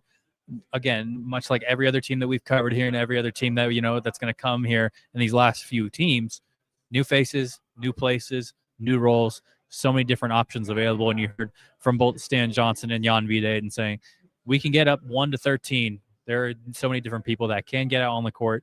And for me, with this team, I think more than anything, it's more about the proof and the pudding. Can they find a way to actually get themselves together, and eventually the consistency? That for me is point A, point B, point C, point D on this tour, and so on and so forth. The ability for them to be consistent will determine how far they go. And I think that's something where we'll see if Zach agrees with it. But I was just saying that. Agree with what? That LMU's consistency for me is point A, point B, point C, point D. Yeah, I think that is it. It's because we know that again, almost their exhibition against USC is a kind of a microcosm of the whole thing. Like that first half, they shot 10%, and it looked really, really bad. But they were in the game, and they climbed their way back into it. They shot 50% in that second half. It's the ups and downs of LMU. If there's any level of consistency, especially offensively, I think defensively, I'm not concerned about them. They still held USC. I think it was 61 points or something like that. They didn't let USC run wild. Bus was slow. It's really about their offense. If they can score enough points, shoot well enough on a consistent basis, they're going to be in it. They're going to be in the race. And that's really what it is for LMU. I think they did a good job of going out and getting better shooters. I think they did a good enough job to kind of start to fill in those gaps. They're going to be scrappy. They're going to be a good defensive team again. It's a matter of whether or not they can score enough and be consistent enough on that front. And I think another point is, I think this is more or less media day-esque, quote unquote, analysis, but I think it's one thing to come in, you're serious, of course, because you want to get to the season and you just check ball, let's go. But I think it was apparent with LMU, they were energy, they were fun, they're happy to be around each other. Like you can get that. It's such a volatile industry where teams like that get patched up together year over year. It's that you run into the possibility that not everyone may like each other. And at least from what I gathered, I thought personally that they very much did, and you can kind of get the sense of their camaraderie, at least through that interview. Yeah, I think that was a much better, because I think in times there have been LMU teams in the last few years that really, you could see it on the court, and it didn't quite fit or gel as they thought it might. But this group does seem like it has. That is not the issue. Clearly, MJ Amy being kind of like the centerpiece of that is a big help to that. Him being the quote unquote class clown. Check out his social media. You should. I highly recommend. You will not be disappointed. You will be entertained, and you will see that he is facing public enemy number one, the rock climbing wall. All right, you might have to dig through you have to scroll a little bit. You saw the reactions live to that. All right, I knew. I honestly, I'm going to be honest. I didn't think it would garner that big of a reaction. I was pleasantly surprised by that. They knew. Oh yeah, they knew. I knew it. It's funny when the social media team cuts it up, and comms team cuts it up and posts that. It's fun to get. It's one thing to talk to these players, coaches, staff about basketball, and a lot of these people are smart basketball players. They understand the game, but when you're trying to take a step back and understand the people behind the teams and what happens, I think for me that's the one thing I really enjoy. I subscribe to, and the stuff I like to get to know more than anything, because when you see him succeed, it's like, oh man, I got to know you for a little bit, and now I'm seeing that person do what they do best. Yeah, and well, I mean, with LMU, this is going to be it's going to be a challenging year because there's so many unknowns. They're in that group that we keep talking about, 5 through 10. Like, this is going to be an absolute mess, whatnot. I feel like the Gonzaga crew just walked by and Graham Ike still has the Letterman on. I need to get a picture of this thing. You should. You want to go run? Well, when he gets up, after Seattle U gets in here or whatever the timeline is, are you gonna have to sneak off? Is that what we're gonna have to plan here? Maybe we'll see. All right, so now maybe we'll see. We are 10 teams down, 2 to go. Seattle U and Oregon State. We're into the Pacific Northwest. We are there. We are literally in the woods.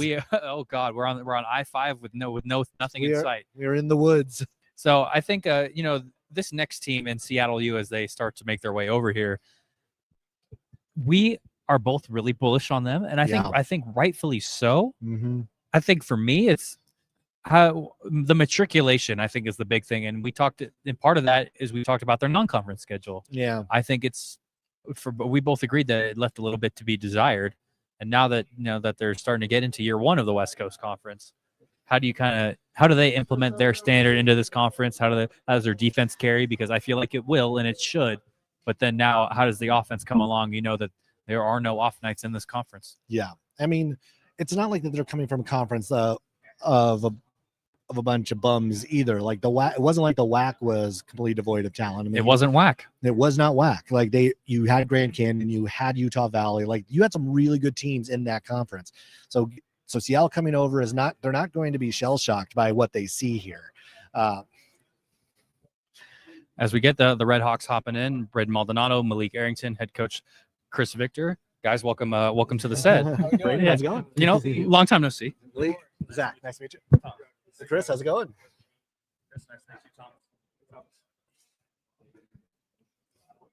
All right. So getting the Seattle U Redhawks in here for their first WCC Media Day. How's the day been so far? And obviously, kind of right toward the end of the day. So how you doing? Like, are you still there, or is it starting to fade a little bit? I'm loving it. I'm loving it. It's been great. It's the first time experiencing something like this, so it's been a lot of fun. Yeah, going off that, I mean, it's been a long day, getting hungry, but I've been enjoying it. It's been a lot of fun. That might actually be the first question of like is the first task going to find dinner right after this, and where is it going to be? Something at the airport. Overpriced expense. So when you take a step back and you look at your matriculation to this league, and we've talked to Coach about this, we've talked to Brady, we talked to you about this. It's a lot of hypotheticals. What do you think about this? What do you think about that? Who's kind of stepped up? Now that you've kind of had some time to go through training camp, you've had time in exhibitions, you've seen how the team has responded to in-game adversity. What do you like about the progress that you guys have made? And what more do you want to? Where do you want to see yourselves grow some more? Yeah, I think we have a long way to go still. But if you look at if you would have come watch a practice, our first official practice in September, and you come this past week, I think you see a lot of growth. Just how we compete, how connected we are, how physical we are. We're getting better, so we're going in the right direction. Now we've got a long way to go. We play a week from Monday, so it's coming upon us. And I don't expect our team November, first week of November, to be maxing out or reaching our potential. But if we keep going in this direction and keep getting better and better every week, it's a good sign for us. Defensively, we make no bones about how good you guys are on that end of the floor. Adding a guy like Brock Felder into that mix, how's he kind of elevated it to even almost quote unquote a different standard, and trying to make the whole unit as a whole be a well-oiled machine? Yeah, Brock's made an impact on that end.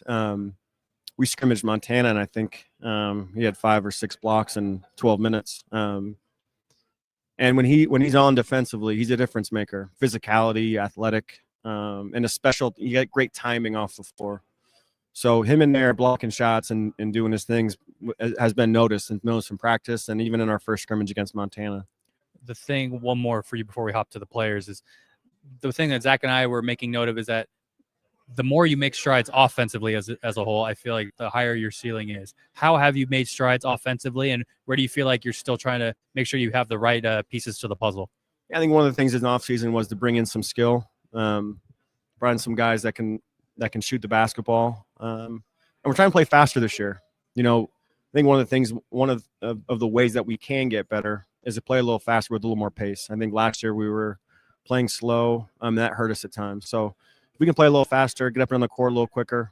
And then, like I said, I think we added some skill to certain positions to stretch the floor a little bit more, shoot a little better from three to help us give us some more spacing on the offensive end. So for the guys, what have the practices been like? Because it feels like there's been this infusion of talent. How much tougher, how much more like intense have these practices been as you're starting to kind of get closer and closer to the season?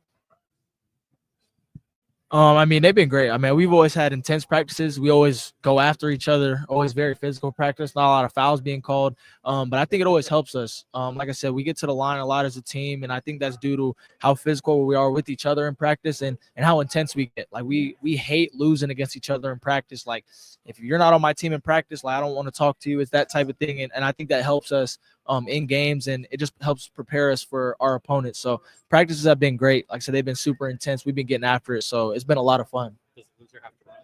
Oh, yeah. Losers are on the line. They absolutely are on the line. When you start to think about some of like the new guys who have come in and you two coming back and kind of being the leaders of this squad, of like what have you been able to kind of like pass on, or how have you been kind of teaching the guys like the standard that you guys have and what it means to be a Seattle Redhawk? I mean, I would just say just leading by example and doing those things. I mean, me and him both were in that same position where we're learning all the new defensive tactics. Like, I came from a school that would let middle happen. We would force the other way. And then coming here, we're a no middle team. So, like, just being able to help them learn in a really like opening way, because we've been there, and I know it's hard to adjust to things like that. So especially me and Braden, we've been just like trying to lead by example and show them those things, because it's easier to visually see that. So when you guys take a step back and you took stock of, you're departing the WAC, you come to the WCC, where were you both challenged the most by Coach Victor and the staff to get better, and how ultimately have you risen to that challenge, or how much farther do you think you have to go to meet the challenges that were put out before you guys?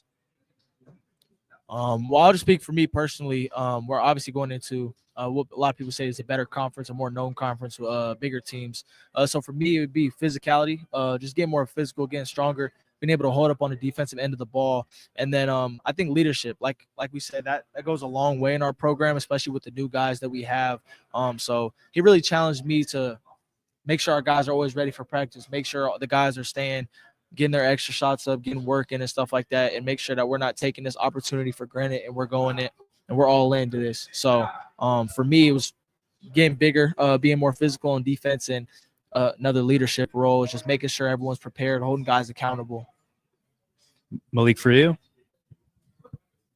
yeah, I mean, I think it's just me being able to just lead the whole team, run the show.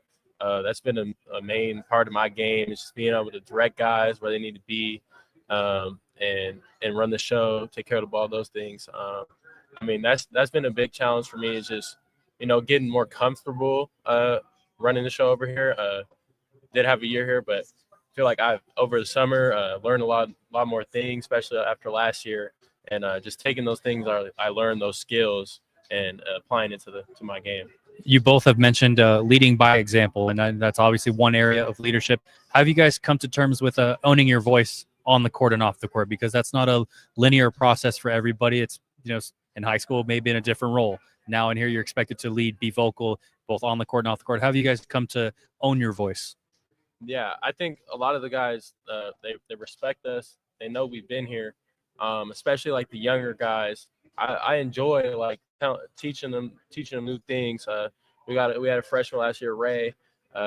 He's we call him Lil Ray. He's our younger guy. So like being able to like coach And like, you know, he asked me questions, and I enjoy like being able to share my knowledge of the game with, you know, guys like that. And then obviously the new guys who are trying to learn things. I enjoy doing it. And I would say, just to add, I think the confidence that coach has instilled in us and kind of given us that, like, go ahead and, you know, speak your voice, like let people know, hold them accountable, and he got our back 100%. So I think without, you know, I'm saying, him, you know, kind of coming in and telling them, like, I want you guys to lead, I want you guys to be vocal about it, I think that always helps. And then us just being positive with the guys, you know what I'm saying, because mistakes are going to happen, especially in a new program, stuff like that. We're just a super positive team. We're on to the next, and we believe in our guys. So I think just spreading the positivity and instilling confidence in our guys, as well as our coach instilling confidence in us, helps us lead, helps us be a better team. Coach, you know, they have talked about Brock. They've mentioned Ray. Like, who are some of the guys that maybe we haven't given enough credit to right now that are going to showcase themselves and we're going to get to know over the course of this year? Yeah, Austin Marr is a transfer from Grand Canyon.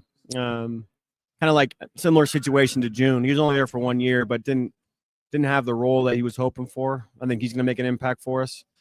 Will Honbroit's going to be a redshirt sophomore, so this will be his third year in the program. Had some big moments as a freshman and played an important role for us, and I think he's gotten a lot better. And I'm excited to see the jump that he makes his sophomore year. I mentioned JoJo Murphy coming from Chico State's Division II guard, transferring in for 1 more year. So there's a lot of guys that can make impacts for us. I think this is a team that may be a little bit deeper than we've had in the past, with some weapons. John Christopoulos going into his 3rd year with us. So I think there's a lot of guys in this that are either didn't have the experience that they were hoping for and the role that they're hoping for, and they're going to get the opportunity here in Seattle. And then a lot of guys that are returning, and I think you're going to see some improvements. You know, Braden and Malik are 2 of them that last year was a good year for them, but it was a lot of learning, a lot of growing. And I think this year they're way ahead of where they were to start last season. And then you're going to see kind of 2 different players than you saw last year. So a lot of different guys in this roster, a lot of different guys that can make impacts for us. And that's part of the fun of the season, is kind of see how it all shakes out. Yeah, and all right, and a couple quick ones to wrap it up. Like, all right, so in the locker room, who's in charge of the aux? Who's in charge of the music? I'd say Braden. He has good taste. Anytime he's on the aux, it's always a banger. So I would say Braden's definitely in charge. You're gonna back that up? Yeah, it's definitely me. It's definitely me, and then my second is Leak. Like, if I'm not in there, or if I don't have like the phone in there, Leak will take over. But it's definitely us too. There's a couple guys that can't be trusted on the aux. So yeah. Will they be named or unnamed? I'm gonna keep them in the shadows for now. You know what I'm saying? I'll give them some time to get their music up a little bit. Like, yeah, give them time to, like, they've been put on notice, like, to get their game up. What do you play that, you know, what do you 2 both play that kind of like stands out from the rest? I mean, we're so versatile, but I think, like, we just have really good hype music. We're in tune to a lot of the new music, tuned a lot of the old music, and we have a good feel of like what everybody, you know, vibes to and can bump their head to. So I think that's the good thing between us. And we live together, so we listen to a lot of the same music anyway. So yeah. All right, and then last one, like, who is, maybe it's a little early, but who's kind of like the class clown? Who's like the who fits that role on the team? It's like accidentally Ray. Accidentally, please. Yeah, I mean, man, God bless him, man. But Ray, he's like zones out in practice, and then like he'll get called on, and he'll just have like a blank stare on his face, and everyone, like, he can't even get mad. He just start laughing, like, Ray, are you here? He's like, huh? It's like, Ray, where are we supposed to be? He's like, I don't know. And we're all just like, oh, Ray. But it's definitely Ray, man. He lightens up our practices, whether he means to or not. It's definitely Ray. Can you confirm this?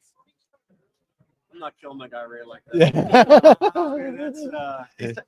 He's had some growing pains, Ray. But yeah, I don't know. Other than Ray, I don't know who that would be.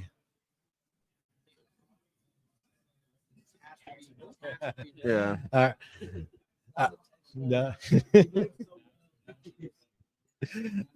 All right. Well, we'll let you guys get out of here, head back to Seattle, get on that flight tonight. So thanks a lot for hopping on. Seattle Redhawks, like a team, we're both bullish on. We think we have probably pretty high expectations of you guys. Like, so we're on the bandwagon for you guys this season. Good luck this year, and we'll definitely catch up as the season rolls along. Thanks, guys. Appreciate it. Thanks for having us on. Good to see you both.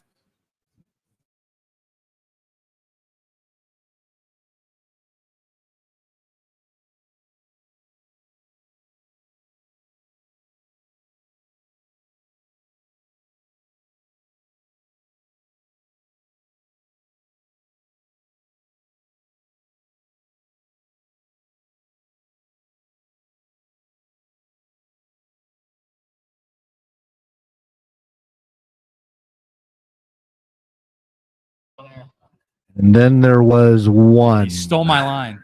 You stole my line. Then there was one. The Last Dance involving the Oregon State Beavers, as we welcome Des White, Josiah Lake II, and head coach Wayne Tinkle onto the situation desk for WCC Basketball Media Day. Fellas, the most important question. It's almost over. Yep. The most important question as I hand off this mic, who's making the choice for dinner? It's going to be whatever the airline serves because we're going right to the airport. maybe something in the airport somewhere. Hopefully not on the plane. You don't have to go that quick. Yeah, well, it's going to be quick. But I did give the guys a great tip last night. They ate at Fuhu here in the Resorts World, which is a great place. Nice. All right. Well, thanks for hopping on. And we're kind of like starting to go through like this. There's a lot of changes, obviously, for your team. Brand new starting five, but one of the mainstays is just Josiah still coming back. Either Coach Tingle or Josiah, kind of just talk about like just the changes that you've seen on the team and just how you think that that's going to translate on the court early on, and then what the potential you see this team to be. Yeah, good question. We don't look at them as challenges; it's just new opportunities, and we love the guys that we brought back with Josiah, Isaiah, Sai, Johan, and Jaquavis, guys that understand what our standard is and the fact that we're not quite there, but we're working towards it. And then working all summer into the fall with the group of new guys, helping to kind of indoctrinate them. And then the new guys have really picked up off of that momentum and off of that leadership. And it gives us a lot of inspiration and confidence heading into the year because it's been a seamless transition. We feel like we've addressed some shooting issues, some ball handling and playmaking issues, our size and depth inside. And so now we're just, we know it's a journey, but one step at a time, if we can stay focused to those small details and these guys take all the habits they learn every day in practice to the games, we can put ourselves in great position to have a good season. Oh yeah, go ahead. Do you want to answer? Okay. Yeah. Just kind of like your role is morphing, as it stands. Have you kind of learned to make yourself more available on court and then also off the court as a leader? Because people are looking towards you now to kind of set the standard for what Coach Tinkle wants out there. Yeah, I think starting in the spring, the coaches hit on the head like that. I needed to become a good leader, and with my communication, needed to get better. My freshman year, sophomore year, I was kind of more like a lead by example type of guy. I wasn't very vocal, but that's something that they pushed me to do, and I feel like I'm coming along pretty well. I think also with the new guys coming in, helped my leadership raise to another level because I knew they needed someone to be vocal and kind of help them with plays. Even if it's some simple just around campus, I always have to be there for them because that's how I see myself as a leader on the team. Within that process, how did you learn to own your voice? Because from high school to early college to now, it's not a linear process for everybody. Everyone has like their own different battles that they have. Maybe they're, like you mentioned, lead by example. How have you learned to own your own voice in that process? Just the coaches staying on me. Coach Tinkle, Coach has done a great job. Even Coach Stewart, just staying on me every day in practice, every single day. Make sure you use your voice. Talk to the guys. Whatever you can do, to help everyone stay on the same page, but also, to keep the tempo and the fire up for practice. Des, switching gears, you're in the portal. Coach Tinkle says, I think you'd be a great fit for Oregon State. Why did that vision, speak to you? And now that you've actually had some time in historic Gill Coliseum, has it continued to be the right fit for you? I would just say they kind of what they were looking for and needs of me, what I was looking for and needs of them, and it kind of just met perfectly.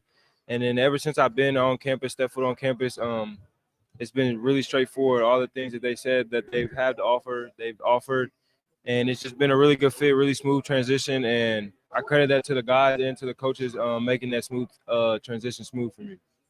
What have you learned from the guys? Like how has that transition been made easier by them? What have they done to try to make that easier for you? I would just say knowing that like I'm not in it alone. There's 9 new other guys, and then the ones that return, they're around all 9 new players too. So we're all kind of in the same boat.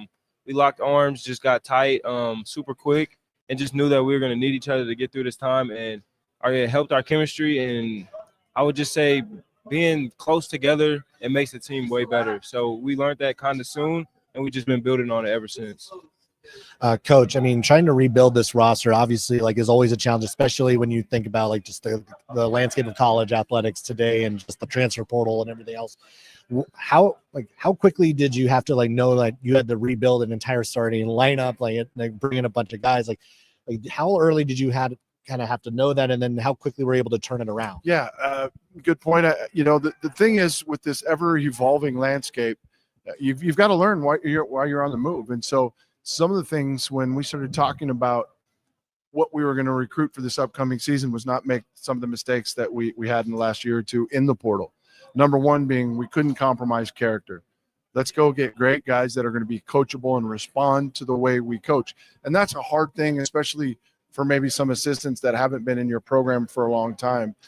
It's easy to identify all the talent, this and that, but we've got to get the kind of players that respond to the way we coach. And we coach hard.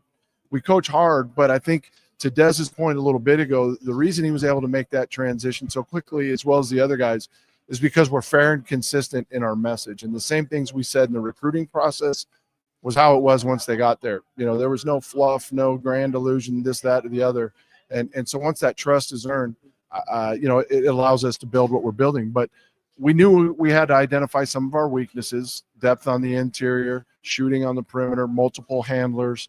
And we felt like we succeeded, but at the front end of it was getting high character guys that were all driven, had the same goals on and off the court. I mean, we looked at transcripts and guys that were exceeding in the classroom.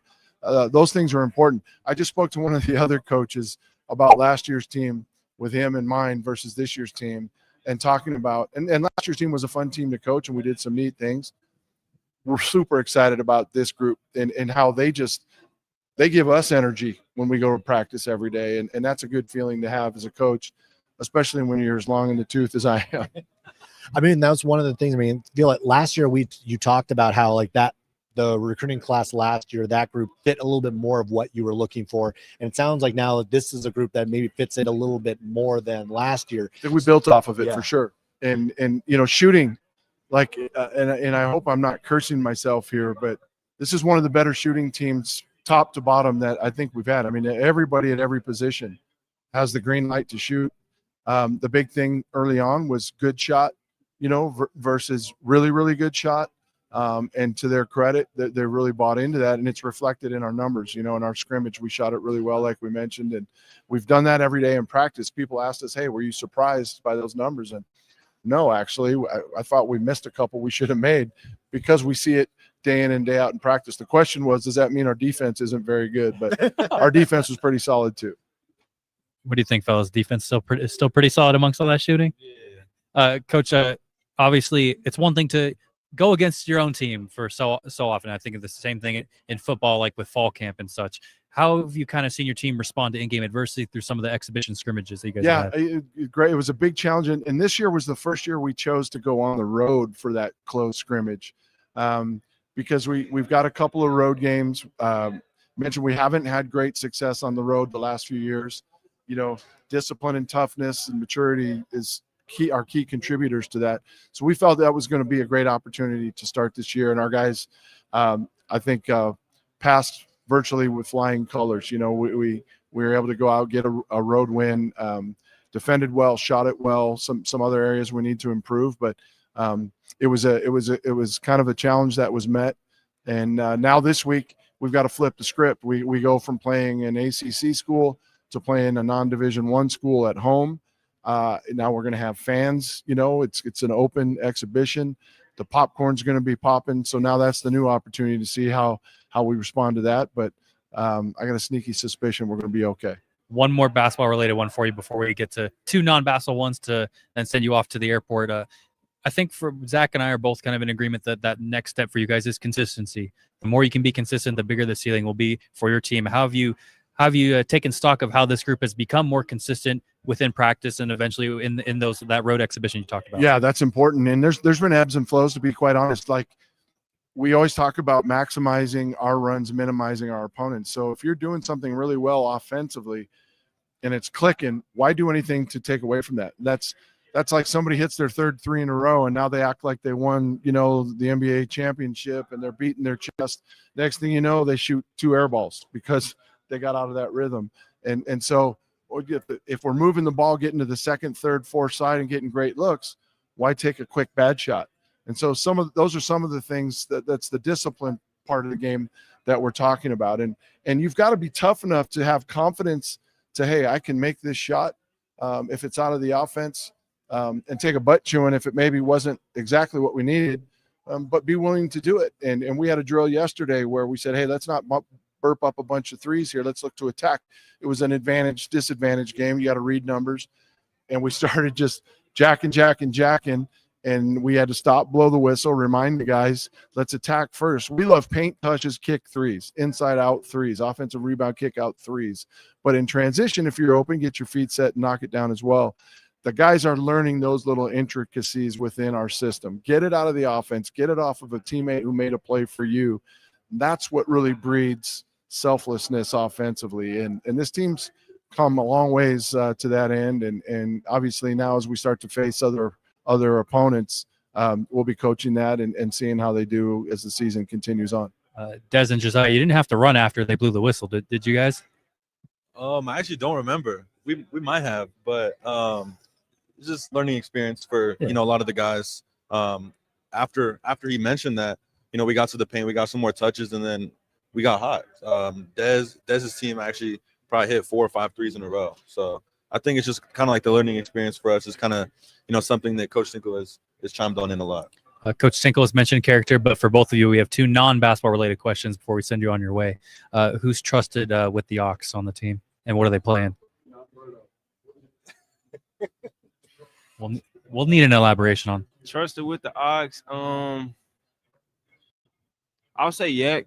His music taste not too bad. First team all name in the country, by the way. Yeah, is. Yeah. Why is you say, who's not trusted? Coach Roberto. Coach.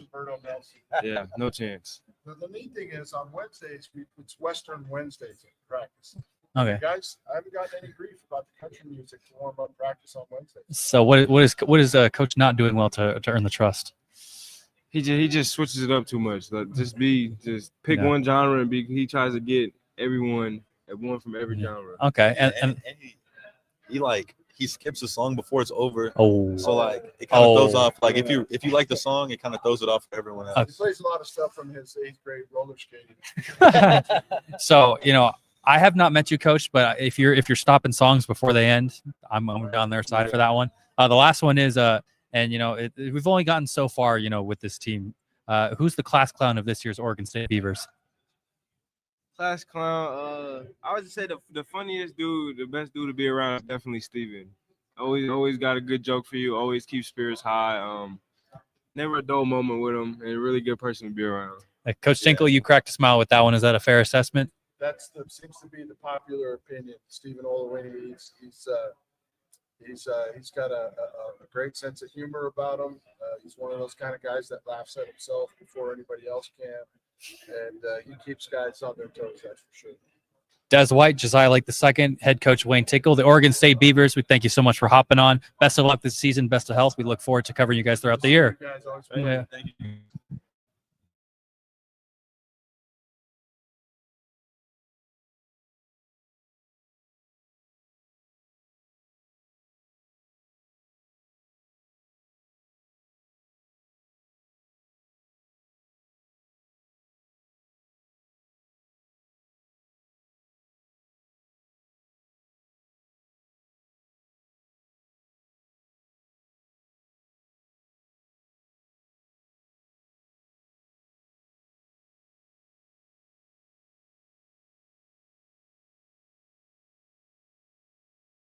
All right, Zach. I think I got 2 words for you.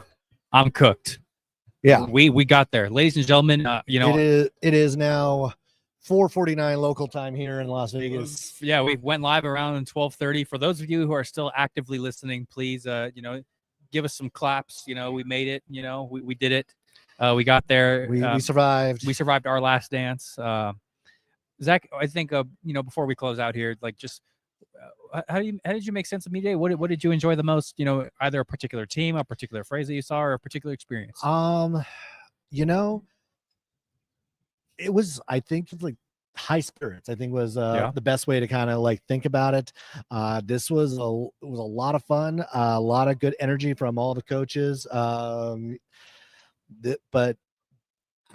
some interesting notes, thinking about what St. Mary's had to say, thinking about what LMU had to say, thinking about some of the, thinking about Portland, maybe not as maybe the bottom dweller we think they might be. Yeah. So I think there's a lot to take from this. Before we get going, we're gonna also get in our other friend. We will have our third host as Zach mans the camera again. Andy Patton, Locked On College Basketball, Locked On Zags. Zach just offered his, thoughts on, the high spirits of WCC Media Day, your first assessment, and maybe one of either your favorite interview or your favorite experience. Yeah, a lot of good stuff. I really enjoyed a conversation I recently had with Dave Smart and the Pacific players. Last year he frankly wasn't very confident about his roster and was forthright about that, which is not something you always expect to hear. But this year, that was maybe the most stark change last year to this year of it's like, oh, there's someone who likes his team now. Yeah, and I again very honest about why. I mean, last year he came in April. Didn't have an opportunity to recruit high school, from the high school rankings, was 6 weeks late in the transfer portal and didn't have a lot of money. And he said, this year we were here for a whole year. We were able to recruit in the high school classes. And we also have more money. Like our program is investing in us in a way that they weren't previously. And I think that honesty is crucial. And they have, a top 50 ranked freshman class in the country. And that's not something you talk about with Pacific basketball very often. And they, he mentioned it's, and partly because high power conference programs aren't recruiting high schoolers as much, which is true and valid, but also Pacific still ended a top 50 class. Like that's, in Zion Pitt, their freshman, star freshman, he's going to be really good. And they were, all three of them, TJ and Elias and Coach Smart, were all very amped about Pitt. So to me, I think that was a big one. They were a fun group to talk to, but I'm excited to see what Pacific basketball looks like. It's been a while since I've said that. Yeah, I mean, I think again, I think we're in the camp of we're excited to see what Pacific can do. We're excited to see what Seattle U can do. Mm-hmm. Those are two teams that I think we're bullish on. We think that the talent is there. We think they can at least make some noise. Obviously, we're not saying they're going to win the WCC. We're not saying they're going to finish top half. Maybe Seattle could finish top half. Yeah. They could, but we're saying they're not going to be the pushover that I think that they have been. Same goes for San Diego. And San Diego is going to be a lot better than they were a year ago. These are teams that they seem confident, they seem loose, and they are starting at a better spot than they were a year ago. And even Portland, that actually was kind of part of the conversation of you think about Portland teams the last couple of years that have started so poorly that it was a lot of freshmen. And this year, a little bit more of a veteran look and feel early on. So they're starting at a higher spot. And while, yes, we've all looked over the roster, we've all gotten to kind of as far as what's actually on there, it seems like they're more confident about where they're starting this year than where they were a year ago, which I think is kind of an interesting note to hear from Shante. Yeah, and Legs was pretty honest again about, hey, one of the questions I tried to ask most of the coaches was about how they kind of prioritize recruiting in an era where you can go after high schoolers and JUCO players, international players, and G League players, which usually got a chuckle out of them. But for Shante, he said straight up, we recruiting high schoolers did not work. That was his exact quote. We recruited a high school a freshman-laden team, and it was not a success. So we are now prioritizing the transfer portal, and we saw that from them this year. They're bringing in more guys in the portal, and we'll see if I think it will help in the sense of early success and not struggling as much right out of the gate. But the talent level I still think is not in a spot where they're going to be more than 10th, 11th. The one thing you can't say about Portland teams though is they have gotten better over the year. Over the course of a season, they do get better, and that's one you have Shante Legs, like he gets a lot of credit for like the fact that they do get better over the course of a season. Now, one of the notes that I don't know if it got over to your side about where St. Mary's is as far as the center spot. And I think one of the biggest revelations we got over here is that Randy Bennett said that Andrew McKeever's ready and was ready last year. Yeah. And that is a big deal. Because it didn't seem like it didn't seem like a foregone conclusion necessarily that Harry Wessels was the starter. To me, that Andrew McKeever, him getting minutes and as the starter against Arizona may not have been an outlier. Yeah, that was the sense that I got as well, and certainly a unique situation for St. Mary's, a team that I think has some opportunities to experiment with how they want this front court rotation to look like, particularly in the non-conference, and get it in a position where they get into conference play, knowing what they got in these two guys, how much they want to split them. And when you consider, that their biggest competition in this league is a team that's going to start two bigs and Graham Ike and Braden Huff. I don't think they're going to start these two guys together, but to have those two players who are both capable of contributing big minutes right away it makes them a far more dangerous team than I think we would have thought otherwise. Yeah, and the fact you think about that front court, because there was a possibility like them playing together, but I don't know if you play Morauskas with them. That seems a little odd, but that's a possibility. They could go super big and try to do it that way, especially when you consider, the backcourt is still going to be small no matter how they try to put it together, whether it be Duckett, Lewis, Dent, that's a small backcourt. It's so no matter what, it's going to be little undersized just there, but so maybe they just make up the difference with the front court and just go super big on that end. But just a lot of interesting notes, a lot of really fun conversations with every team. It's the first day of school. It's like basketball season officially tipping off. It's all these things, and a lot of content for all of us to actually end up cutting, editing, and getting it out the door. But this been a lot of fun. We've been now on, I'm looking at it, almost 4.5 hours going. Yeah, my voice is gone, and I didn't record consecutively that whole time. But no, good work, guys. This has been a lot of fun. I always love coming out here, and I'm excited to see how some of these teams look coming into the season. Obviously, last year for Oregon State, Washington State, first year for CLU. It's a lot of fun in this league. I'm excited. That's hold on. All right, as we start to head out, last thought. I am excited to see the fact that Seattle U has an opportunity with 3 key returners, John Christophilus, and then they get Braden back, Maldonado, and Malik back as well. I'm excited for this team. I think they're going to finish. Top 5. I'm going to stake my claim on that. It's where I put them in my rankings. So let's do it. Top 5 Seattle U, first year in the WCC. Final thought. Ooh, that's a good one. I'm ready to see. I'm going to go 2-prong here. One, I like Shantae's point of we're not here to prove everyone wrong. We're here to prove ourselves right.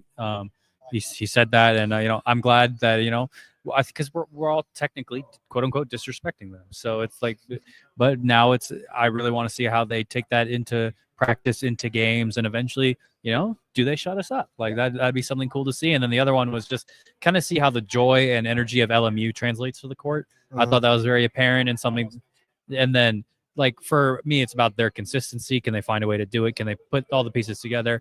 I don't think we'll have to worry about the chemistry of them putting it together. Zach, fire away. And I'm going to second the LMU notes. I think that their energy, it's a quiet confidence that they have right now. It's not, I think in years past, we've seen them the talent is there, but it didn't, the togetherness wasn't always apparent. With this group, it was apparent from the get-go. This group is together. It makes more sense. We know that this team has talent. It is about them putting together, and I think the non-conference is going to be a very telling sign about how quickly they can actually do this, because they don't have the hardest of non-conference schedules. They should be able to win 10 plus games in that non-conference schedule with the talent that they have. If they're able, I mean, all right, if they don't, they should be at least 9. If they can get 9 or more, I'm going to feel really good about this LMU team. And then, of course, the other one is I'm going to go back to St. Mary's and just the fact that this is like that center position is going to be an interesting note. I mean, we all assumed Barry Wessels was going to just be the heir, that he was going to take over after Mitchell Saxon was gone. And it turns out that may not actually be the case, that this is going to be a little bit more of a split 50 right now, probably 50-50, and who knows where it goes from there. But for a team that is in a bit of transition, who has some question marks, this was one of the areas where we thought it wasn't a question mark, and then actually just added one. And so those are probably going to be the 2 things I take. And then just the fact that it does feel like that we're in, this is the end of an era right here. It's like, this is the end. It's like, that this is the last media day with Gonzaga, Oregon State, Washington State. Next year will be down to 9. The following year, it should be at 10. We'll see as realignment continues to move along. But that's like, this is the end. It's like this Gonzaga will not be here next year. And it's going to be a very different conference, and how everyone else takes advantage of that opportunity, whether it be Santa Clara, USF, LMU. But that's my last takeaway. All right. We've reached the end of the road. Time for dinner. All right. Time for dinner. Honestly, it's 5 o'clock somewhere. It is 5 o'clock It is 5 right here. It's 5 o'clock somewhere. So we are going to be getting out of here, wrapping it up, and finding somewhere to grab some drinks and some grub. Thanks for all of you who have been watching the entire time. For those who you have been watching the entire time, that's Thomas. I'm Zach. Thanks to Andy. Thanks to all the coaches, the players, the WCC staff for setting this up and letting us be down here for another media day. Thanks for watching, everybody, and we will catch you later from back home.